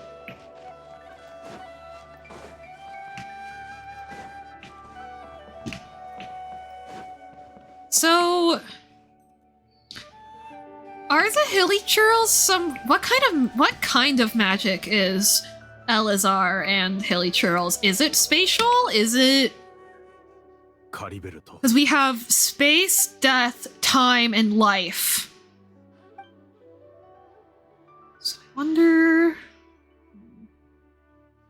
薬は完成した。早速試してみよう。 I imagine it's some weird bastardized combination of life and death. 私だ。パパだ。 Oh, カリベルト。 Papa, わかるか？ that makes me so sad. カリベルト。頼む。返事をしてくれ。君が生まれた時、私はそばにいてやれなかった。君が母親と一緒に苦しんでいた時も、私は駆けつけてやることができなかった。だが今、君のパパはここにいる。長い長い年月を。 To clarify the bit where I'm like, oh, but the Dendro Archon's pretty chill and she wasn't there at the Cataclysm. I know he doesn't know that. That was for the bit on stream, not actually affecting my opinion of his character. 私のことを怒っているのか、カリベルト。もう正気を取り戻したんだろう。ただ、私と I do though think that showing him kind of in hysterics in front of the statue, whereas having him be more grounded here when talking to Caribert is to show that, like, you know, when your focus is on revenge versus on protecting your loved ones, like, you've lost the plot. That's what I think that is meant to show. Like, I think it is supposed to feel a little like, okay. 何をしろというのだ。私のすべてを奪った貴様らに、私は頭を下げたというのに、この安い命で Yep, there it goes again. くれてやる。なのに、貴様らは死ぬ権利すら与えてくれない。やはり信じるべきではなかったんだ。神と少しでも関わりがあるものを信じるべきではなかった。幻想など抱くべきではなかったのだ。この世にいる神々は一瞬たりとも人間の味方をしたことなどない。Okay, he sounds like he's gonna throw up. 他に原因だと。どういうことだ。そうか。そういった理由も。諦める。いや、絶対に諦めるはずないだろう。ああ、君の言う通りだ。カリベルトとここに50年、いや、100年だって暮らしてもいい。何しろ時間は持て余。To have infinite time yet no hope can only be called torture. では出発しよう。薬をもう一つ作るんだ。今、薬の鍵となるのは、あの一種のキノコだ。少し面倒だが、手に入れる方法がないわけでもない。そこの畑に植えたんだ。Grows them in that field? But where did they come from? It doesn't matter? Do we ever find out where they come from? 先ほど礼拝した心臓の隣に滝がある。そこで午後2時の水を汲んで You'd get water there, specifically 2 in the afternoon? Huh? What? That's so weird. Why specifically 2? See, waterfall next to the statue I get, but why specifically at 2 p.m? And why is he... Why did he pray at the waterfall? How come he doesn't have a problem with praying at the waterfall, but he has a problem with praying at the rock? Where the fuck did these mushrooms come from? Good night, Willow. Thank you so much for stopping by, even with spoilers being a danger. And yeah, Maddie, I was just like, where the fuck did... where the fuck did the mushrooms come from? Why won't he tell us? That's not suspicious at all. Strange mushroom watering water? Yeah, because that sounds trustworthy. Yeah, okay. Actually, you know what? Forget all of the disclaimers I said. Actually, this guy is fucking bonkers insane already.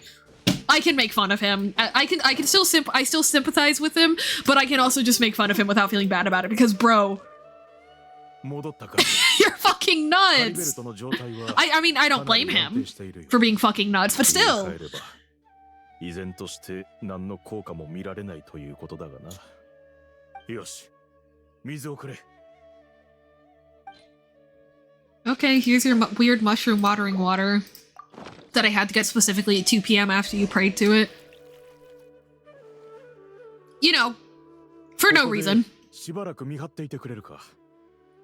特にスメールのレンジャーを家に近づけさせないでくれ。ああ、すぐ戻ってくる。肥料は比較的簡単に手に入るはずだからな。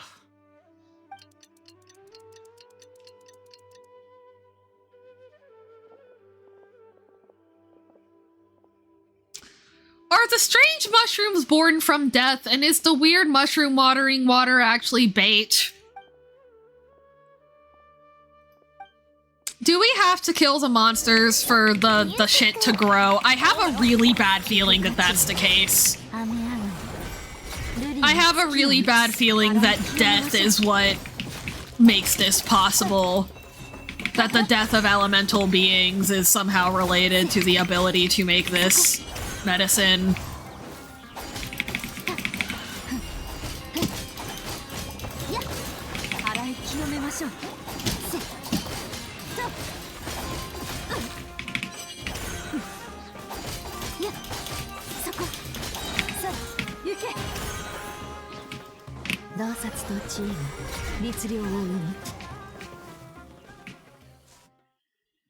Naniがあった? 魔物が出たのか? 君がいてくれて助かった。私一人では Okay, never mind. That theory's gone because he says he'd have to like go and hide and shit. 肥料は無事に手に入った。 Okay. Maybe it just needs to be spores from them. I don't know. 次はこのキノコを取ろう。先ほどと同じ手順でもう一度薬を作るんだ。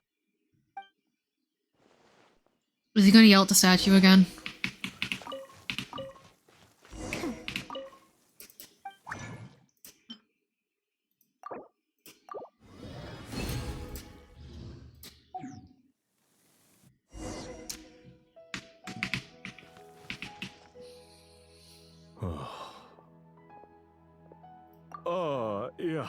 なんでもない。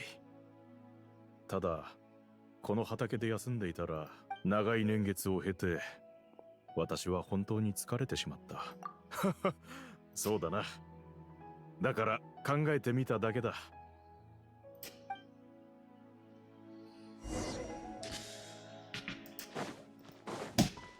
Back to the statue of the seven, where nothing will go wrong and everything will be fine. Yes. That statue of the seven. 着いた。待った。どういうことだ？今のはカリベルトじゃないか。まずい。さっき薬を作っている時に急いで追いかけるぞ。Nothing bad ever happens to statues, yeah.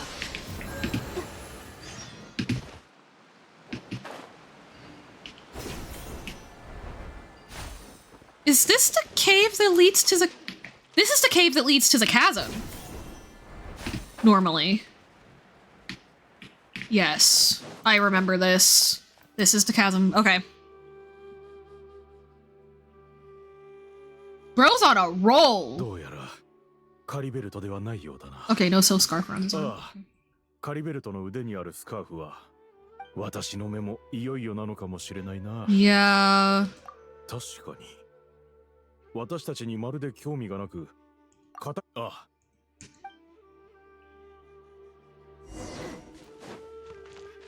Oh, this is gonna be insane. I don't remember exactly.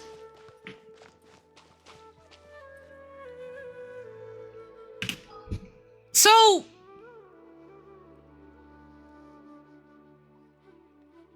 I guess it makes sense that if... I guess it makes sense that if...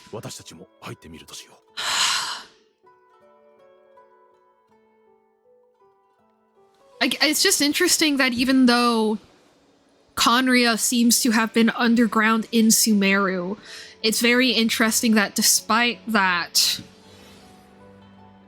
so much abyssal corruption is centered in the chasm instead. Is it because that's where Nibelung's crystal heart is? I don't know. Nibelung was the one to bring the abyss to Teyvat, so like I could see how that connection makes sense narratively.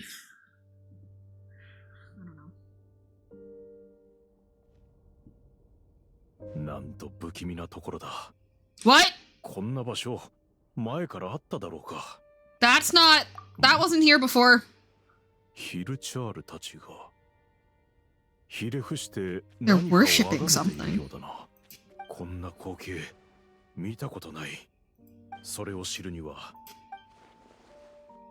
It's eerily familiar? No, that's in the chasm! Where in the chasm? What?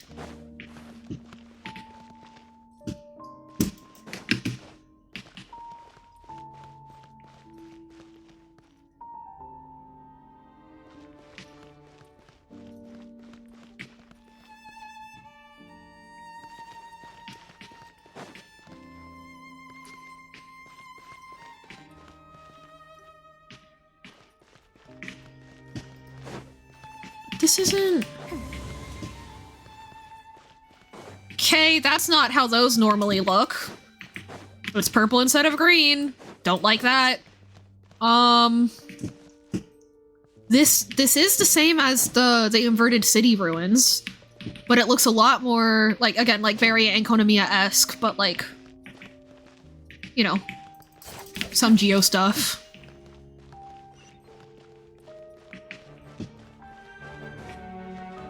Okay, and now the hilly trolls are attacking. That's unique.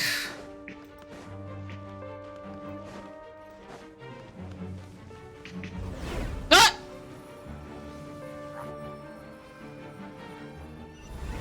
これってワープ装置？何を動力としているんだろう。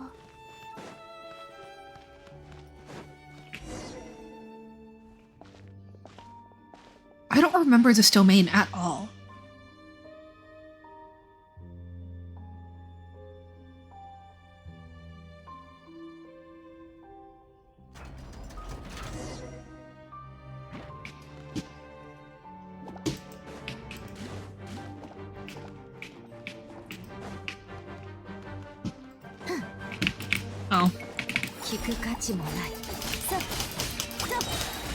Is it time for not so bestie? I think it is.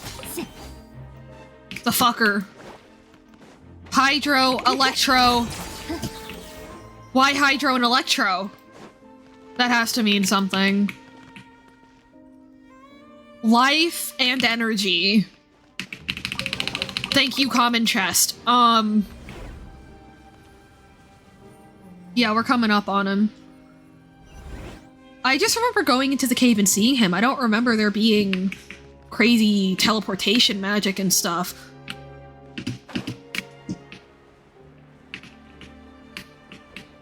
Okay.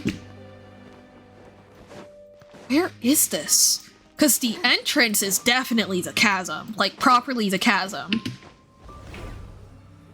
But where's all of this? I mean, it's possible that the part of the chasm is just closed off. Maybe this became the Ruins and Perilous Trail. Oh my gosh. Okay. Hey, that's not good.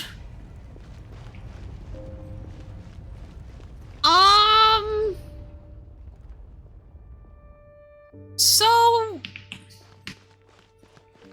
who are these statues depicting? Why are their eyes all cut off? Specifically their eyes?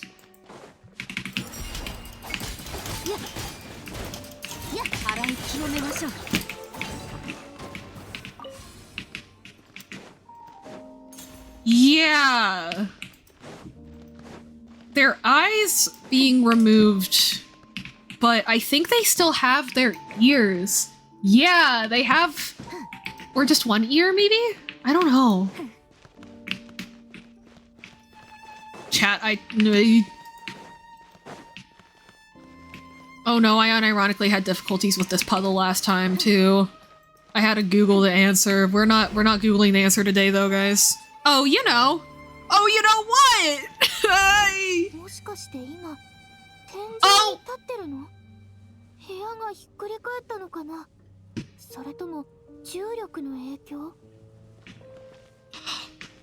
That's not good. Is that where the fountain was?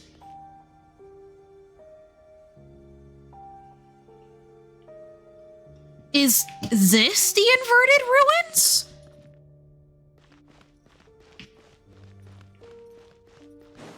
Do I recognize this war? Not really.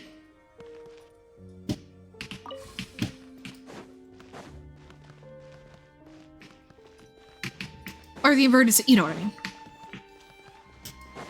Which is not long gone.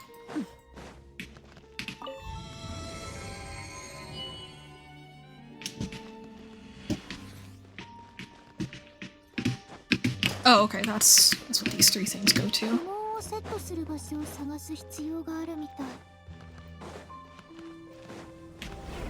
Where's Ada? Why is he not with us? I know that that's definitely just a having him run after us animation thing, but him not having any voice lines is a little eerie to me. You know? It's specifically like the lack of voice lines that I'm like, so are we gonna be upside down again or on the side of the wall? No, we're just in this gate that was closed before. Okay. Yes, okay. That I recognize.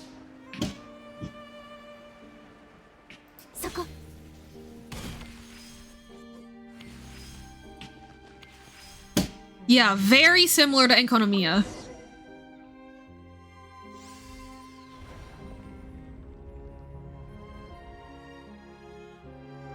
But not identical.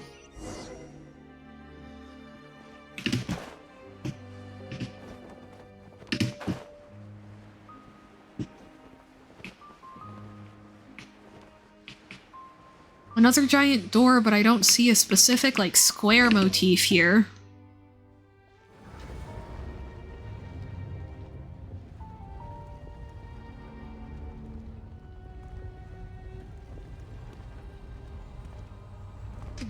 Tendrils coming out. Tendrils of what? Fate has not granted you the right to enter this place? You're operating by fate still? He doesn't look like someone from the Abyss Order? Are you sure?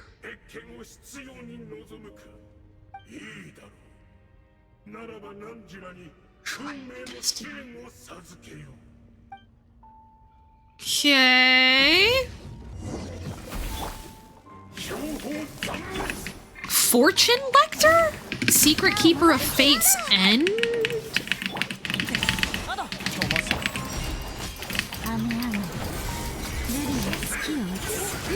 He's cryo. That's gotta be relevant. Fate's End is cryo. Cryo protects Fate's End, which could connect to the whole idea of like the frozen reaction being emblematic of something in lore idea that I have, right? Like, interesting that that's how Mr. Not So Bestie sees Fate, but it makes sense. Yeah.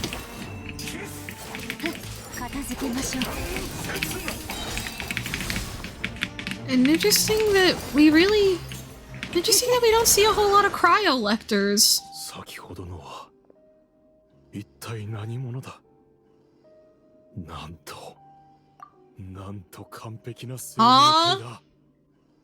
あの身に漂う計り知れないオーラ。よくあのような存在を任すことができたものだ。先に進むとしよう。 Bro, are you here to save your son or like get off on sexy robot men? Get your priorities straight, bro.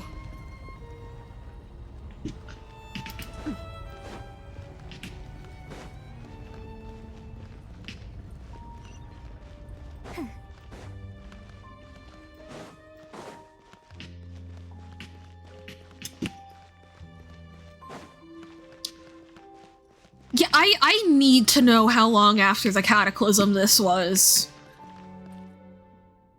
Very much so.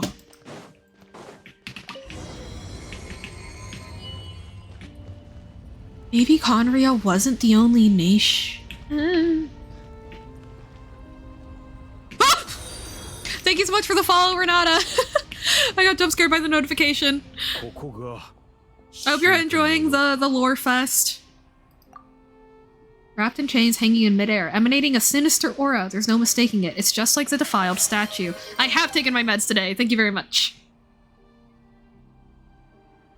Does have something to do with the Abyss Order, and these worshipping hilly trolls remind me too much of the Grand Thief. Yes. So they were trying to recreate... Wait, so why was the Abyss Order trying to recreate this ritual then? My question is... Oh my god. My question is, then why was the Abyss Order trying to recreate this specific ritual? Oh, nope. Like, what? Trying to get back to the roots of the Abyss Order, trying to renew their power, trying to reconnect with the Abyss itself. Maybe it's been so long since they actually properly connected with the Not So Bestie that they were trying to reestablish that connection by defiling a statue of the Seven. Maybe they were trying to combine. Maybe they were trying to make their own gnosis. I don't know.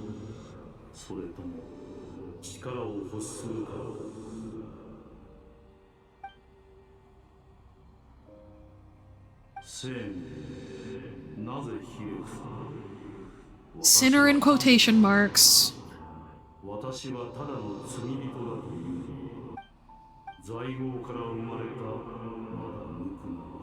You were born in sin, but you're pure and spotless.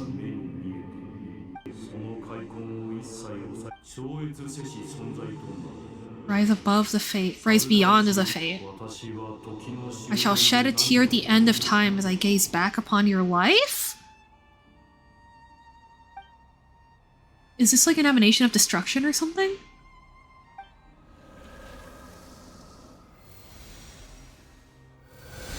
Was it talking to us or to Ada?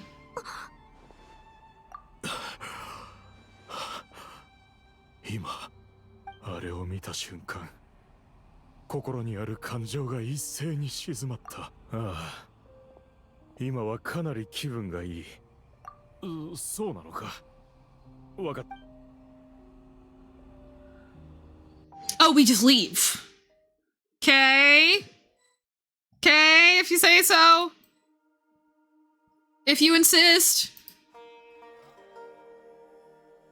カリベルト。よかった。ここは変わりないようだ。私はうすうす感じているの。私が I'm being impatient. 礼拝したくないと君の話によると、私はどうやらあれの前でひれ伏したの。君が何を言おうと。Forgot he was in this quest? それに So is that Skirk's master? Is that the Voyager? Is that someone else? Do we know who that is? Is that the Phantasma?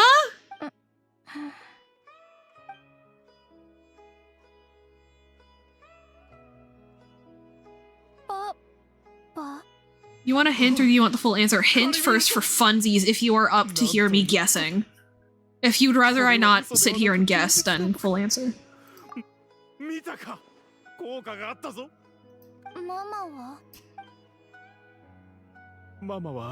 That is a sinner. Okay, there's 5 sinners. The 5 sinners were in Conria. So how does he not know? Because he was a noble. Salvation? That's a very celestial word. I dreamed I was hiding in a little room. Oh.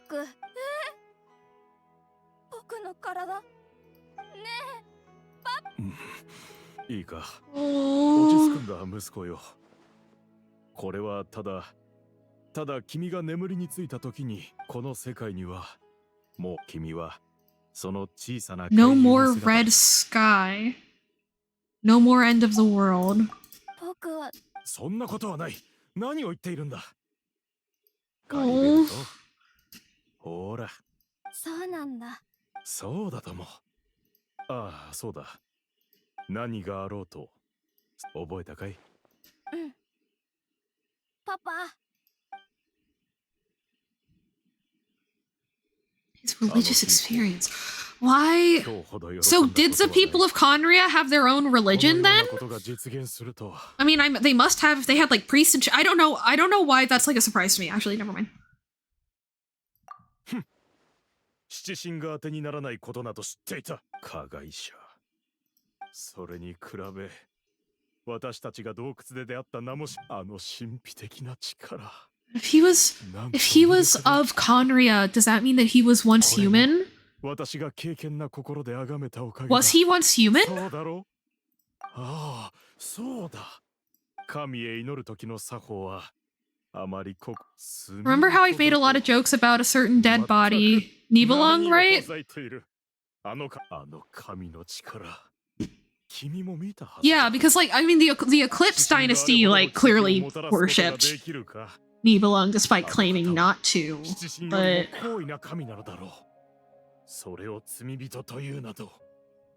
okay, he called himself a sinner, okay? We're just calling him what he asked us to call him.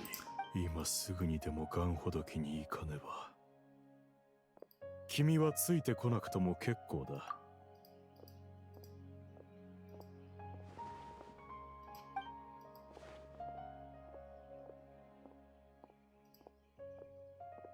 Is that the sinner? Like was he once human? The far side of fate. Is that somehow Nibelung in like a weird turnaround way? I don't know. So he was once human, okay. An Abyss Order monster. No, okay. So he was once part of the Eclipse dynasty and their experiments on Nibelung's corpse. And because the Eclipse dynasty was a thing after the Cataclysm, right? Or was the Eclipse Dynasty, like, also part of Conria proper when it was, like, alive and shit? Also, again, if you're like, I am tired of hearing you stab around at guesses, this is the answer. Feel free. But no eclipse. The eclipse led to the cataclysm. Okay. So then he's the first sinner for sure. So the Eclipse Dynasty fucking about in Conria is they mess with Nibelung, so he somehow got in contact with, like, the Abyss properly. Crimson Moon Eclipse Cataclysm. So all sinners were active at the same time. Okay, so were they working together, or did they just happen to all, like, touch the Abyss around the same time?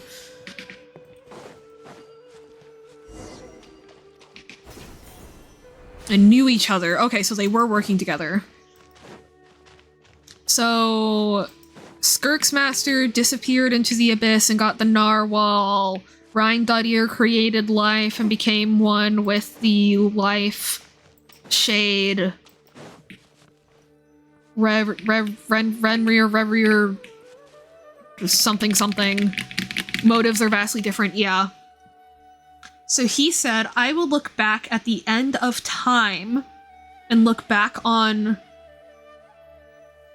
So, was this guy's goal to be immortal? Rheindudir wanted to make life. Reverie wanted to... something Vader core.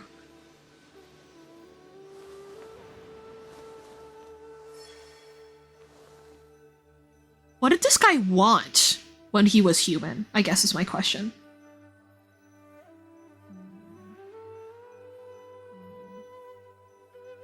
Unknown, probably not. Okay. So... Because the thing is, like, if you tell me his name, that doesn't help me, right? Like, because I know that there are 2 other sinners, but I don't know anything about them. So I'm...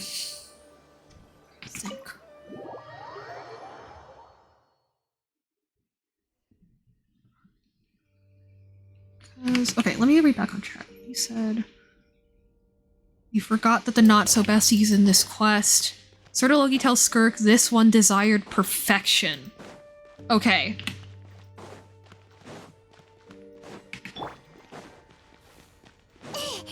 He desired perfection. Why did he desire perfection? He desired to be more...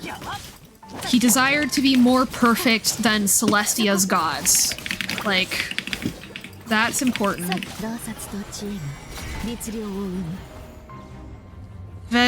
Vedfonir.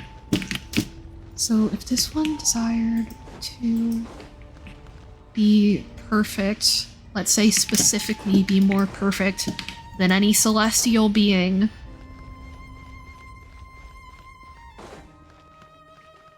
then he sought to be outside of Tevat. He sought to be above Celestia. You know, 3 huge things about him.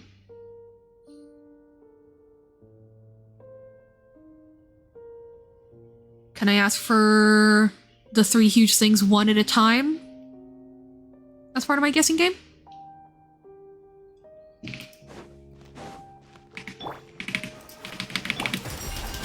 He was a prophet, so he foretold Fontaine's prophecy of the curse. Okay. So I wonder if he saw Fontaine's people as being, like, imperfect or something. Oh, wait! What if he sees... What if in all of his ruminations on the human realm and how it came to be, he came to the conclusion of that thing I've been talking about that I learned about Gnosticism, that material existence is inherently imperfect and sinful. What if his goal was to, like, find perfection and perfect divinity through, like, dissolving himself or something into the phantasma? Or, like, reconnecting to the... He was a prophet. He foretold. So he could see. So he could see that what happened to Fontaine was coming. How? How does prophecy work? I mean, because Mona has astrology, which is a form of like prophecy. It's gone? Was it an illusion? No. It's not. あれが幻覚でも行こう旅人あれが消失したのには必ず意味があるはずだいつの日か再びこの世にする機会がある Maybe that's 私は信じている Maybe that's why the Abyss Order was trying to recreate the ritual in that domain in Liwa is because this motherfucker hasn't been around since this incident. Just Ada decided to worship his ass. And they're trying to get back in contact with him and they can't. I don't know if that's true, but that would be funny. I'm ready for thing 2. Yes, thank you. So he's a prophet, and that makes sense why he's like, I'll see you at the end of time. Is like, he's like, I can see into the matrix. I will become perfect, a perfect being. His eyes were plucked out by King Ermin after he foretold the king's downfall. Okay. And King Ermin was the leader of the Eclipse Dynasty? いや、ドアは破壊されていないし、周りに誰かがいた痕跡もない。まずい。Oh, he took his mask off, didn't he? 待て。誰かが物を動かした形跡が。And King Ermin has to have named himself after Ermin's soul, not the other way around, so. まさか。Maybe by picking the same name, he was trying to align his fate with it. So, King Ermin. So, final thing? Yeah. Oh, this is so fascinating.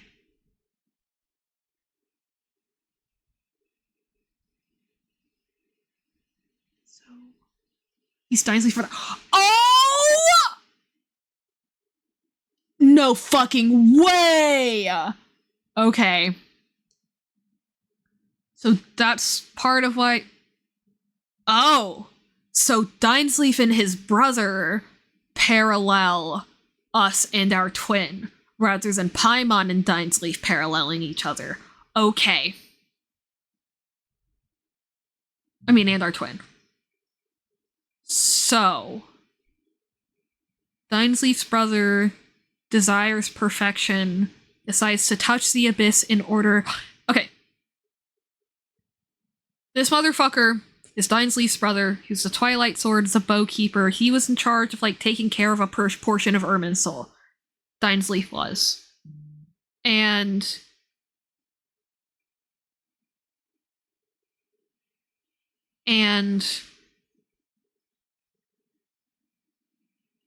then Dainsleif's brother, he was a prophet, just like in general, he was a prophet.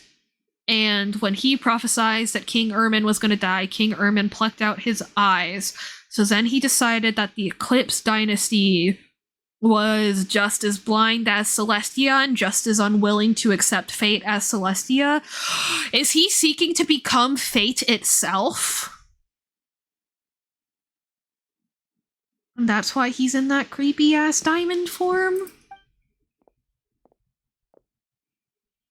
Like...「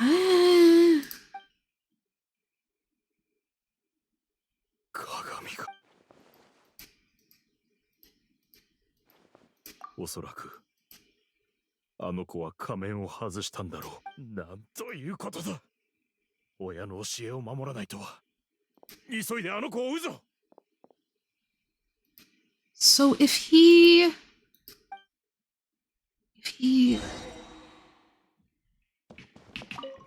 Did he, like, fucking dissolve himself into the Matrix or some shit? スカーフだ。どうやらこの先のようだ。急ごう。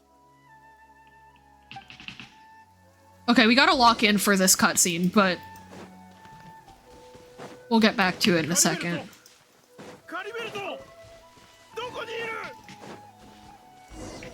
Hello? レンジャーだ。まずい。そこの人、見ない顔ね。ここで一体何をしているの？貴様ら、ヒルチャールを見なかった。先に私の質問に答えてもらい。こちらが聞いているのだ。あなた。I said, have you seen a hilly turtle? Bro, chill.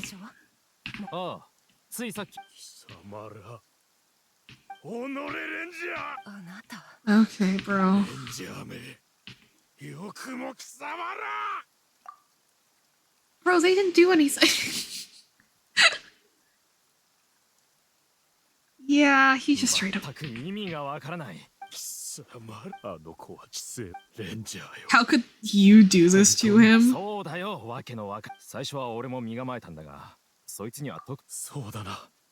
Oh, he assumed they killed him. Okay, never mind, that's fair. Just, what the fuck? Okay. Oh, this is so rough. He's Dainsleif's brother. Dain's the bowkeeper. Dain worked under King Ermin. This guy hates King Ermin. King Ermin tried to avoid falling to fate. This guy sees fate as being perfect despite being against the heavenly principles. And the heavenly principles are trying to maintain fate also. So, or are they? And so he just thinks the way Celestia is going about it is wrong. Or he thinks that he should be the one to do it because Celestia are idiots. Or maybe... No, Celestia is trying to mess with fate. We literally know this. Fanes created fate. So, does this guy think that Fanes did it wrong and he should have done it better? Maybe the heavenly principles want to make a world in which humans can make their own choices but still have perfect fates, while the sinner thinks that they just need to be all controlled, or maybe it's vice versa, or... my bad. Sorry, Caribert, I'm not gonna kill you. I don't think. Caribert!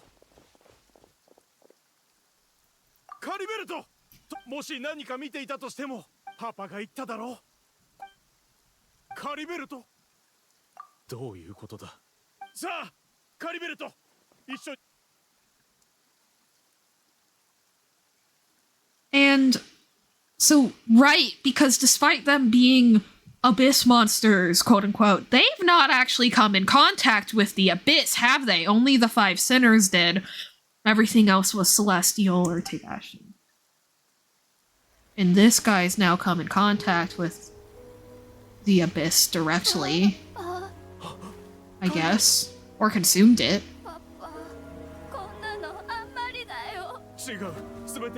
Or does this happen to every hilly trail that sees its own reflection?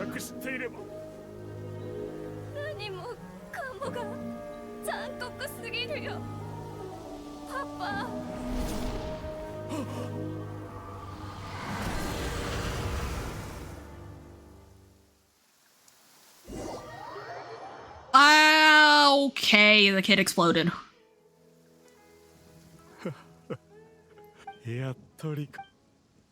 What makes sense?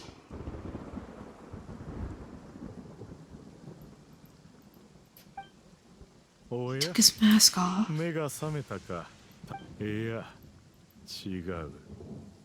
True identity? あなた、それは至って普通のことだ。あなたのように高貴なお方が、それに最初、そう。Okay, so the Abyss Twin must have been important in Conria before they went on their journey through the rest of Teyvat then. アルベリヒだ。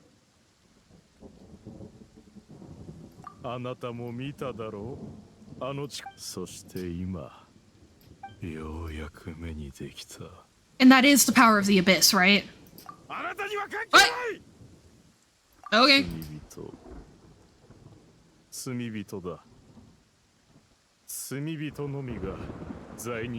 Like, is that even actually Abyss power? He'll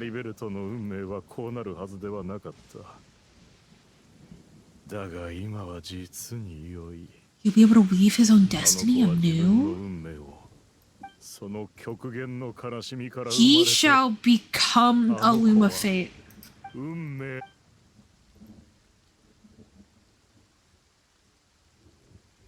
I forgot the caribert quote unquote becomes the loom of fate. まさかあなたの口からそんな言葉が聞けるとはな。我々はかつて信じていた。なぜなら To us, you were the abyss? What? そしてカンルイヤがアビスを掌握すれば To us, you were the abyss? What the fuck is he talking about? We yearned for the future and for... So he became the... Oh, he became the prince before the Abyss Order even happened. What? Wait, so then... Why did... What does Dinsley... Why didn't he tell us that?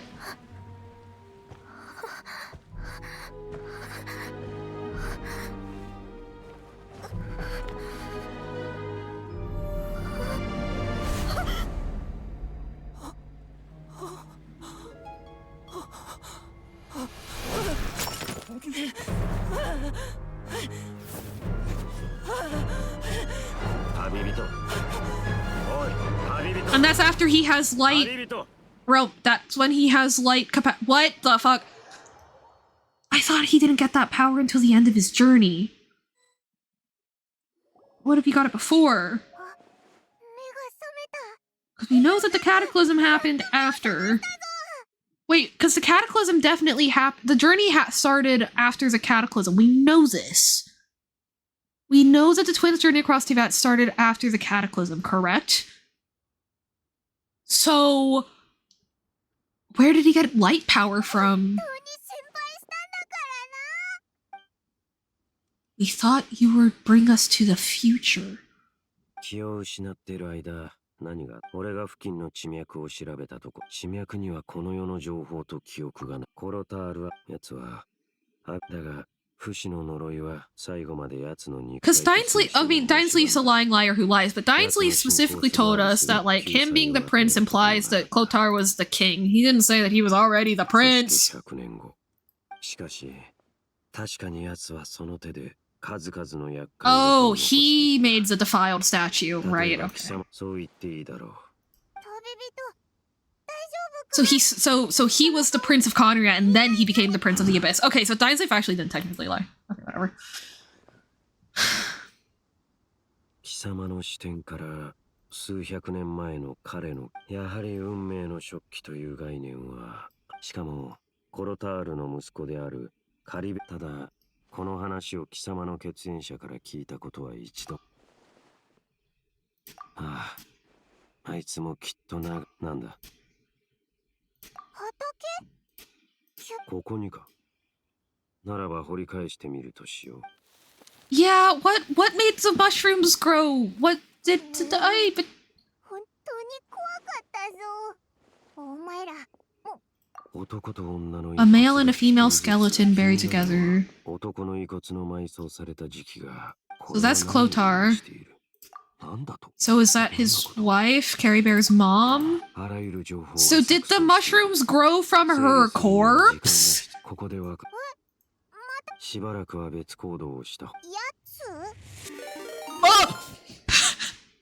Welcome in, Bubbles! Thank you so much for the raid! My brain has been melted by lore drops! That I even already saw this, but you know what happened?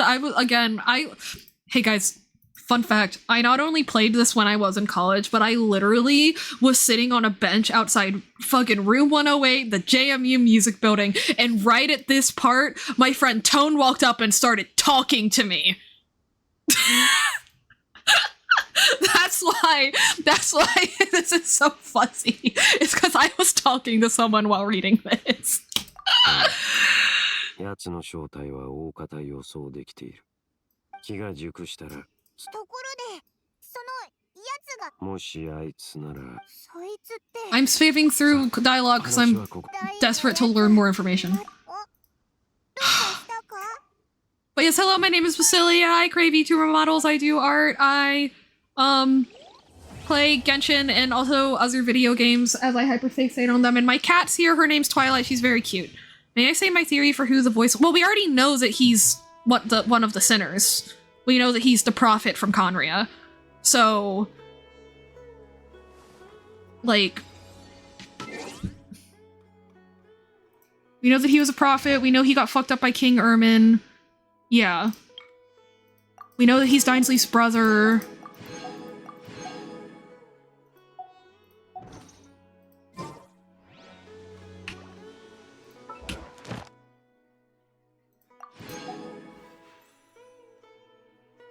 We know that he's Dainsleif's brother. We know that he can see the future, or he can interpret fate. Did he plant the idea of the Loom of Fate into Medi? Did he implant the idea of the Loom of Fate into c2r1? I think that maybe... Okay, Bubbles, what I think may have happened was that maybe he gained access to the Abyss through Vedfulnir, but Vedfulnir didn't actually continue to speak with him, and him doing that with the statue was his attempt at, like, opening a line of communication back again. That's my theory, Bubbles.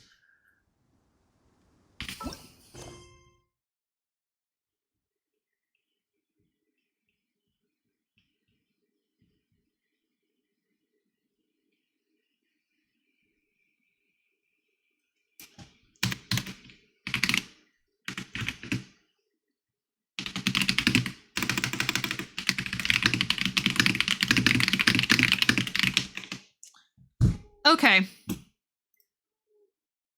Hey, Twilight.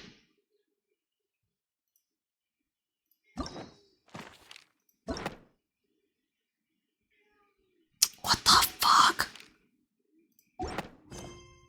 Oh, Medi, are you still here?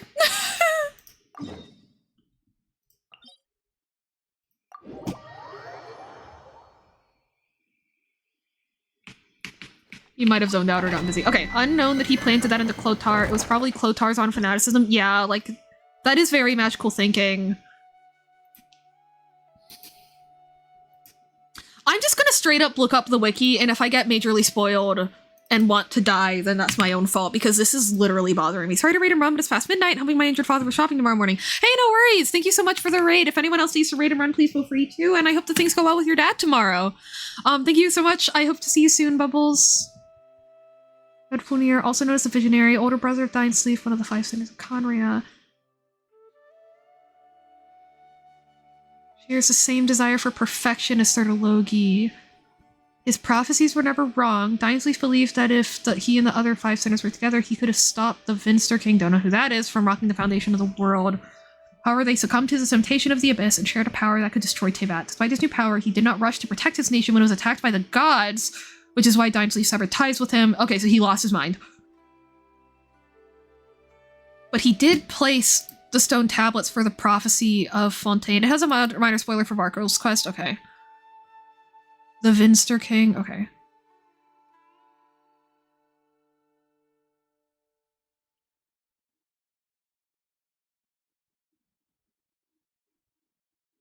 Prior to the Cataclysm, he was one of 6 individuals of great esteem in Conria who helped the hopes of their nation. So I guess one of those was our brother. They were one of the trusted members of Ermin's council. He advised Rhaegar to find a new fiance, but Rhaegar didn't want to.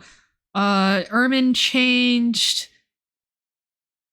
Ermin changed and, like, I guess had gotten corrupted.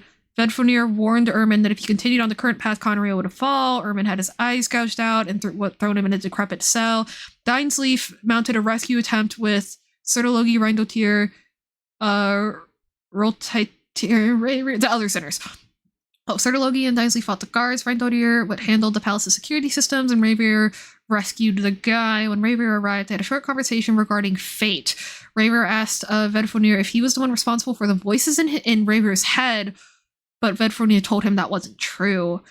Rhaegar asked Vedfulnir what he could do to protect her. He told him that if he was still willing to be with his fiancée, he would need to persevere against everything in his path. Rhaegar believed him, and Vedfulnir told him to head to a place. When Rhaegar left, Vedfulnir told him they'd meet again, but he failed to hear him. Vedfulnir gave Dainsleif a special ring, which resets his condition and enables him to preserve his memories.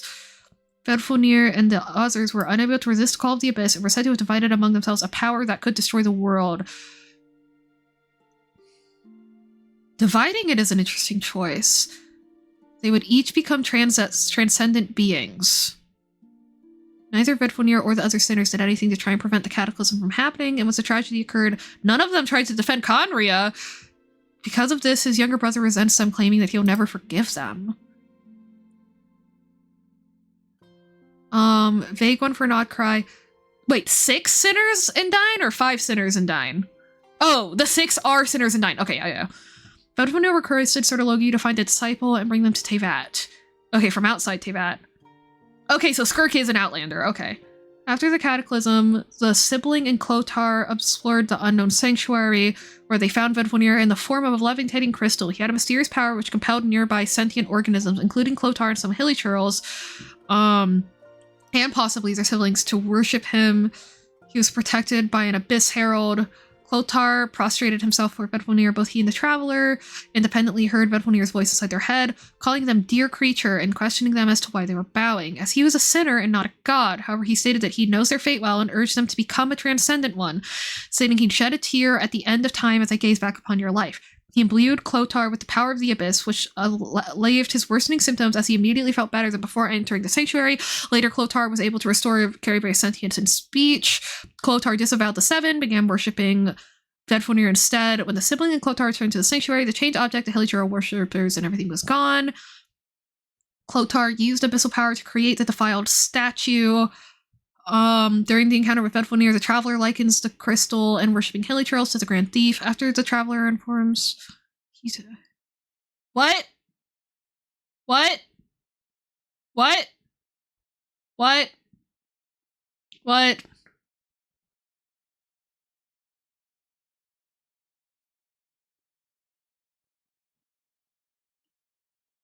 What? That doesn't help! That doesn't make it less confusing.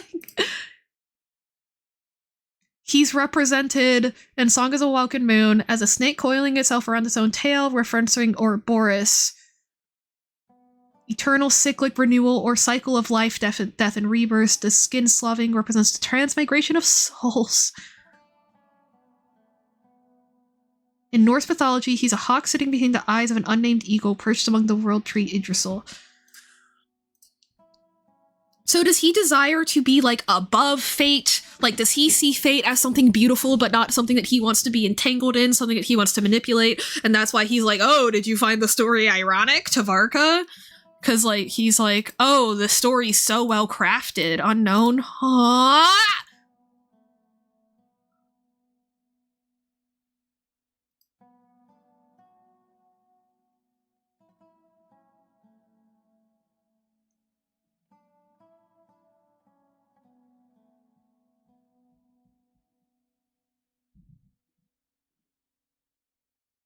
Forbidden knowledge is a form of abyssal corruption specifically made to target Sumeru. The abyss dynamically manifests in a manner that proves most dangerous to the nation it attacks. Forbidden knowledge was first introduced by the dragon Nibelung. Okay.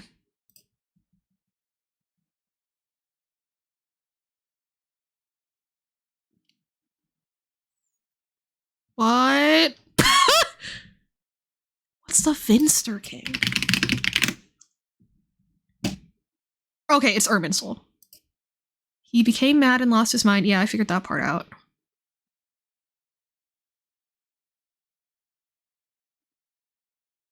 Under Irmin's reign, Conria created machinery using secrets from beyond the skies, which allowed them to create enhanced machinery that were not bound to the world's laws, but some Conrians mistrusted the memories, but Irmin insisted on continuing to use it. He only had one eye.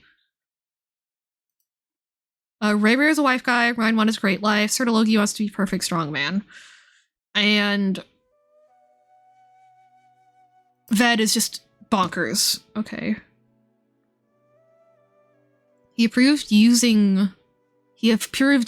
Irmin approved using forbidden knowledge to enhance Conria and allow it to throw off the shackles imposed by this world's laws.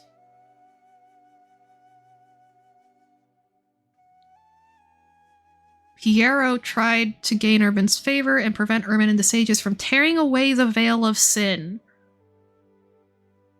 Irmin appointed them as the heir to his throne and granted them the title of prince/princess. During the celebration, Ermin and the court of Conria proclaimed that the sibling would bring prosperity to the kingdom and promoted them as a prophesied savior. He ordered all descendants of the Crimson Moon dynasty killed. He focused research on the abyssal energy, which is how Ravir's fiance died. He had trust in Ved and I don't know how to pronounce that, the one that starts with H. When Ved gave word of warning to Ermin, telling him that this was a bad idea, Ermin... Okay, so that's why... So I think that's why... I'm getting too deep as a warning, yeah. So I think that that's why... I remember the Crimson Moon people got, like, assassinated. I don't know when I learned that, but I do remember that. So I guess that's why he sees fate as something, like, immaculate.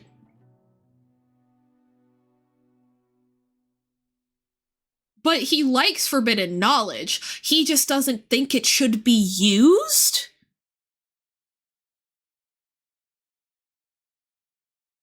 Or he didn't. Did he change his mind? Like, is this an indication that he changed his mind?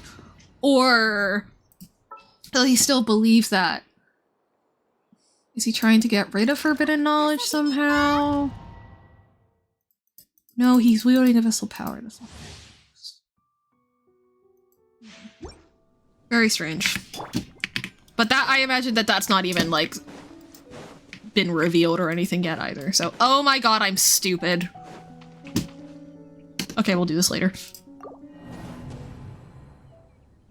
He tried to change it a few times. Change fate. Very lazily, though. Like, hey, Ravir, don't do that, and then called it quits. So I guess it's not that he sees it as something immaculate, he sees it as inevitable. So maybe he is trying to find a way to change fate without shredding Teyvat as a whole. And he sees the Abyss as the only way to do that. That makes sense to me. Yeah. He wants to free Teyvat without shredding it. Celestia wants to maintain Teyvat without actually putting it under, like, robot-like control. And so... neither of them know what the fuck they're doing. But both of them want to be in charge. So maybe he's trying to gain control over forbidden knowledge such that he can become perfect enough to wield it, unlike King Ermin. I don't know.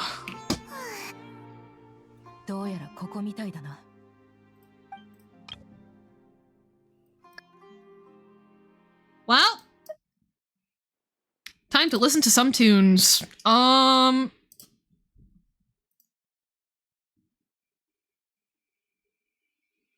So, Clotar was given the power of the Abyss. And it made him go fucking bonkers. Surprise, surprise. But then the question is, was that always fated to be? And then Ved just, like, did it for funsies? Or was this his attempt at manipulating fate? Fantasy by Twice is the perfect backdrop for this conversation. Oh, wait, hang on. I need to split my audio. Okay, now we can listen to Fantasy by Twice.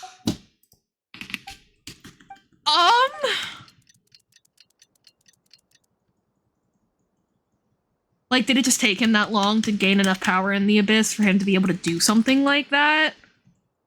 Was that temple even a physical place in Teyvat? Or was that, like, an illusion that he built for the purposes of fucking up Clotar? Like...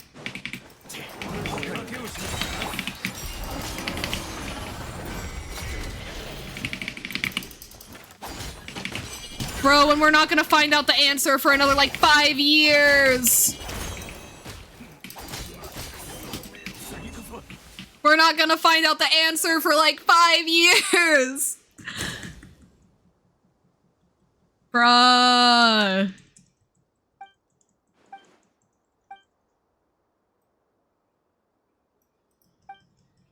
So...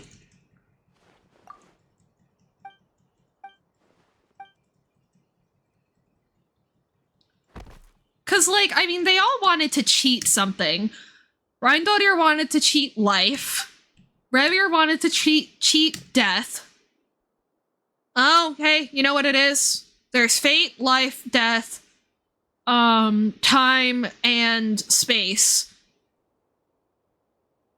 Sertologi wanted to surpass space. Reindodir wanted to surpass life. Revir wanted to surpass death. So I imagine that Ved wants to surpass fate and... Wait, life, death, space, and then What's-Her-Face wanted to surpass time. Well, or those two last two can be reversible, Ved and the other one. Either one of them could be time or fate. Because he said, I'll look at you at the end of time and smile upon your existence, right? So he perceives time as something that will end, and not as something infinite. Why? But he sees... Yeah. So they all want to cheat one of the 5 celestial things. Okay. At least I think. That makes the most sense. And I think that is... You know, I think that... You know, writing-wise, 5 sinners, 5 celestial things, the big one and the 4 shades. That makes the most sense to me. So... But was he cheating space or... Was he cheating time or fate? I think fate, but like...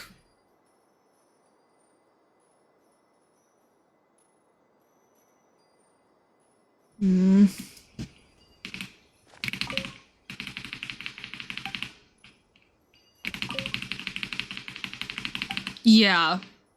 5 sinners, 5 celestial principles.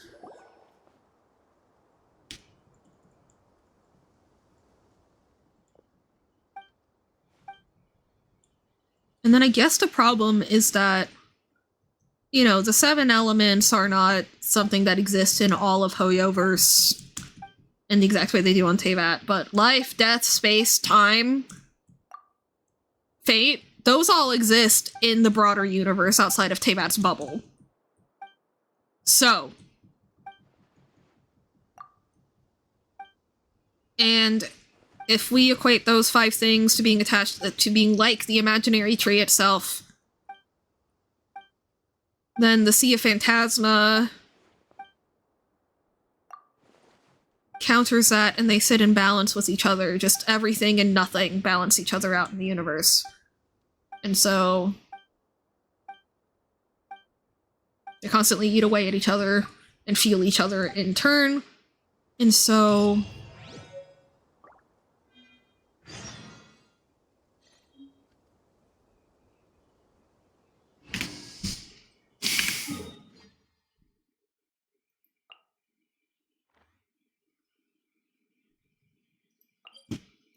What do you think of my 5 sinners, 5 celestial thingies thing? Maddie, I'm curious if you have any thoughts on that. If you don't, that's a slay.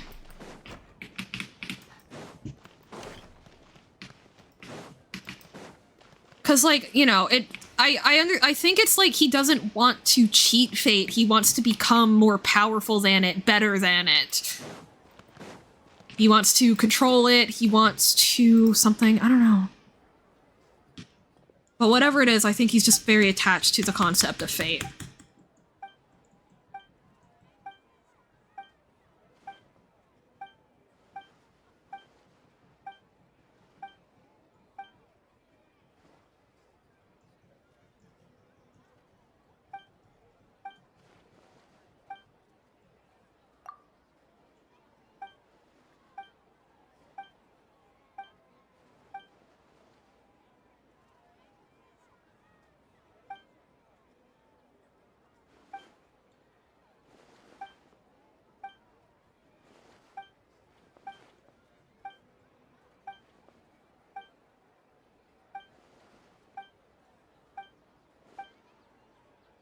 And he also knows Nibelung's story.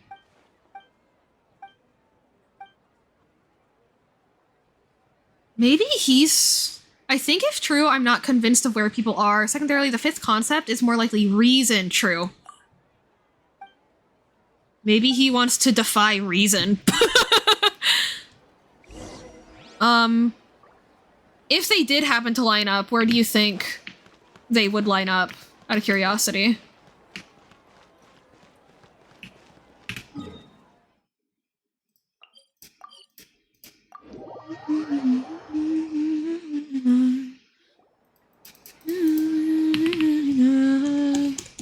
Good and say you can go wherever you like. Maybe say the word when I'm down. All I need is you by my side. You can go wherever you like.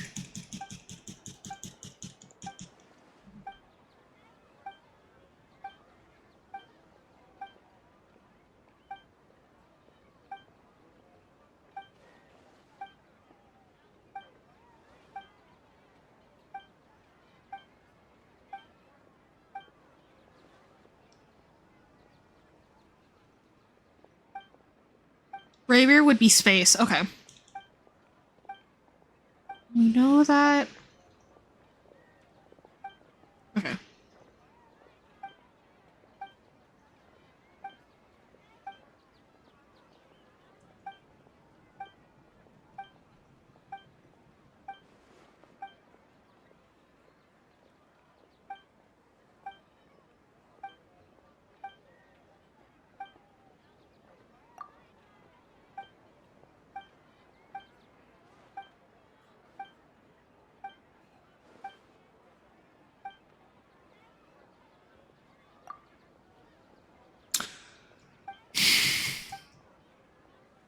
He fits like 3 at once. Yeah, that's kind of inevitable. Like...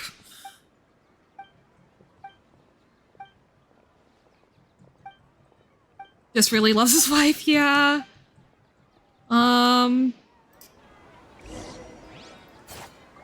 Maybe Ved. Maybe Ved wants to cheat life, or maybe he wants to find a way to create eternal life of some sort. You know?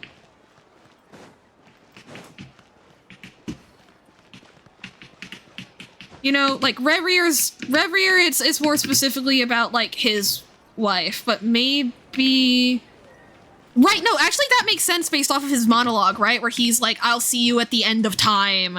I'll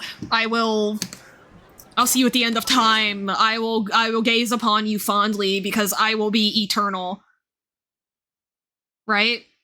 Maybe he wants to be eternal. And that's what he's trying to do, which would entail cheating life.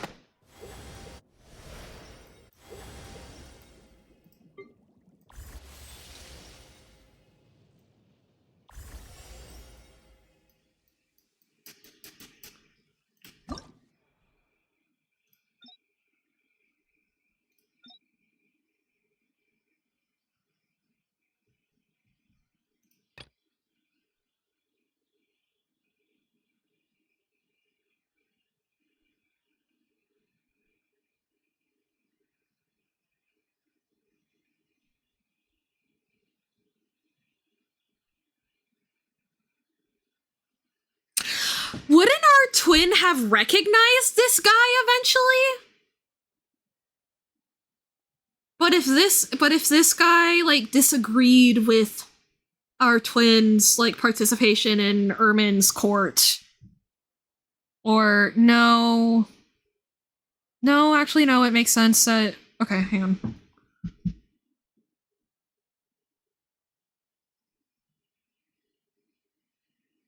Rise beyond the fate bestowed upon you. And I will... So he wants other people to rise beyond fate so that he can shed a tear at the end of time.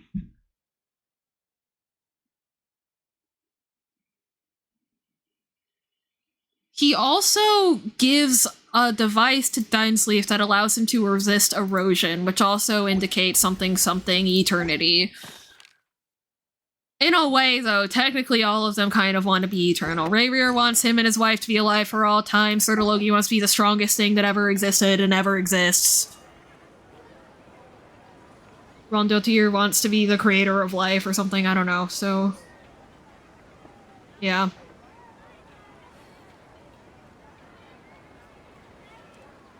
I guess it doesn't really... but also, I guess it doesn't really matter... I guess, though, like, I mean, they don't need to be one-to-one, though, because, like, kind of the point is that humanity is a big conglomerate of all of those things, right? So maybe it's more so that they all had a different human reasoning for defying all five, right? For Rayrir, it was love. For Reindodir, it was... But then there's 5 sinners, not... I would connect it to the 7 deadly sins. How many sins are there in Gnosticism? Gnosticism, deadly sins? Do they even have those in Gnosticism?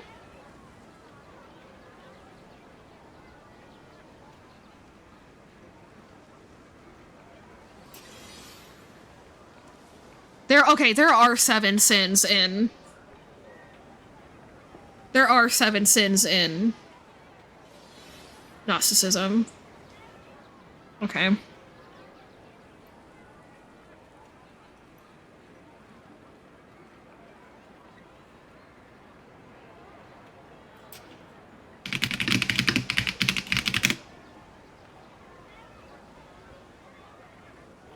Oh, and they were each associated with one Archon. Reindotir is love of the game, I swear. Yeah. So...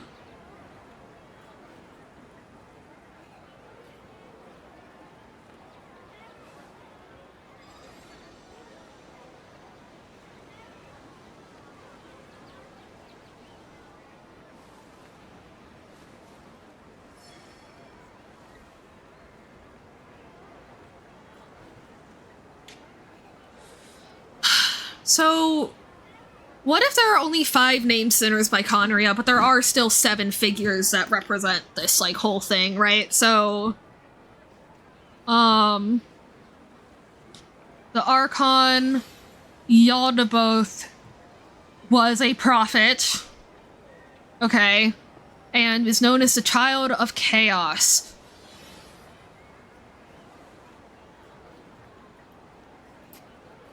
Oh, he's the Demiurge. Okay.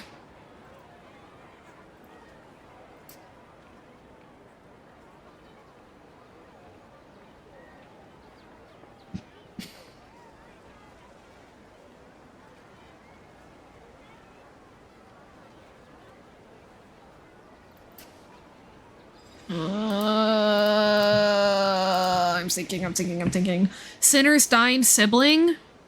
Yeah, right. Because even though the other 2... or Ermin, yeah.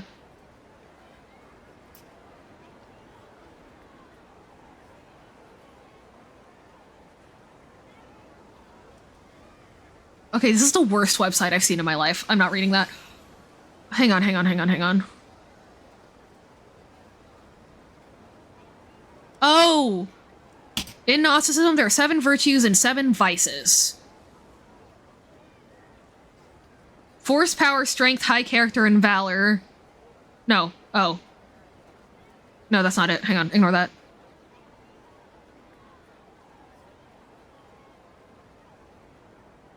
Chastity, temperance, charity, diligence, patience, kindness, and humility. I don't know how accurate that is, though. That's just a website. 7 spheres of deceit are fornication, gluttony, fighting, vain/glory, pride.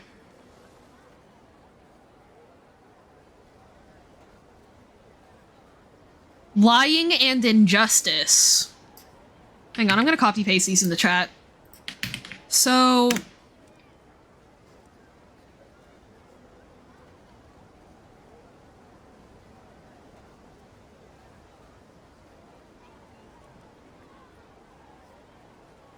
well, fighting would be Sertologi.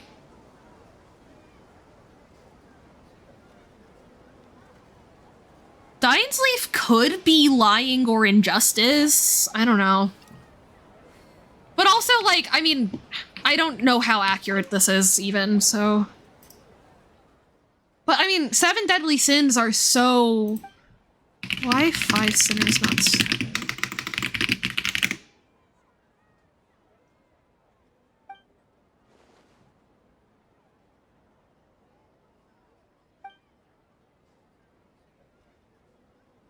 Yeah, 5 deadly sinners, 7 deadly sins.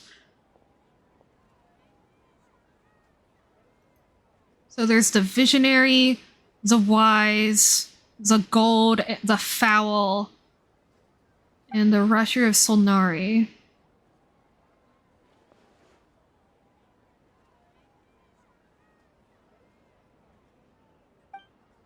Sometimes there's an 8th deadly sin.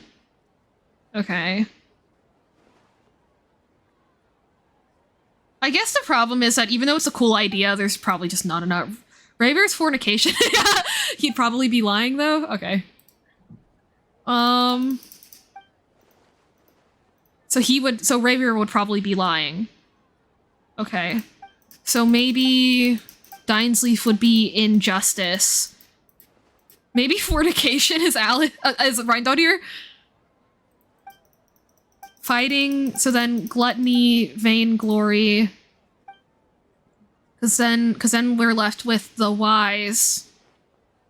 Cause Rotetir desires infinite wisdom. He wanted to be wiser than any other person. Wait, honestly, probably which one? They do call her mom? Yeah, like, technically. Fornication, gluttony. So I think that because he's characterized as slimy, Rotatter would be gluttony. The one that starts with an H. I don't know how to pronounce that yet, but I think he'd be gluttony, actually. Because he wants all the wisdom in the world. And so that leaves... Dinesleaf, Ravier. Dinesleaf, Ravier. Ropatir. Rindaudir. Sertologi. I still haven't placed Ved. Vainglory or Pride. Hang on. Medi, do you want me to listen to this voice note now? It's a 3-second voice note. Was that a mistake?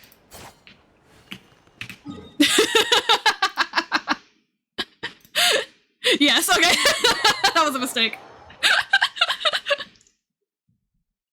Would you want to voice chat while I think out loud or not? I imagine no, because social battery dead. But listen to it? Oh, you do want me to... I don't know how to get the Discord audio. Oh wait, actually no, I can. Hang on. I'm gonna put Discord audio on so chat can hear. Are you down for that or no? Or do you not want me to do that?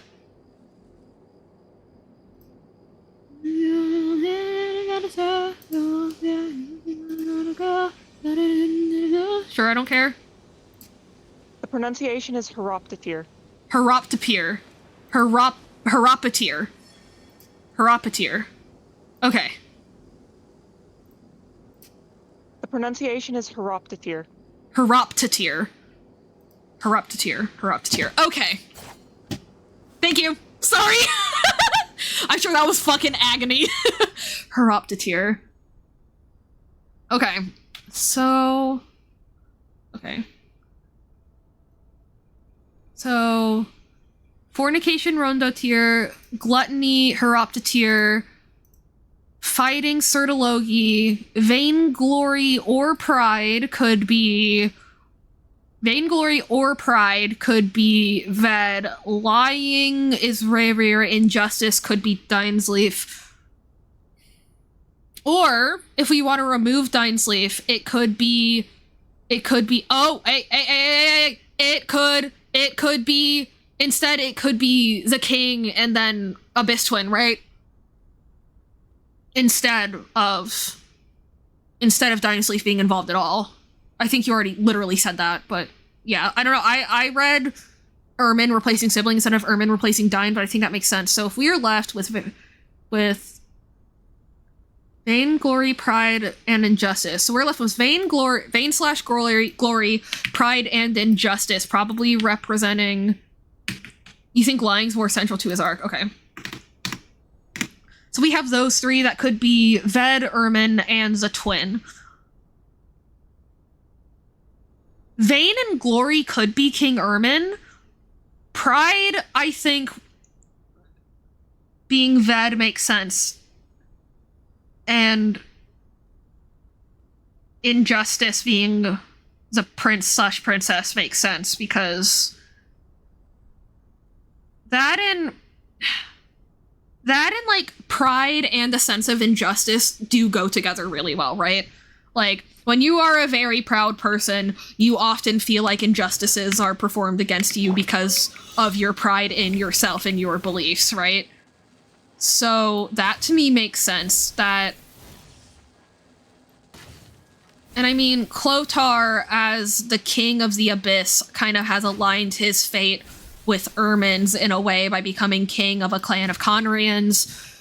And he's clearly very prideful, so that kind of makes sense too. But again, it's not concrete enough for me to feel confident in it. It's just something I do want to keep thinking about it because I think it's fun. And I think it could become more concrete as time goes on, right?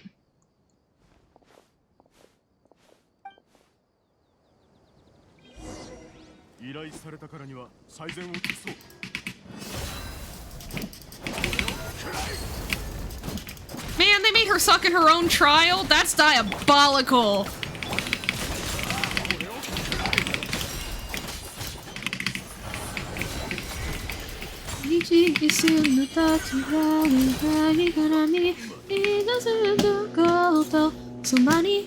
Where are you? Okay.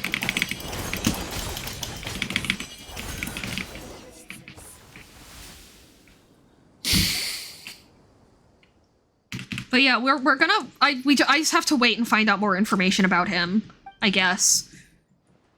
'Cause, well, but Ermin seeing the Crimson Moon Dynasty as a threat is very interesting.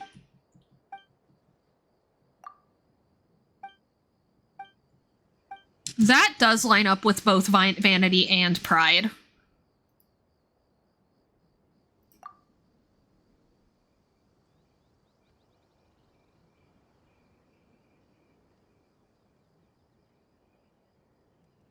Oh, Pale Princess and the Six Pygmies, duh. Do we have more of that book yet? No, we don't. Okay. Oh, we don't. In the distant past, the Night Mother ruled over a faraway land of night. Here, no light touched the earth, nor did a single tree grow. There was no life but the horrendous denizens of the dark.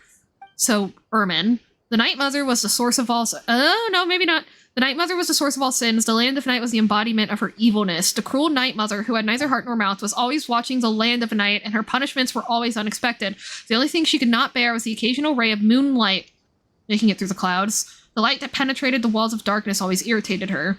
The Moonlight Forest was the only place free from the rule of the Night Mother. Only there could the people bask in the bright moonlight and enjoy the grace it brought the living. Everyone in the kingdom of the Moonlight Forest was born with fair skin, light-colored hair, and bright blue eyes. Perhaps the constant lack of sunlight and the nourishment of the moonlight was the reason for their beauty. So, is the Night Mother in the Land of Night the Crimson Moon Dynasty, then?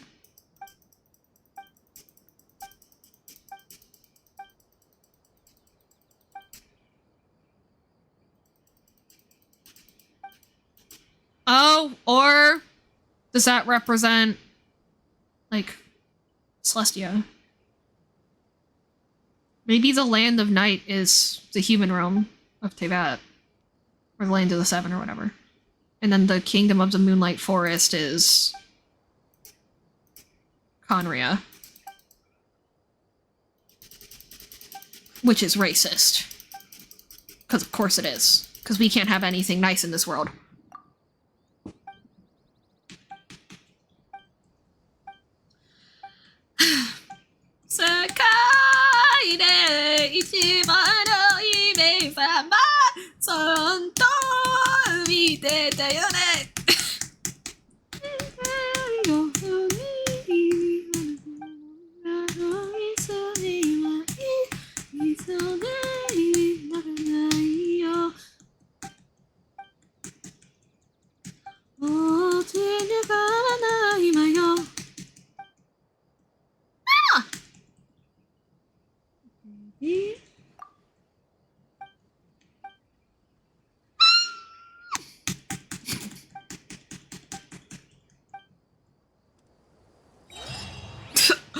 this is a live performance. I just know that guitarist and pianist were staring each other in the eyeballs like, do not fuck this up, do not fuck this up.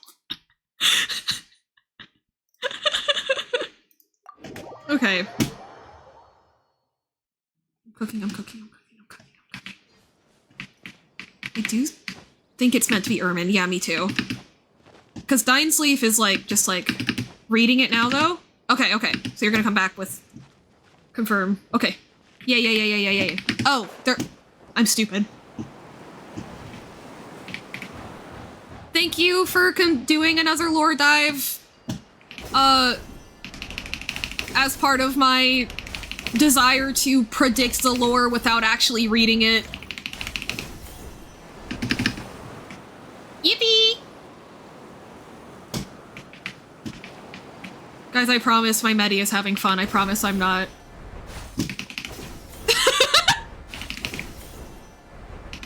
I don't know why, but I like the visual of like equating.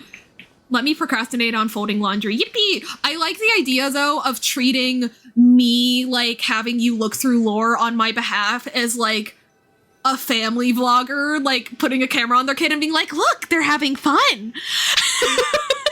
I don't know why, but that idea popped into my head and now I like it. like dance, Medi, dance! Stupid. Anyway. But yeah. Also, yeah, I know you're having fun. Just today in particular, I'm feeling weirdly insecure about it, and I don't know why. Most of it's cleared, though. Earlier, it got pretty bad, but now it's like winding down. But I'll still probably be paranoid, like, are you still having fun? Like, maybe a couple more times tonight, but I'll try not to. I'm not mentally ill, you're mentally ill. So... yeah, no, it completely makes sense that Ermin and the Abyss Twin are the other two sinners leading to 7 sinners. That, I believe, is fully intentional. Okay, so now I do think that the 7 deadly sins thing is fully intentional, ready to roll. Is that the sun or a crimson moon? I don't know.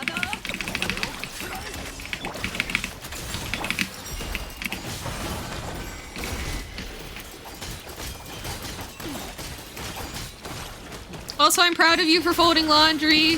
Mostly folding laundry and also doing this.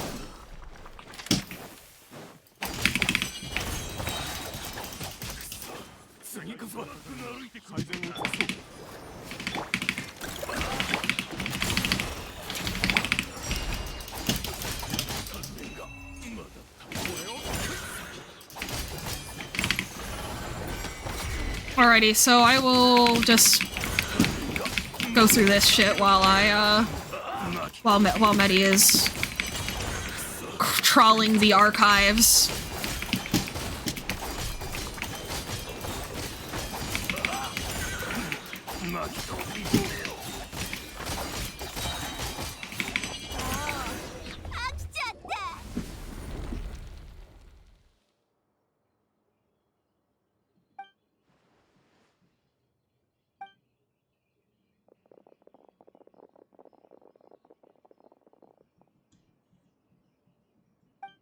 I'm just sitting here not blinking because the wheels in my head are turning so much. Just like, what the fuck is happening? This is so cool though. Like anyway, like it doesn't feel, again, I keep saying this, but like it doesn't feel like FNAF where it's like, oh, they had no idea what was gonna go on here. Or like Star Wars where it's like, oh, he didn't care what happened here and that's part of what makes Star Wars so fun. It feels like they cared and they do have a plan. And the pieces are all there. I just don't know what it is exactly. But yeah, I am now a full believer in 7 deadly sins being intentional. And if I'm wrong, then I don't know, I guess I'll die.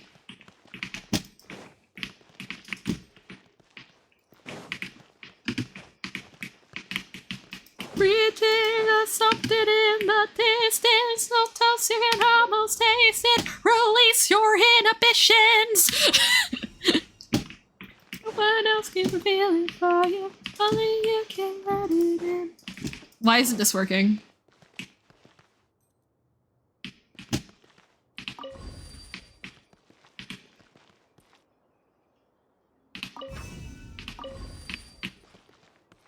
Does that not work? Am I crazy? What? You're yellow. This is yellow. Oh, it had to be lower? What? Oh. Okay, sure.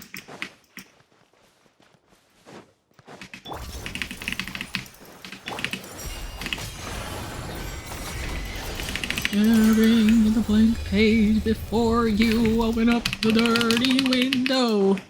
Illuminate us and you and I find reaching for something in the distance. So secret almost tasted. Release your inhibitions.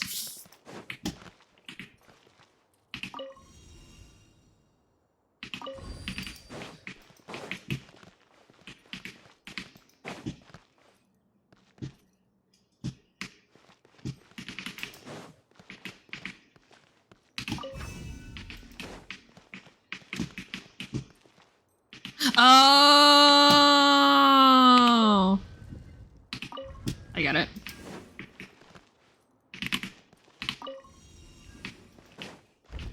There we go.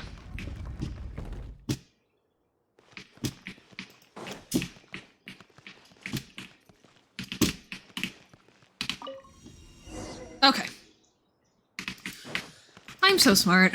I'm so good at puzzles. Look at me go.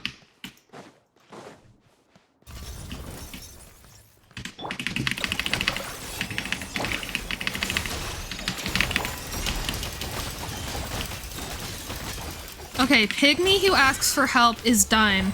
The other 5 are sinners. The Night Mother is Ermin. The Prince is the Abyss sibling, and the Princess is Spoiler. Wait, we know more?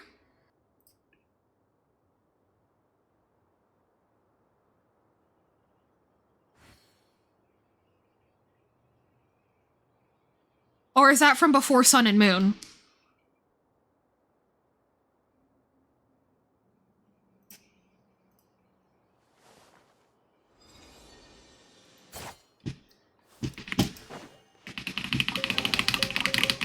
Because I thought we only had volume 1. Unless that- oh, unless that was just a summary. Hang on. Let me find the actual book. It's from the Pale Person- yeah, hang on. I need to read the actual book in-game, but I can't right now because I'm in a domain. We'll do that after. Okay.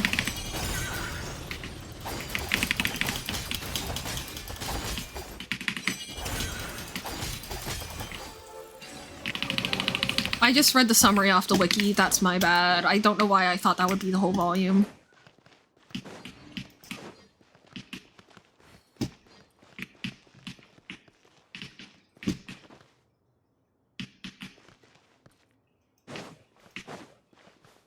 That's leaked content. Oh, it's okay. No, I'm okay with it. Cause I mean, it's a storybook retelling. It's not direct, so I'm down with that, honestly.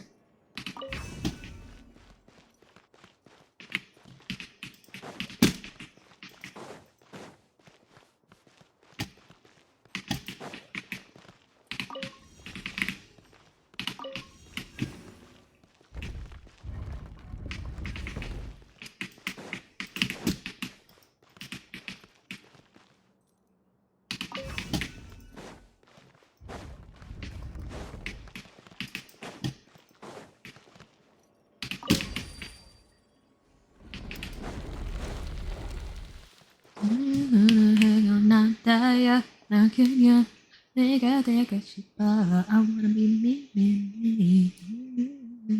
You're upset, knocking ya. That again.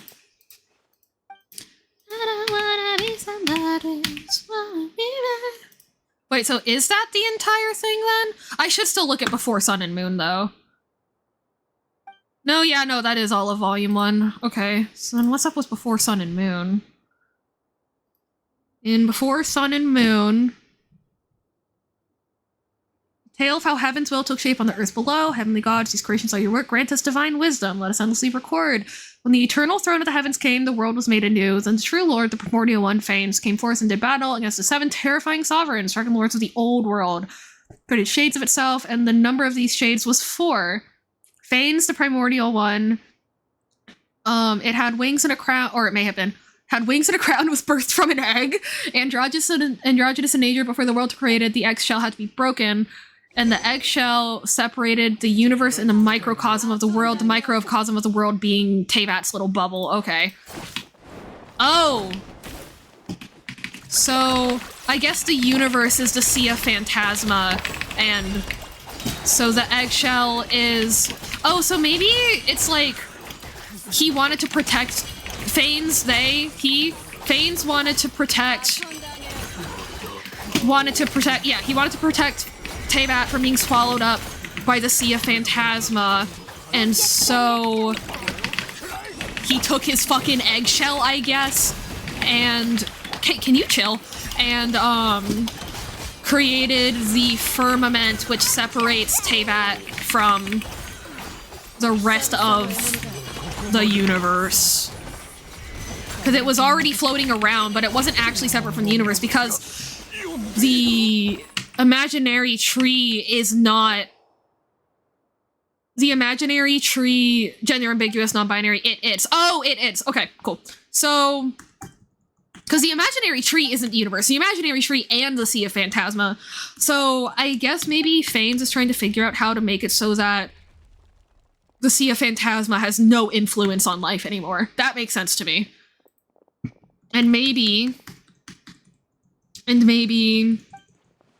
Oh, maybe Fanes is trying to make it so that the Sea of Phantasma is gone. And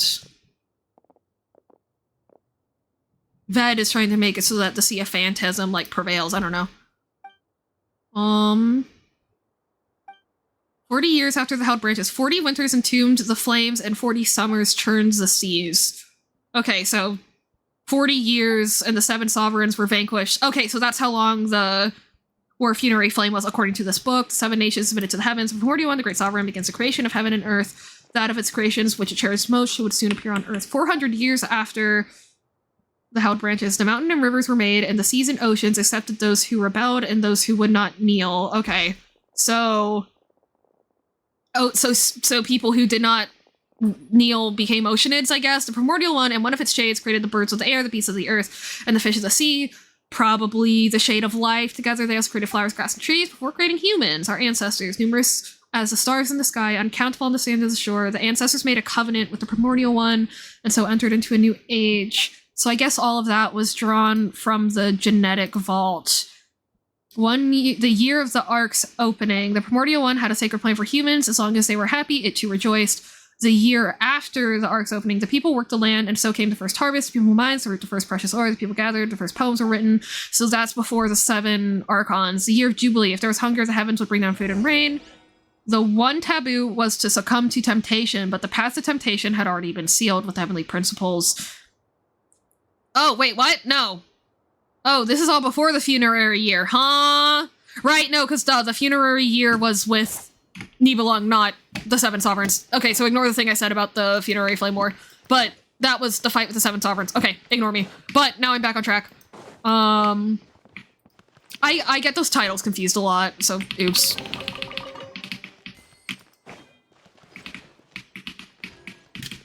Okay.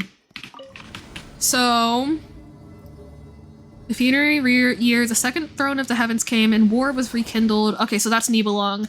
That was the world's creation. That day the heavens collapsed, and the earth was rent asunder. The heavens collapsed. The first year of darkness. The people of the 7 sovereigns found refuge in the oceans, and the dragon heirs of the depths ruled this particular place, which led to war between them and our ancestors, the humans. The humans chased the dragon heirs of the depths away with the light. Oh, okay.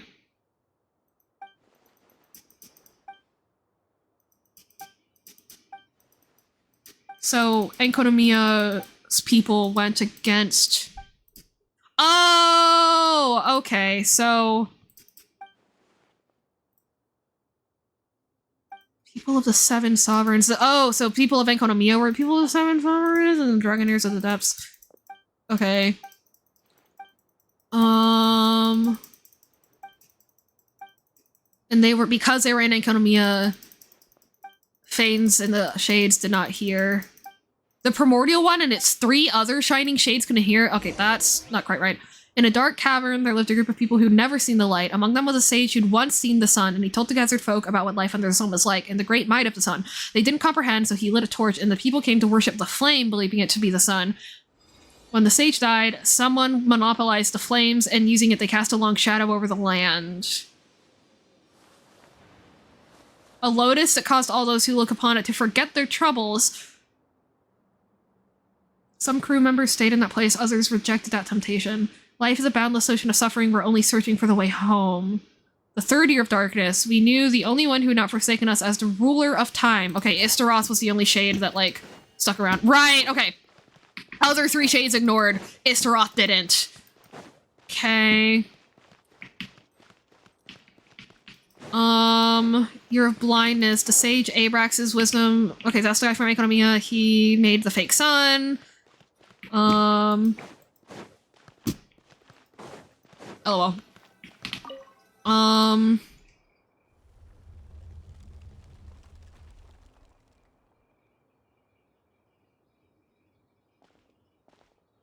Second year of sun and moon. Our ancestors sought the returning way. So they sought to rejoin the rest as a human realm. Oh, so they didn't even know about the War of Funerary Flame like the results of it. And because they... Oh! Enkonomiya's people went underground before Nibelung was defeated, but they weren't allowed back up, even though they went down out of reverence for the heavenly principles. Technically, or at least that's what this history thing says, but... The king's gardener and the tree spirit of the royal garden were in love. But the king wished to repair the beams of his pavilion, and so needed to cut down the tree with the most spiritual energy with it. The king was the incarnation of the primordial one, and the gardener could not defy the sovereign of sovereigns, and so he could only bring his plea to the king's priest, who's the incarnation of the Tokoyo Okami. The priest had pity on the gardener and said to him, "Go, cut the branches of the spirit tree down." The gardener did so, and afterward, as the king ordered, cut the spirit tree itself down. Then the priest said, "Plant the spirit tree's branches in the ground." But the gardener said, "A spirit tree shall take 500 years to grow." The priest said, "Your one thought shall echo through eternity." And so the gardener planted the branches in his backyard. In an instant, the slim branches grew to a new tree, and the new tree spirit was a continuation of the past one. For it is the god of moments who's able to take seeds from this moment into the past and the future. Abrax is gone. The events before the sun and moon have been recorded sufficiently. Hark, I hear armor without here. I shall stop writing. The king's gardener and the tree spirit of the royal garden.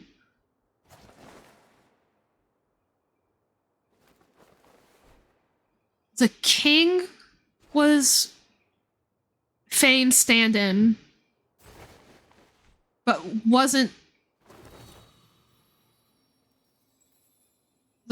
the gardener. Oh, that's Istaroth, I guess, and the tree spirit is. Hang on. Priest took pity on the gardener, said, "Go cut the branches of the spirit tree down." The gardener did so. Plant the spirit tree's branches in the... No, not necessarily, actually. The gardener said spirit tree. Priest said, "Your one thought shall echo through eternity."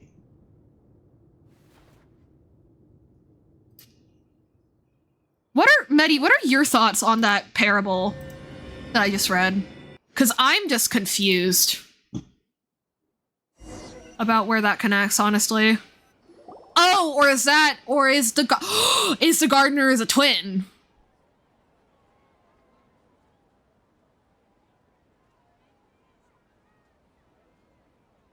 Yeah, the king wished to repair the beams of his pavilion and needed to cut down the tree. The gardener could not defy that order. And so, I don't know.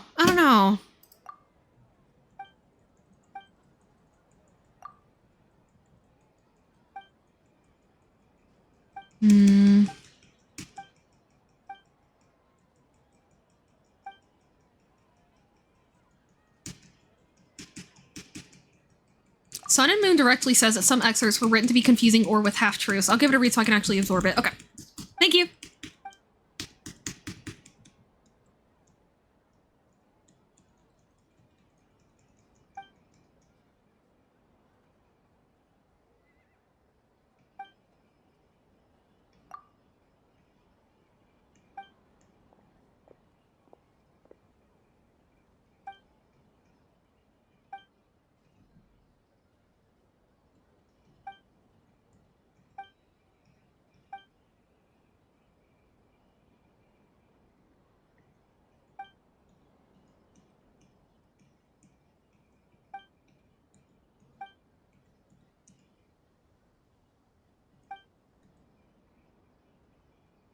My father thought people could settle into new lives as long as they moved to a new environment.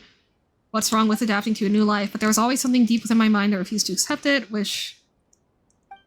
Now that I consider it again, it all makes sense. The desert sands are part of who I am. I'll never be able to lead a peaceful existence. I won't be making changes to my life, though.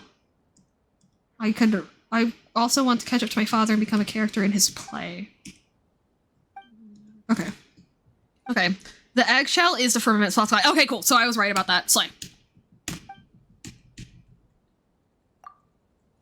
Oh, wait. Did he make the eggshell into the firmament false sky, or was the eggshell the firmament / false sky in the first way? No, he made the false sky. It's definitely what I thought. Okay.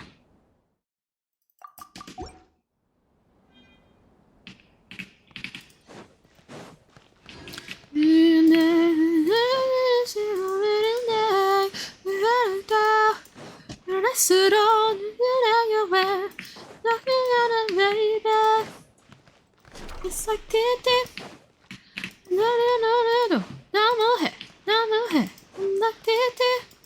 just like tell me what you did, my baby.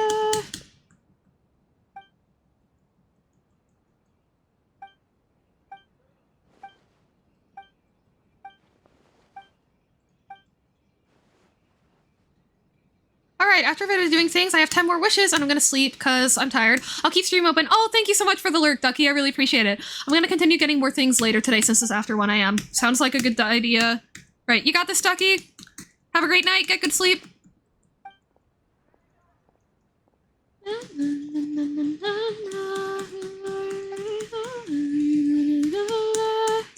You too. Thank you.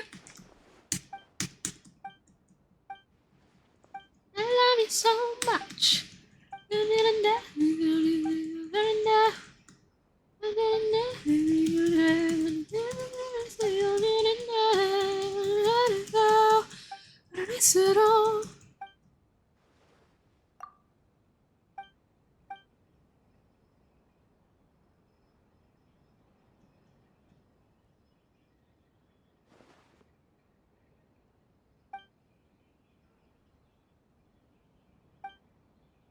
Thank you for the... Alright, good night, Ducky! 2D... Oh.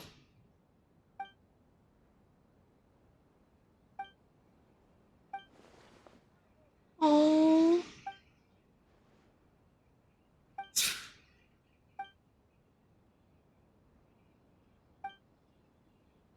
Ah!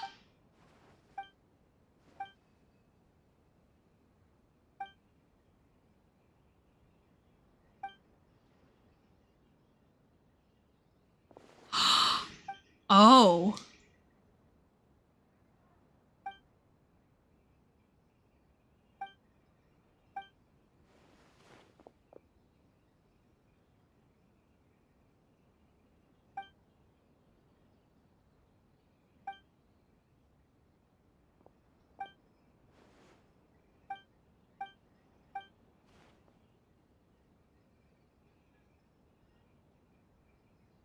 Oh. Her dad was hot.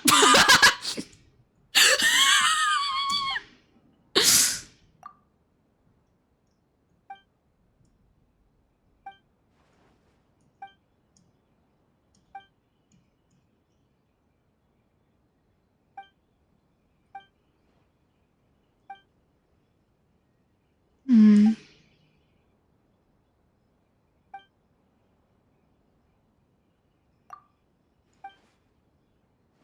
Okay, this still working out who each character is supposed to represent, but that's just a sacred Sakura, right? Sacred Sakura.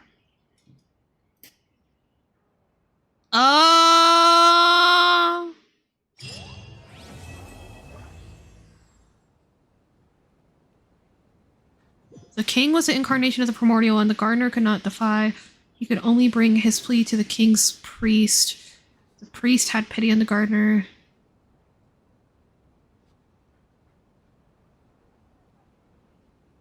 I guess it is, yeah. The god of moments. So, A is the god of moments? Yeah.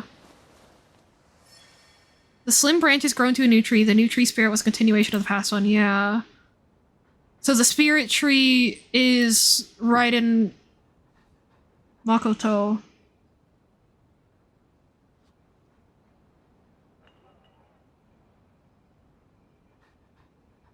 The gardener would be A. The king... The king being the king being an incarnation is a primordial one.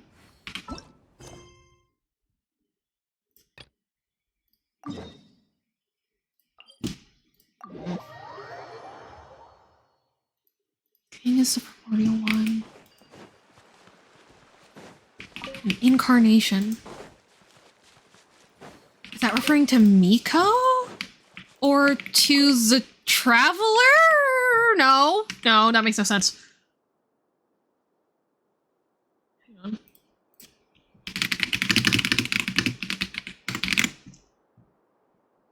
Surely somebody's detailed this. Oh my god, what?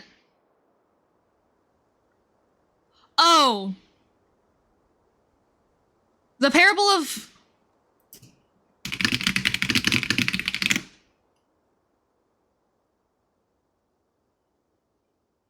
The parable of the Sakura is also an existing Japanese folktale. Okay.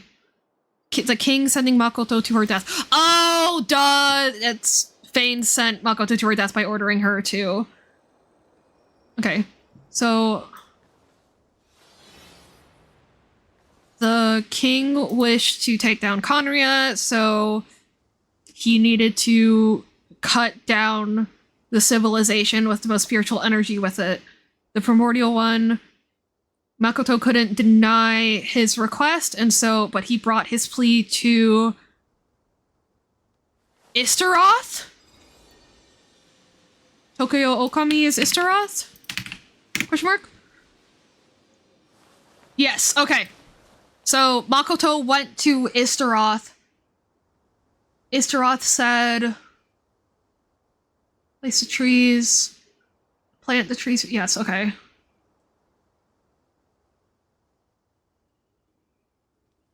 Okay. So Istaroth is just doing things by taking seeds from this moment into the path and in the future, dispersing things across all of time. Okay, that makes sense now. Who's the tree itself? I guess that- oh, you know what though? The tree itself is Inazuma. The tree is Inazuma. Or just life in general, Teyvat in general. Because they needed to cut down the tree with the most spiritual energy in it. So, yeah, okay. Just humanity, I guess. Maybe the tree spirit is humanity, I don't fucking know. But yeah, okay, so that is the Sacred Sakura. Okay, thank you! And that makes sense.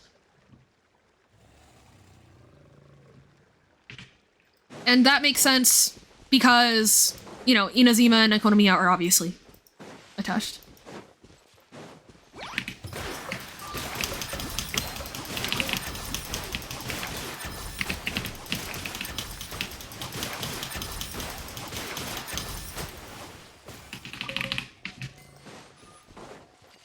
Oh, there's a...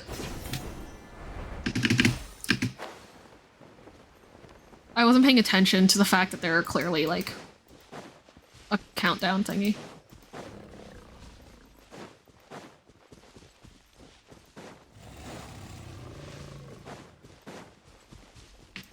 Okay, yeah, so Fane sent Makoto to her death. Istaroth decided to lend the girl a hand.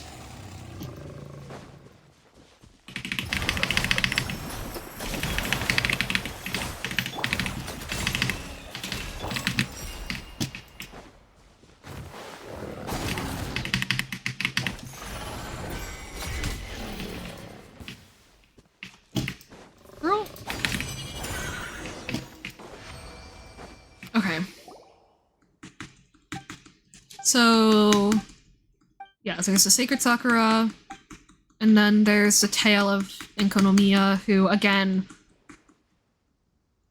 because, I mean, that's from the people's perspective. I guess that, or when did Ouroboros actually get, or Obarashi?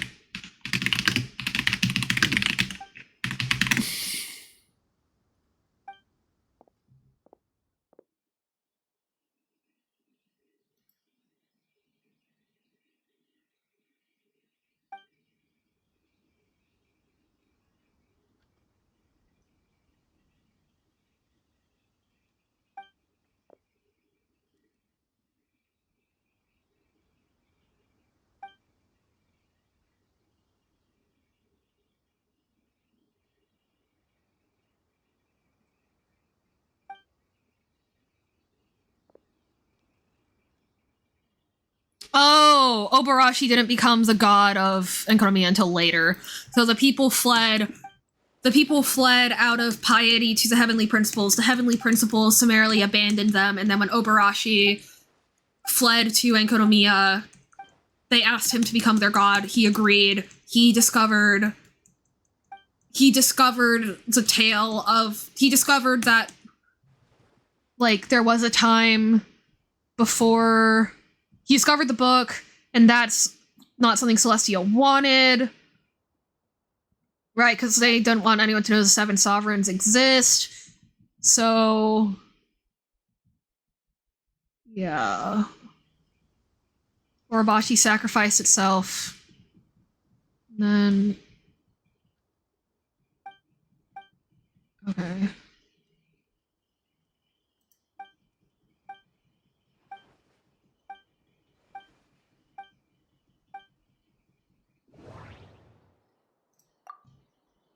The island was already placed. No, the island was ill-suited. He built up a navy. At the end of the war, was slain by A. Oh, so he brought them up during the Archon War. Okay, sure.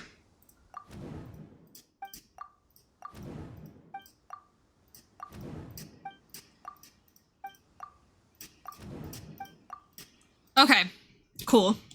I understand the Enkonomiya timeline better now. Oh, so Obarashi didn't even become the god until after, like, Istaroth left, probably. Okay.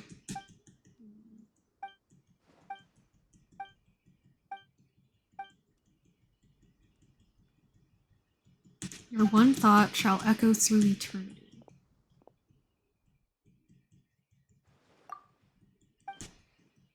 Your one thought shall echo through eternity.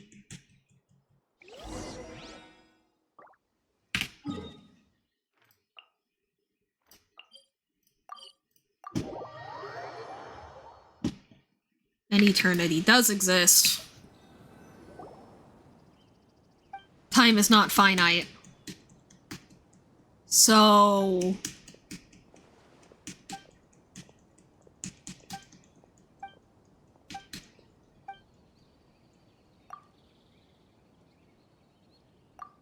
huh. Huh. Hmm.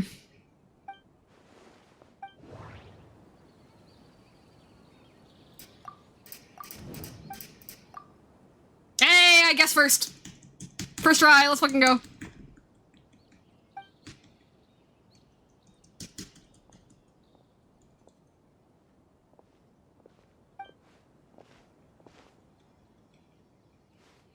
So, do we know when Conria, like, became a nation and stuff like that?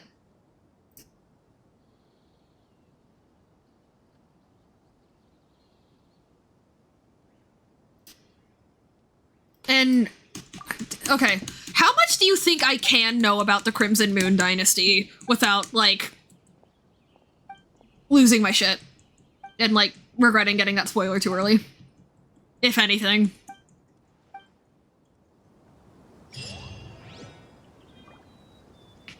If there's no answer, then slay.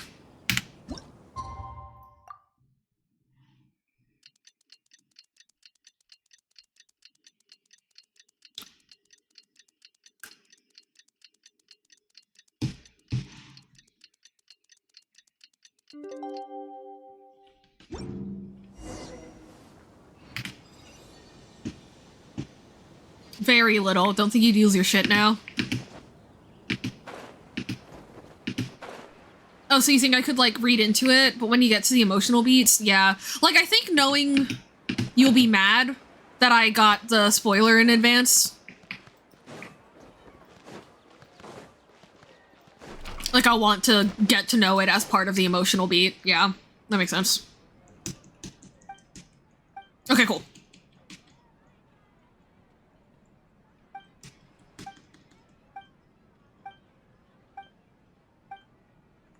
Because I'm admittedly a lot more cool with learning more stuff about Connery and the Five Sinners prior to, like, feeling them along with the emotional beats that are part of the narrative on account of like there's so many hints about them lying around in the first place, you know? Like, I already knew about King Ermin. I already knew about, King Ermin. I already knew that he committed genocide against the Crimson Moon Dynasty. I knew Revere spoilers because he's literally Darth Vader, and so I looked into him because fanfiction purposes.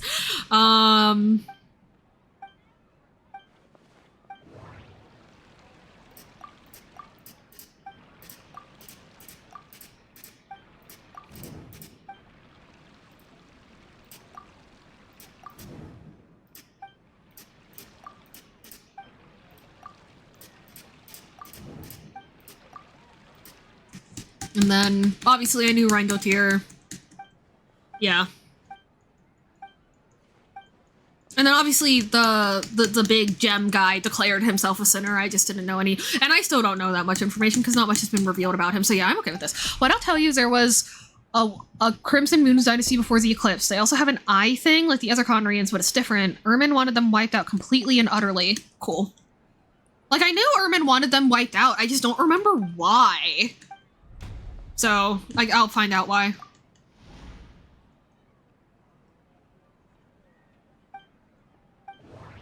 Oh, wait. Was Revere's fiance part of the Crimson Moon Dynasty? I feel like that was a thing.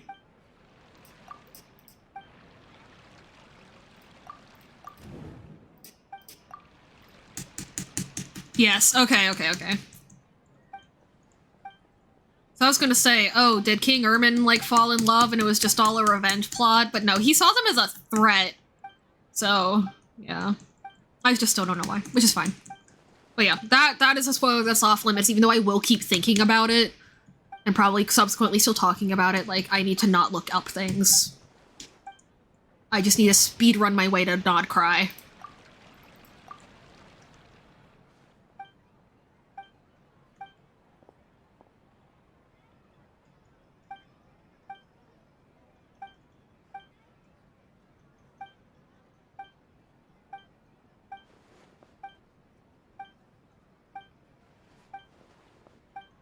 About you, loving you.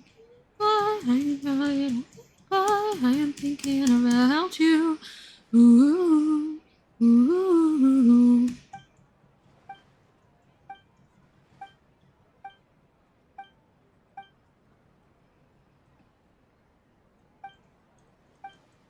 She has good beats, but she's not the spoiler I'm thinking of, yeah. Plus, like, again, it's gonna be Darth Vader. like on purpose, you know, which is fair. Does that make King Ermin Palpatine? Because Palpatine wanted to be immortal. Or, actually, no, in that equation, actually, Ved would be better, because Palpatine didn't, like, want Anakin to harm Padme, he just, like, let her. He just, like, let it happen, so. Yeah, fair enough. Obviously, I don't think the allegory goes that far. Or the reference goes that far, but, you know, just thinking about that for, again, fanfiction purposes for funsies. Oh my god, I didn't want to read the bell word. Stop. I wanted to talk to Nilu, obviously. Thank you, Saribot. Qualifying baseboard. Qualifying baseboard? What? Okay, sure.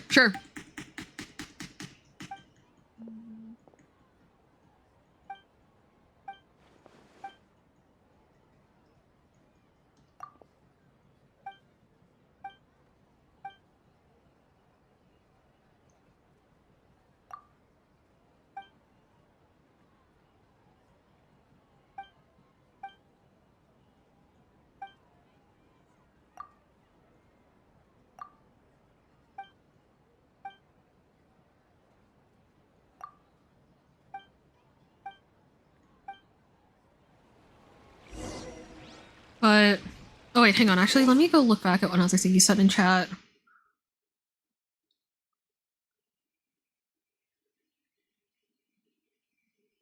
So the 5 are sinners. The Night Mother is Ermin. The prince is the Abyss sibling. I mean, wouldn't the princess just be the traveler? Because, like, that's actually shown in Gnostic Chorus cutscene, right? That there's a prince that goes on a journey, falls victim to corruption, and then their sibling follows their path and does the right thing. So... But then the Pygmy and the 6 princesses. Okay, yeah, so yeah, 5 princesses, Night Mother and Night Prince, yeah. I do and I don't feel really confident in the 7 deadly sins thing. Like, I do because, like, duh, there's 7 things, what else would it be? But, like, that was specifically for the princess and the 6 pygmies, and I don't think the princess correlates. Yeah. Because I was looking back at your chat about the pet 6 princess. Oh, okay. Based on the link entries? Okay. You don't think the princess correlates to the sinners? Okay. So maybe Dine... Well, yeah, because why would the Abyss Twin be a sinner if they're technically an Outlander? So maybe the 7 deadly sins are intended to be King Ermin, Dinesleaf, and the 5 sinners. Because, I mean... Yeah, Dinesleaf still got cursed. The Abyss Twin technically didn't get cursed. They're just there. So...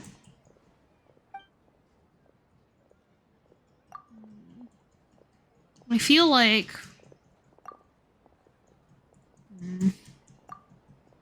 Basically, I really want the 7 deadly things to work, and I think it would be weird if Hoyo did not have a direct 7 deadly sins thing in Conria instead of the Archons, you know? Because, or no, or does it them just leaving it with the Archons make more sense? Because, I mean, yeah, the Archons introduced sin to keep people from achieving Gnosis, so... I'll keep digging in Gnostic myth and see if I can, or Gnostic creation beliefs, and see if I can figure out where another... In the leaked version of the book, 1 pygmy is distinctly separate, yeah, so that probably is Dinesleaf. Oh, or you think, or that might be the Abyss Twin. Yeah, because they became a pygmy, kind of.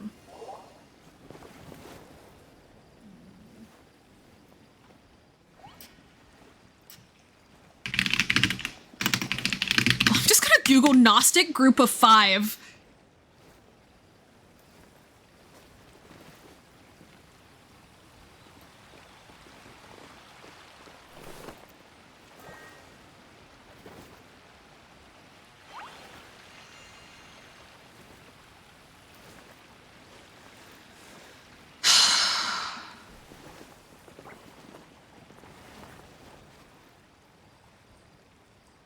Oh.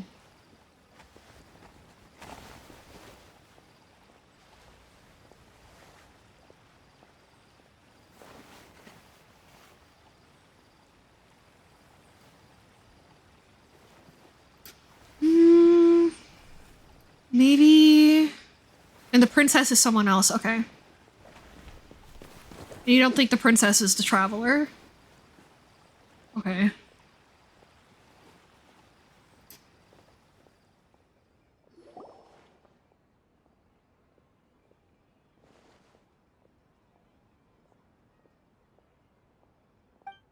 Because is the princess who's a pygmy asked to help?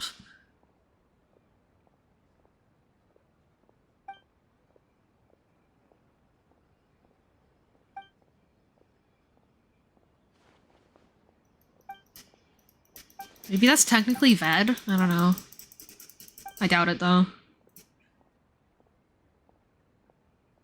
Okay, while story's playing out, I'm trying to find any case where there are, like, there's like a group of 5 in Gnosticism. Hang on.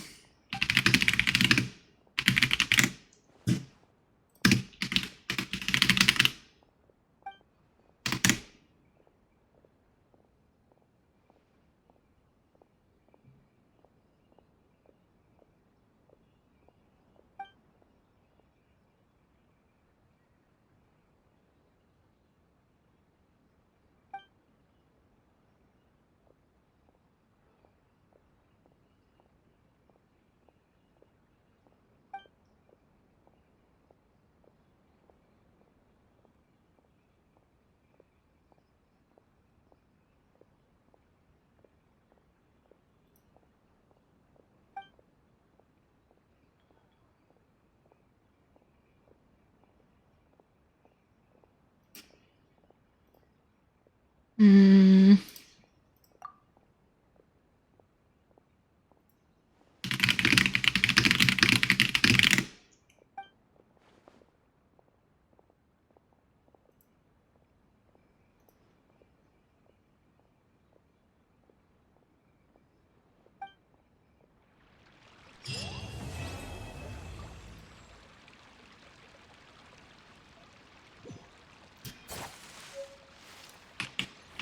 Yeah, I don't know. But yeah, definitely we'll need to do research off stream, on stream, etc., etc.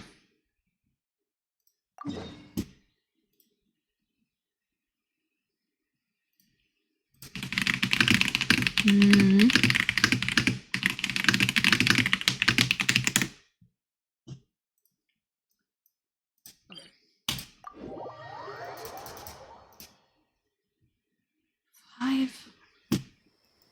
Because, like, I mean, but also, I mean, okay, because the seven deadly sins aren't a thing in Gnosticism, but they don't just use Gnosticism as a reference. They also use other things in Christianity, and also Gnosticism and Catholicism have a direct, like, relationship also. So, like, do they...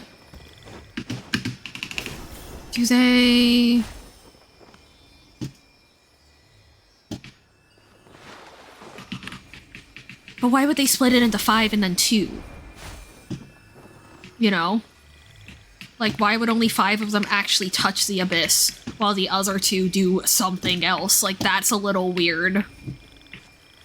I guess I don't feel that confident in the 7 deadly sins thing. Hello?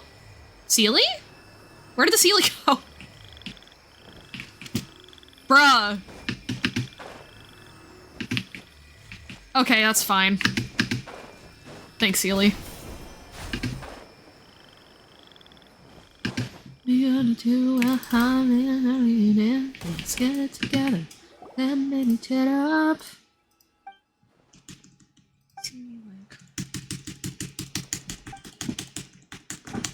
Why would canned knowledge still be? Oh, I guess because canned knowledge is like attached to the Akasha. The Akasha's been shut down. Oh, or is this supposed to take place before chronologically? I think this actually might be before Nahida like comes back. Rip.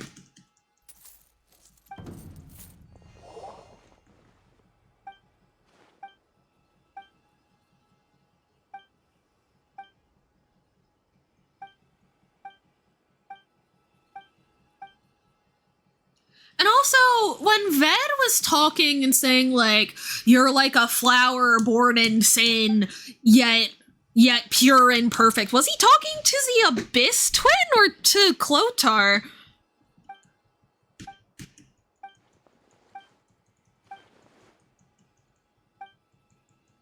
And did people start referring to Conrians as a whole as sinners? Like, when did that happen? Were they considered capital... Were those 5 considered capital S sinners by Celestia before the Cataclysm?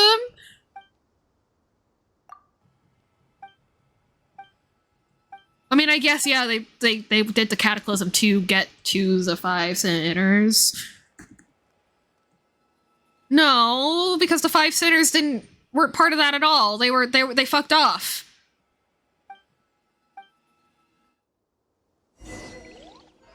So they destroyed... Because if the 5 sinners weren't even related to Conria, technically, then, like...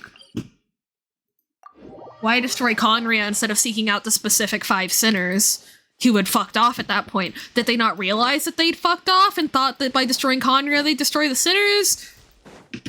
Or were they just doing it to make a point? Huh. Anyway. Oh, Dory! Dory!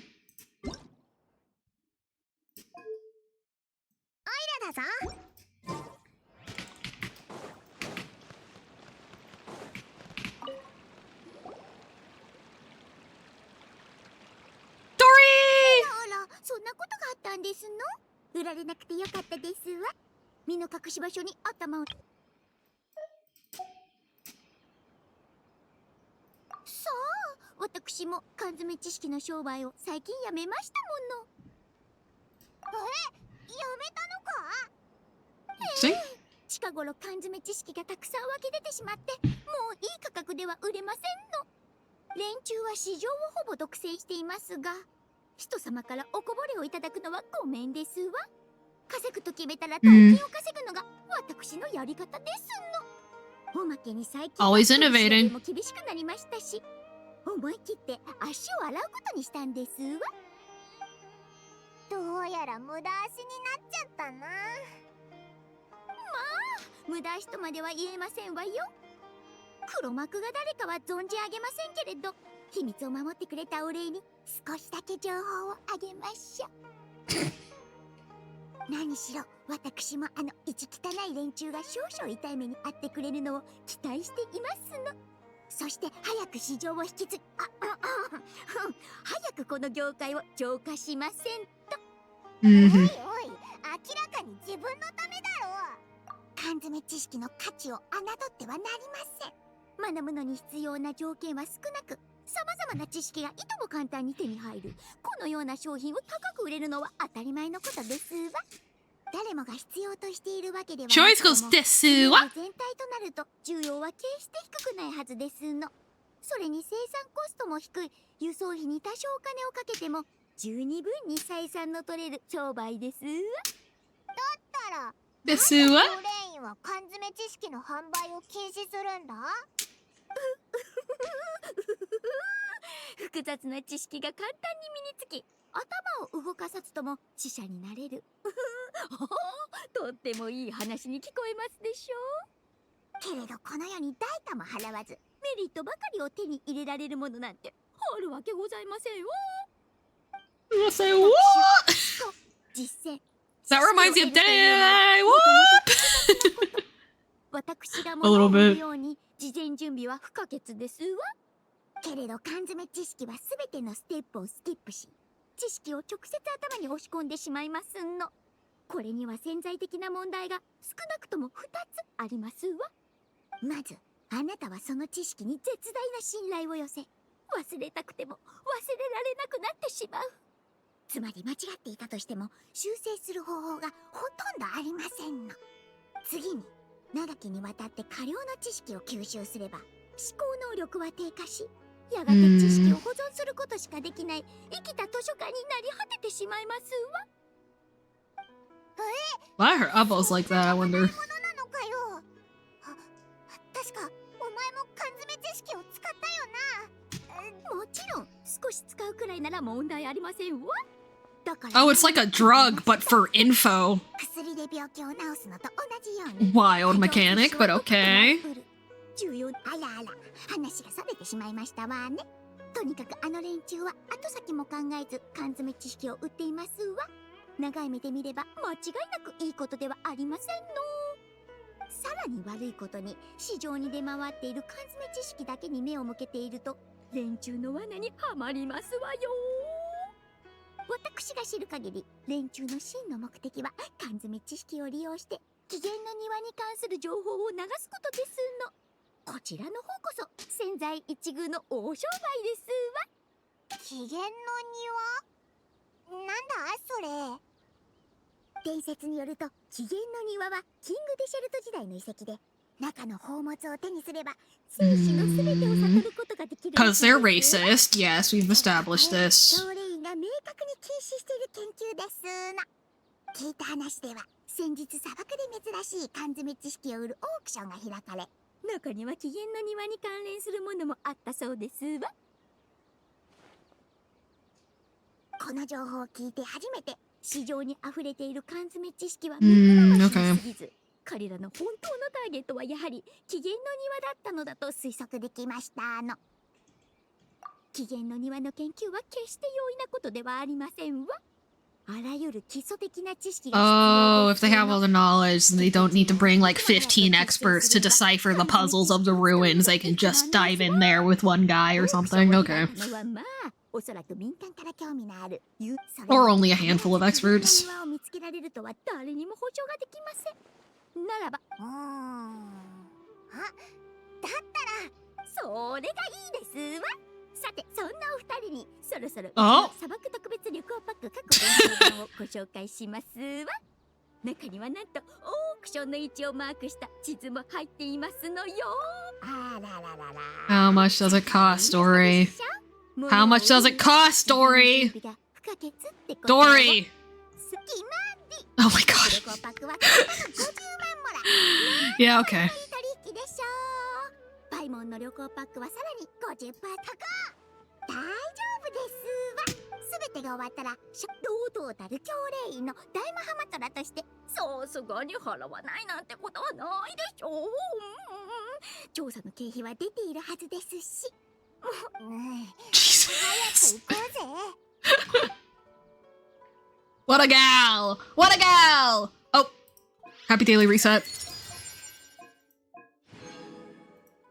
Okay, daily reset is still at 5 a.m. Okay. Cool. What am I looking for? What am I looking for? I'm looking for audio. Boink.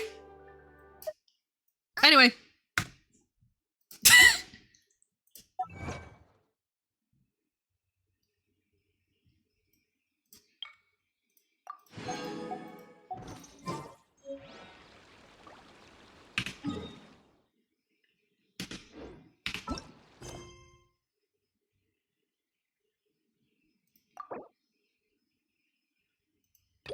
What?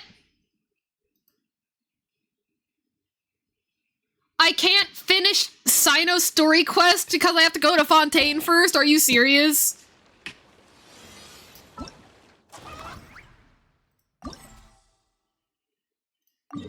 Bruh. Bruh.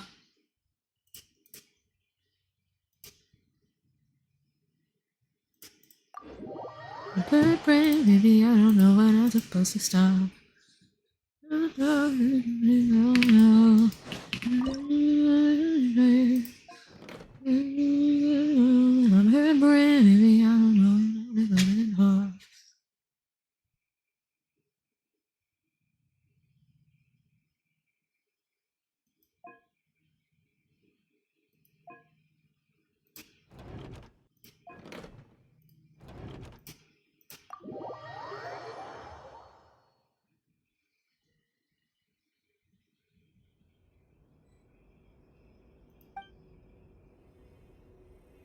Infinite waves? Oh, I just go until I die. Okay. Oh, I'm gonna be bad at this, and that's okay.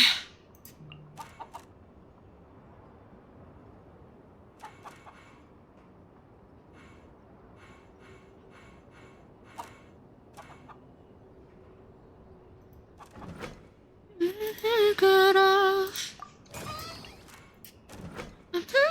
Maybe I don't know when I'm supposed to stop.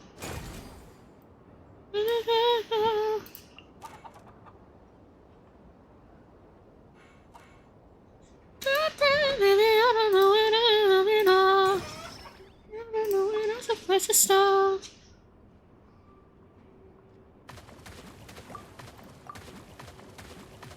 This is sped up?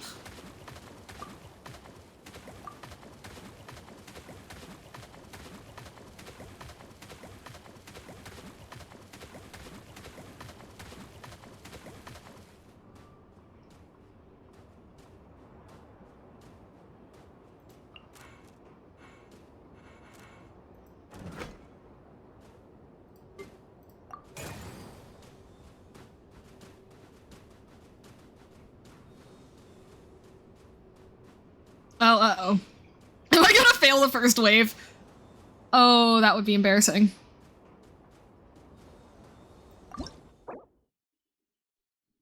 Let's retry this. Rip, guys.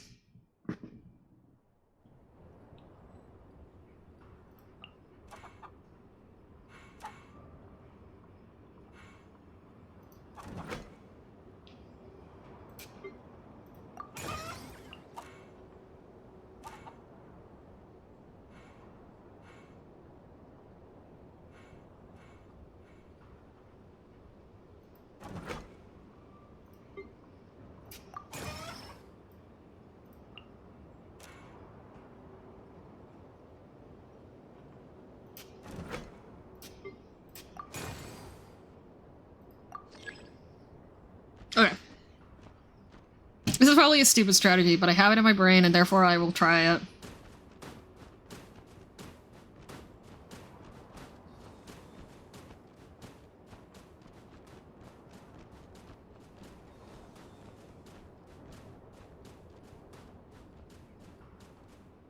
Yeah, bad idea.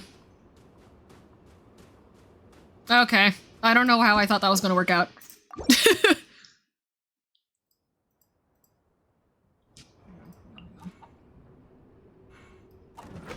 Best place to put that one. That one, that's true.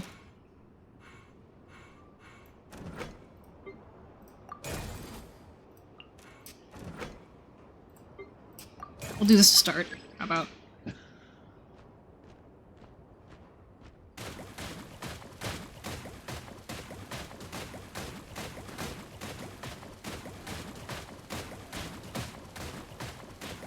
Okay.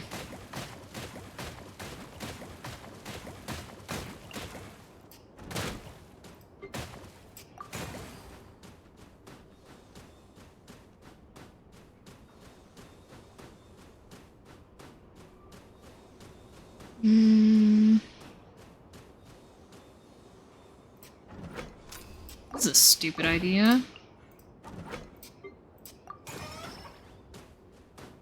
What am I worth? Oh, okay. Sure.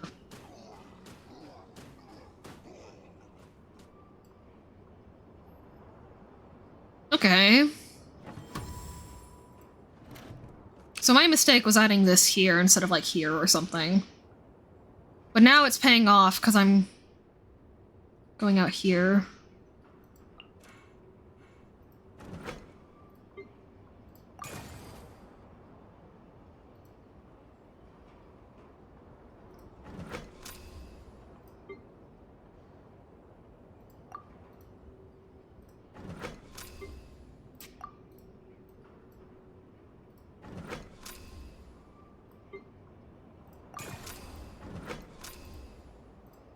Okay.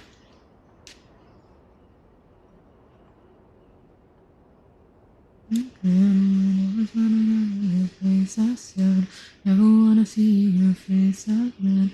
Never wait to see it again.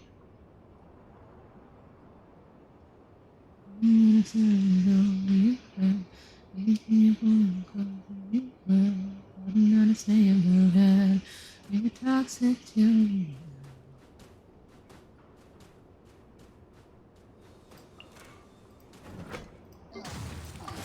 Is that enough? No, it is not. Okay, bye, buddy. Yeah, that was a little silly. Oh well.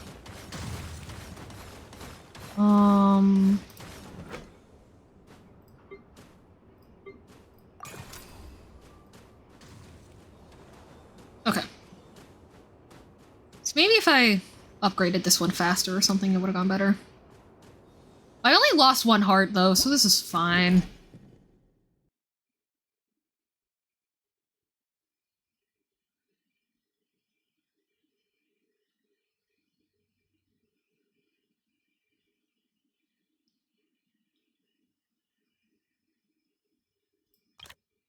Yeah, sure. I only have one on the field in the first place, so that works out.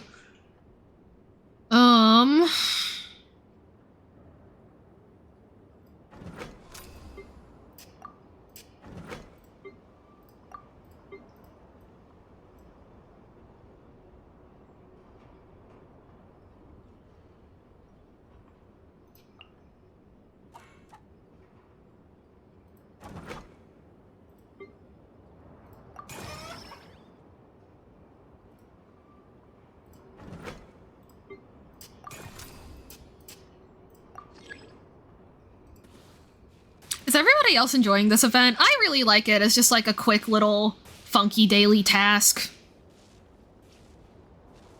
A silly, goofy time.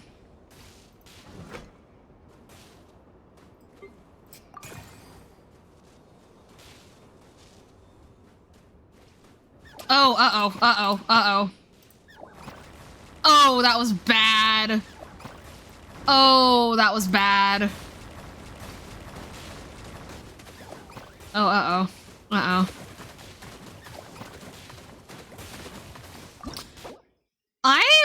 really wish there was a stupid baby mode where they just give you recommendations. Why don't they have a stupid baby node specifically for me?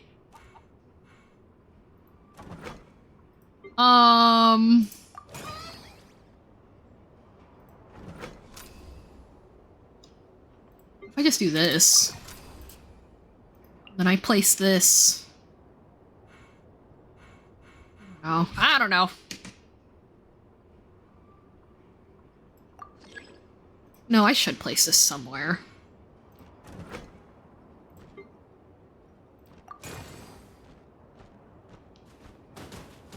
Me like, oh, I like this event. I love it. It's just like a quick thing. And then I'm sitting here being like, oh shit, I actually don't know what I'm doing. Classic, classic, classic.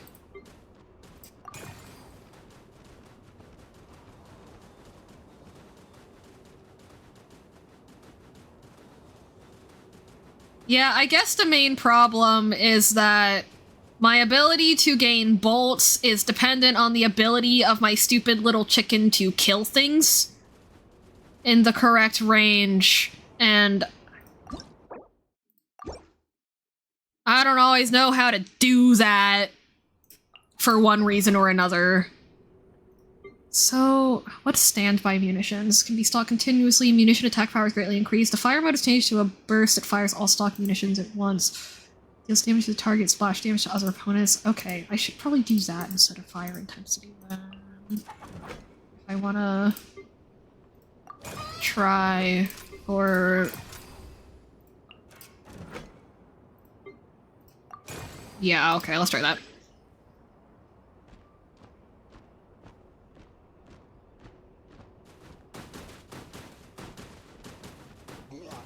Okay, yeah, that's working out. It was that simple. Rip me.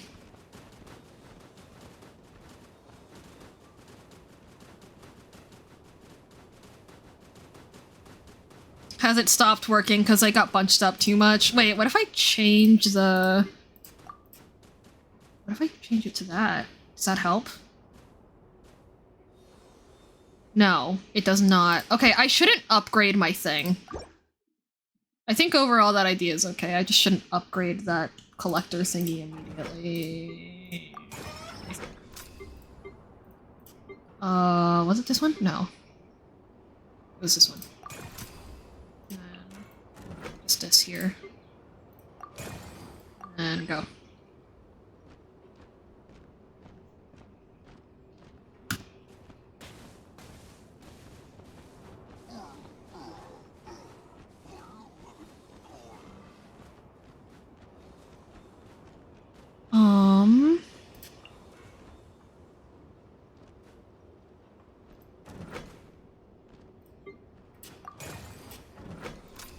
Sure.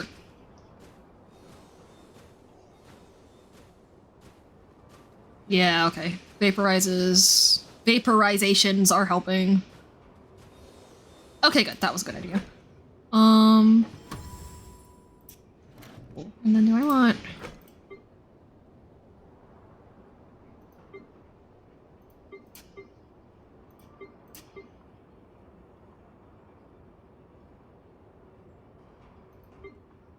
Shockwave or Mind Laying?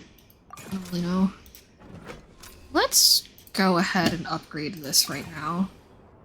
Because we have 130 left over. And that's good.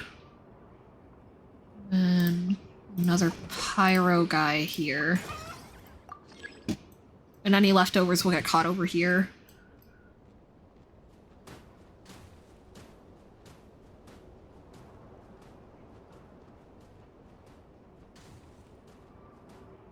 I should have just placed more things over here instead of upgrading these ones, but it's fine!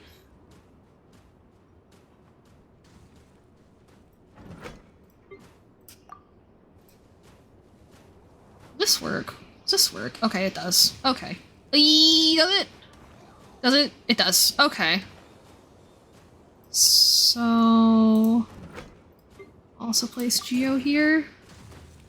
Yes. Okay.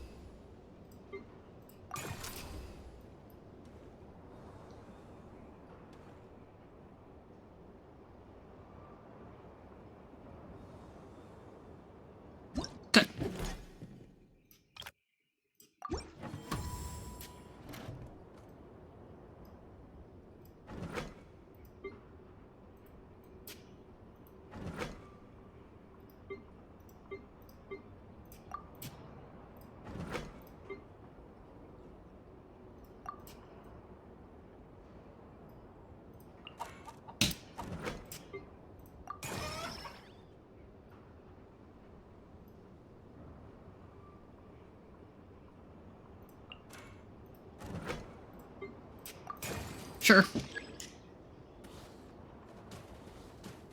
Oh, wait. This should start... Ah, I don't have enough money. Oh well. This should have started off as, like, Electro or something before transitioning, but it's fine. Oh, uh-oh. They're immune to hide... Since when?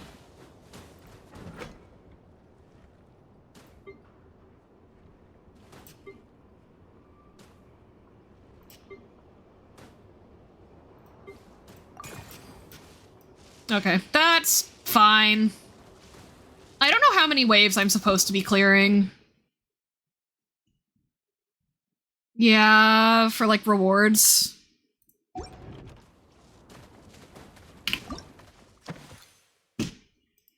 Hey. Oh well.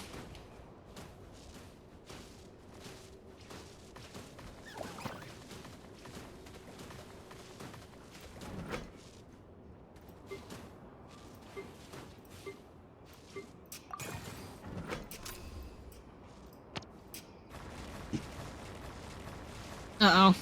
Uh-oh. Uh-oh. Yeah. Oh, I should have switched it to Pyro.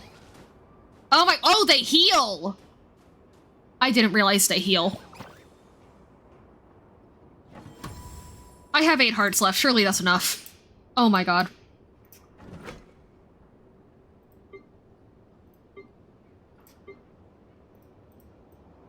What the fuck is that?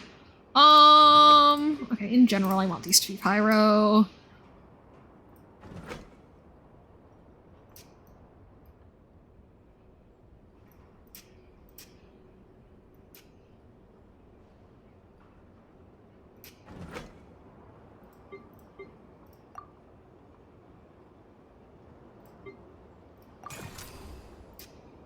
Eee.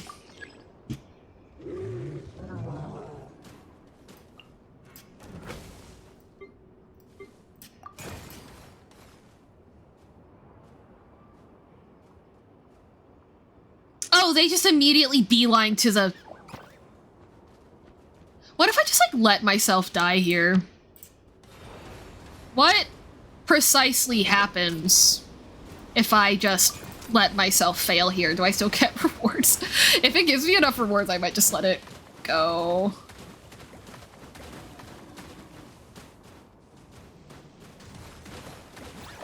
Yeah... okay.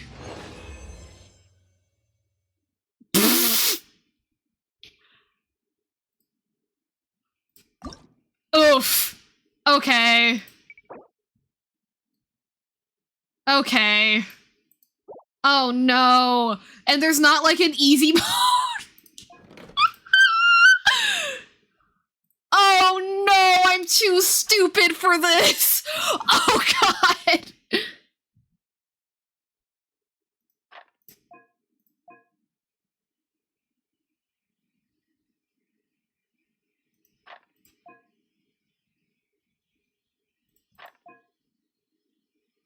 Oh god, I'm too dumb for this.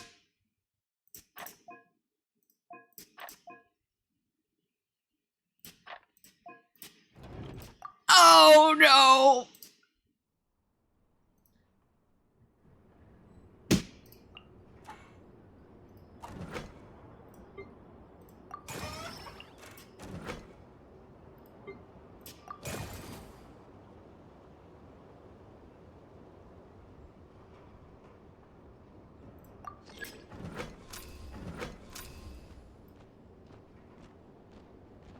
Oh no, chat. How much do I need to upgrade this? I need 120. Okay, okay. So then damage range. Wait, but if I increase its damage, hang on. If I increase its if I'm gonna upgrade its damage range, I should put it in that one little corner, right? I should put it here. Bro, go. Why is it not? I'm stupid. I need to select an element. LOL. And damage range. Okay. Right? Yeah. I do. I'll worry about that later.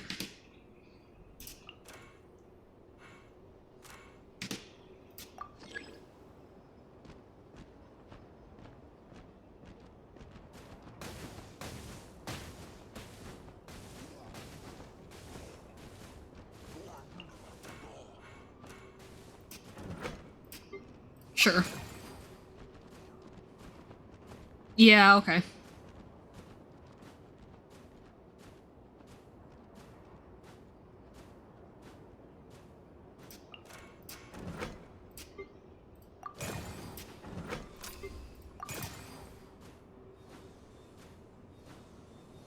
Okay. I could have put down the collection mechanism faster, but that worked out well. Now the problem is that this is totally useless because I placed it in a weird spot. So that's a waste of 20 bolts, but it's okay.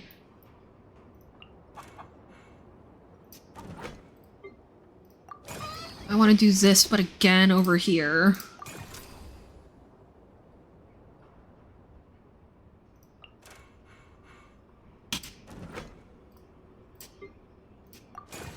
Okay.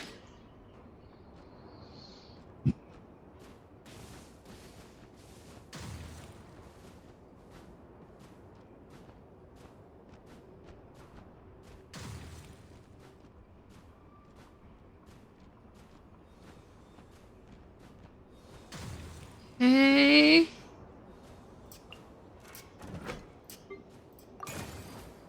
There we go.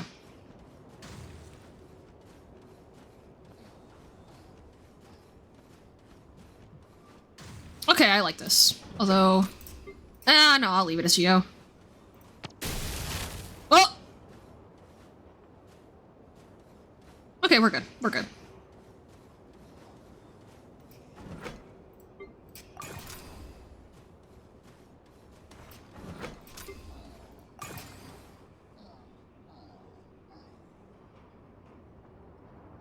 Okay, good, good, good, good. No hearts left. It's a miracle. I'll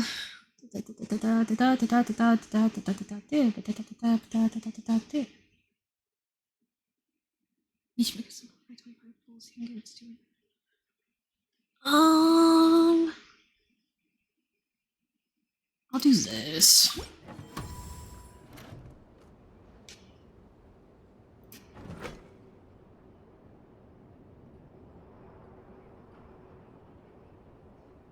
Okay, well, these get hit really hard by fire. These don't. Playing HSR again, and I think I'd die for casters, except I wouldn't because she would hate that.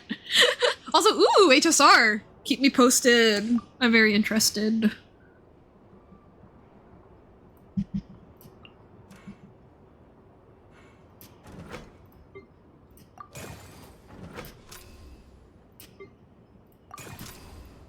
Let's try that. That might be kind of stupid, but let's try it.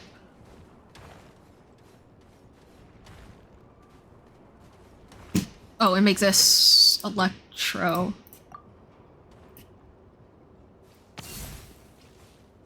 Sure, and then we'll put Geo here also.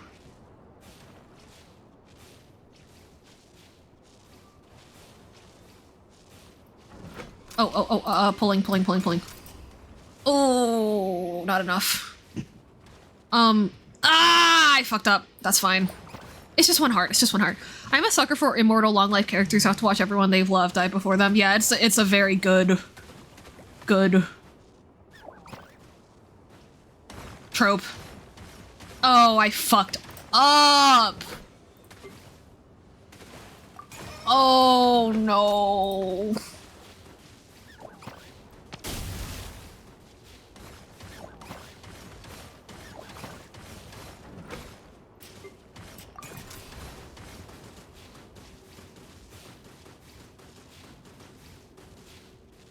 Only having 9 health is so... Stop!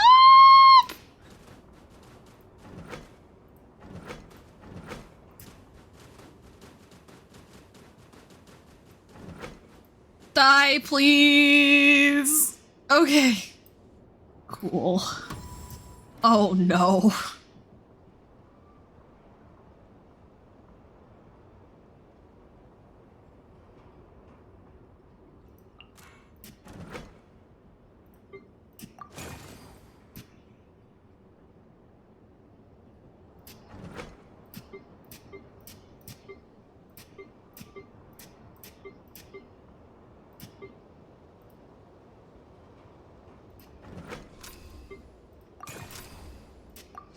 Okay.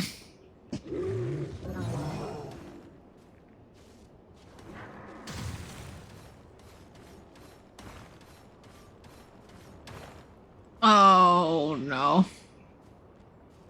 Guys, I don't know if I'm gonna be able to do this, and that's kind of embarrassing, but that's okay. Damn.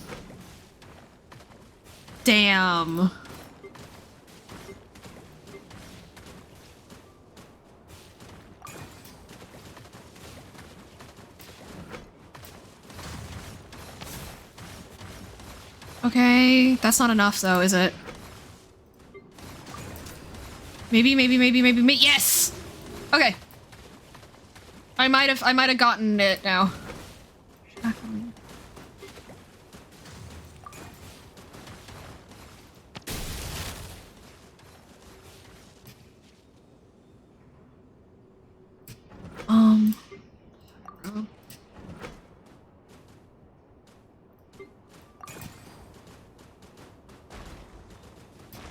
Okay. Okay. No. No. No. No.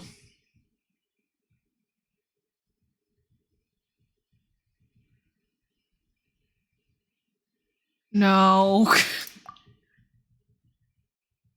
No.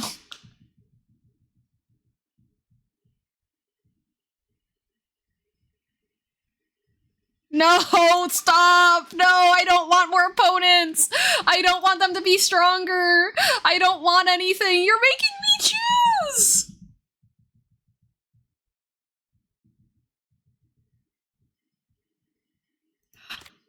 Okay! Oh, I hate that.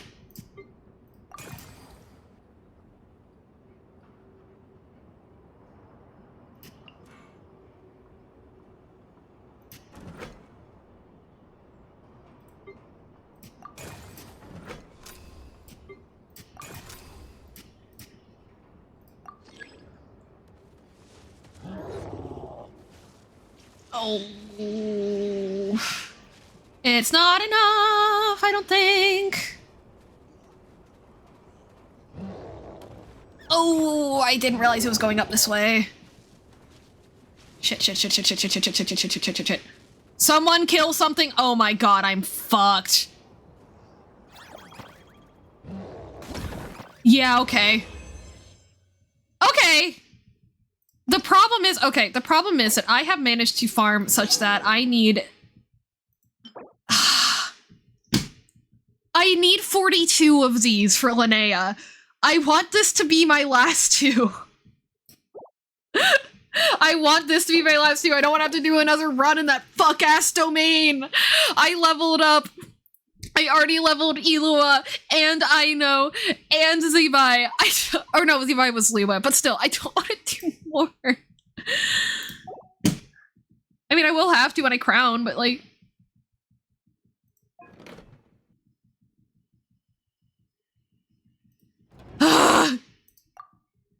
Okay.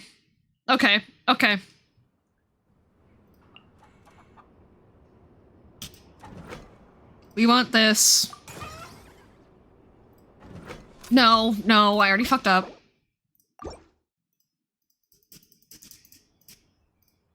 We want this and this. We want this. We want to go.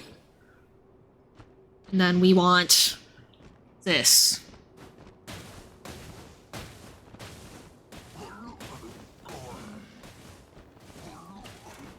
Here. We want that there. Oh, we want this here, probably.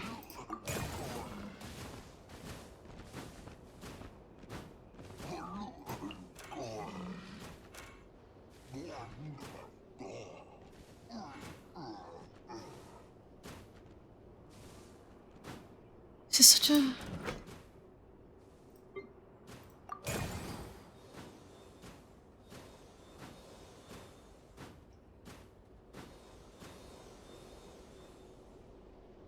Okay.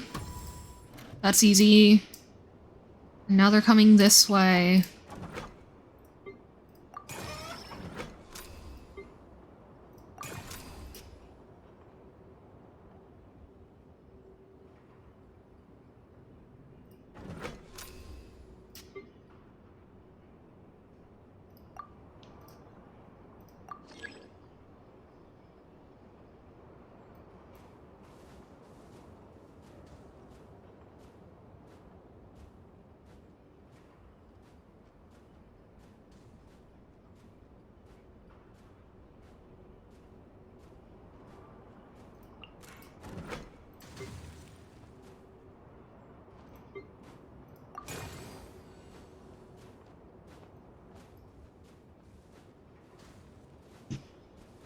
Okay.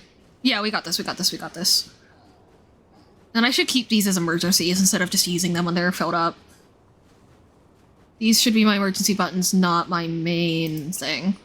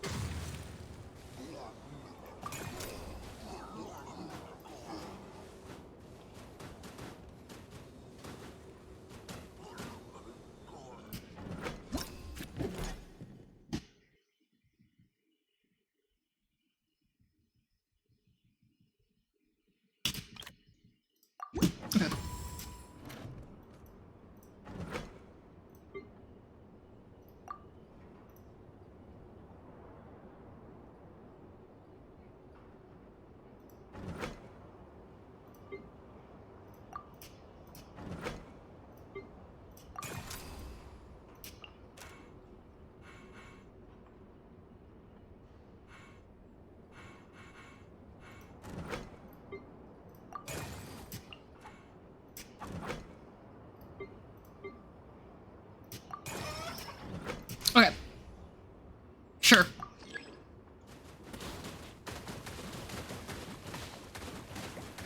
Immune to what?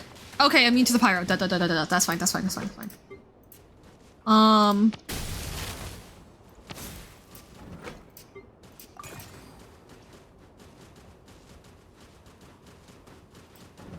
Temporarily change you.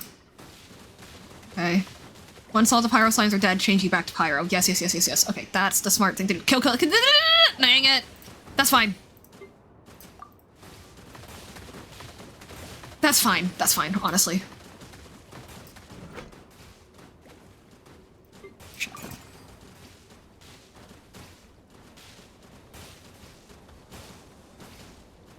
Okay. We only lost one heart. That's fine.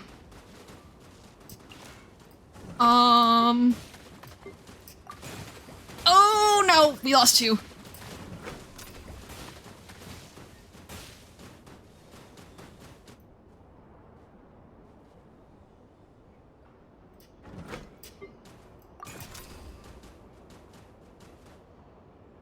Okay. We only lost two, which is better than last time, for sure. I don't know what these are. What are these? High frequency attacks. Void Ward?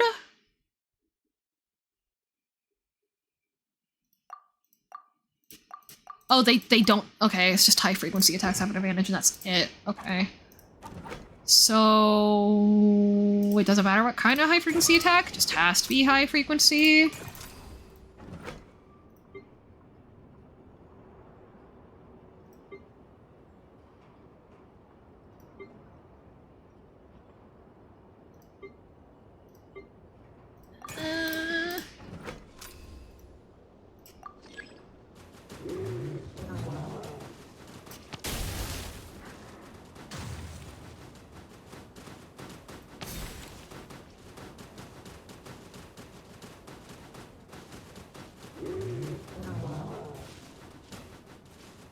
Okay, that's the first time I've kept this thing from getting through, so that's good.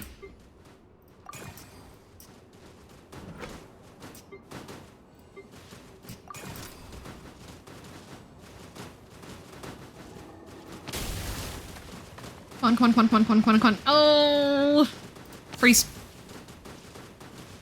Okay.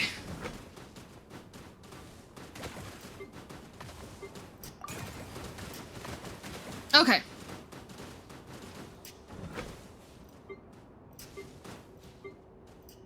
Yeah, I think we're good.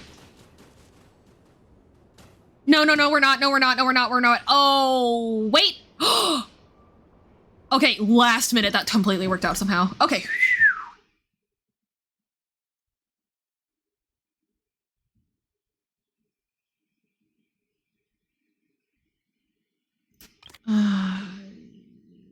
Sure.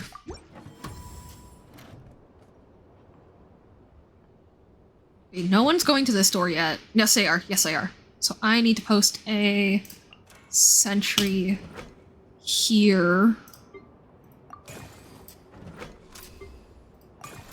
And here.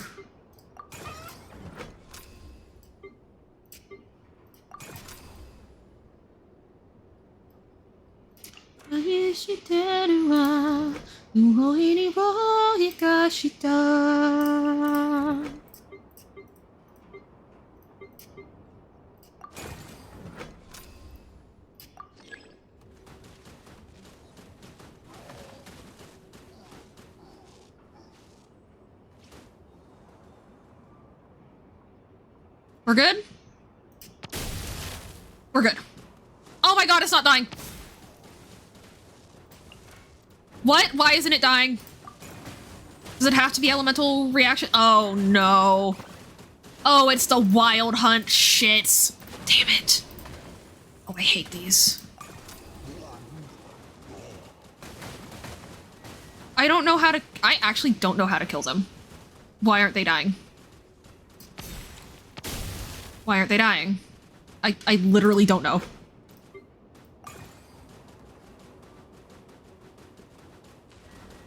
Okay. Okay. They died. I think. No. Okay, but half health isn't bad.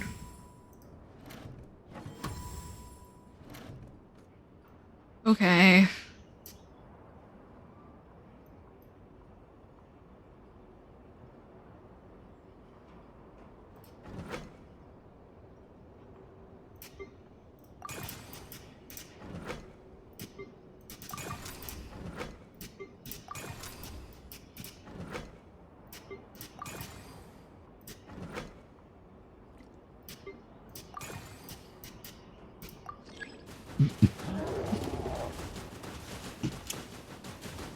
That more wild hunt? Shit. Shit. Oh, shit. No, I just need to clear this one wave!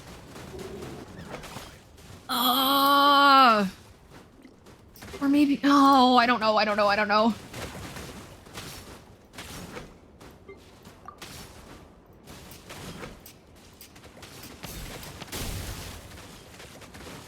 Come on, I just need to clear this one.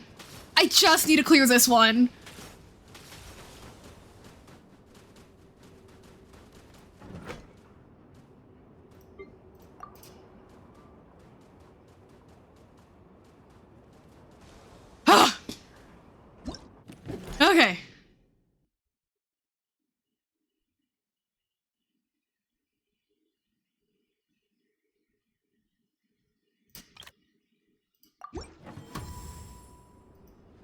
Right? Okay, well now I just want to keep going for funsies.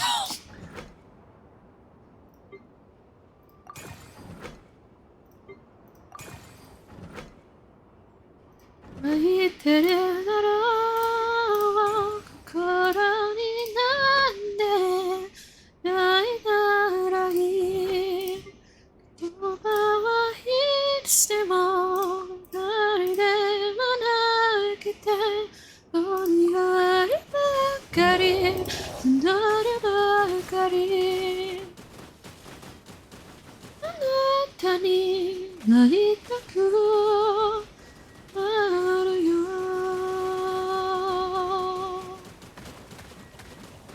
I need a... Okay. Oh! I did all of it! Okay. I thought I had one more. Whew! And my Linnea farming is complete until they released a brand new boss and brand new... whatever the fuck else the thing that she needs is. I don't even remember. Okay.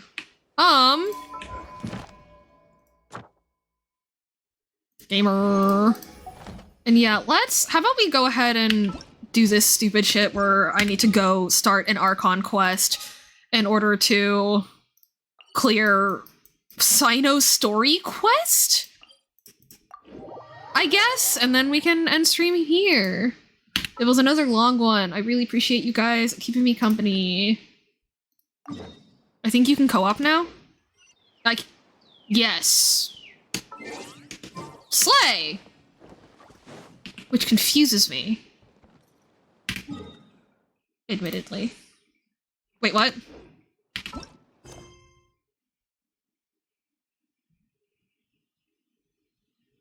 Why do I start here?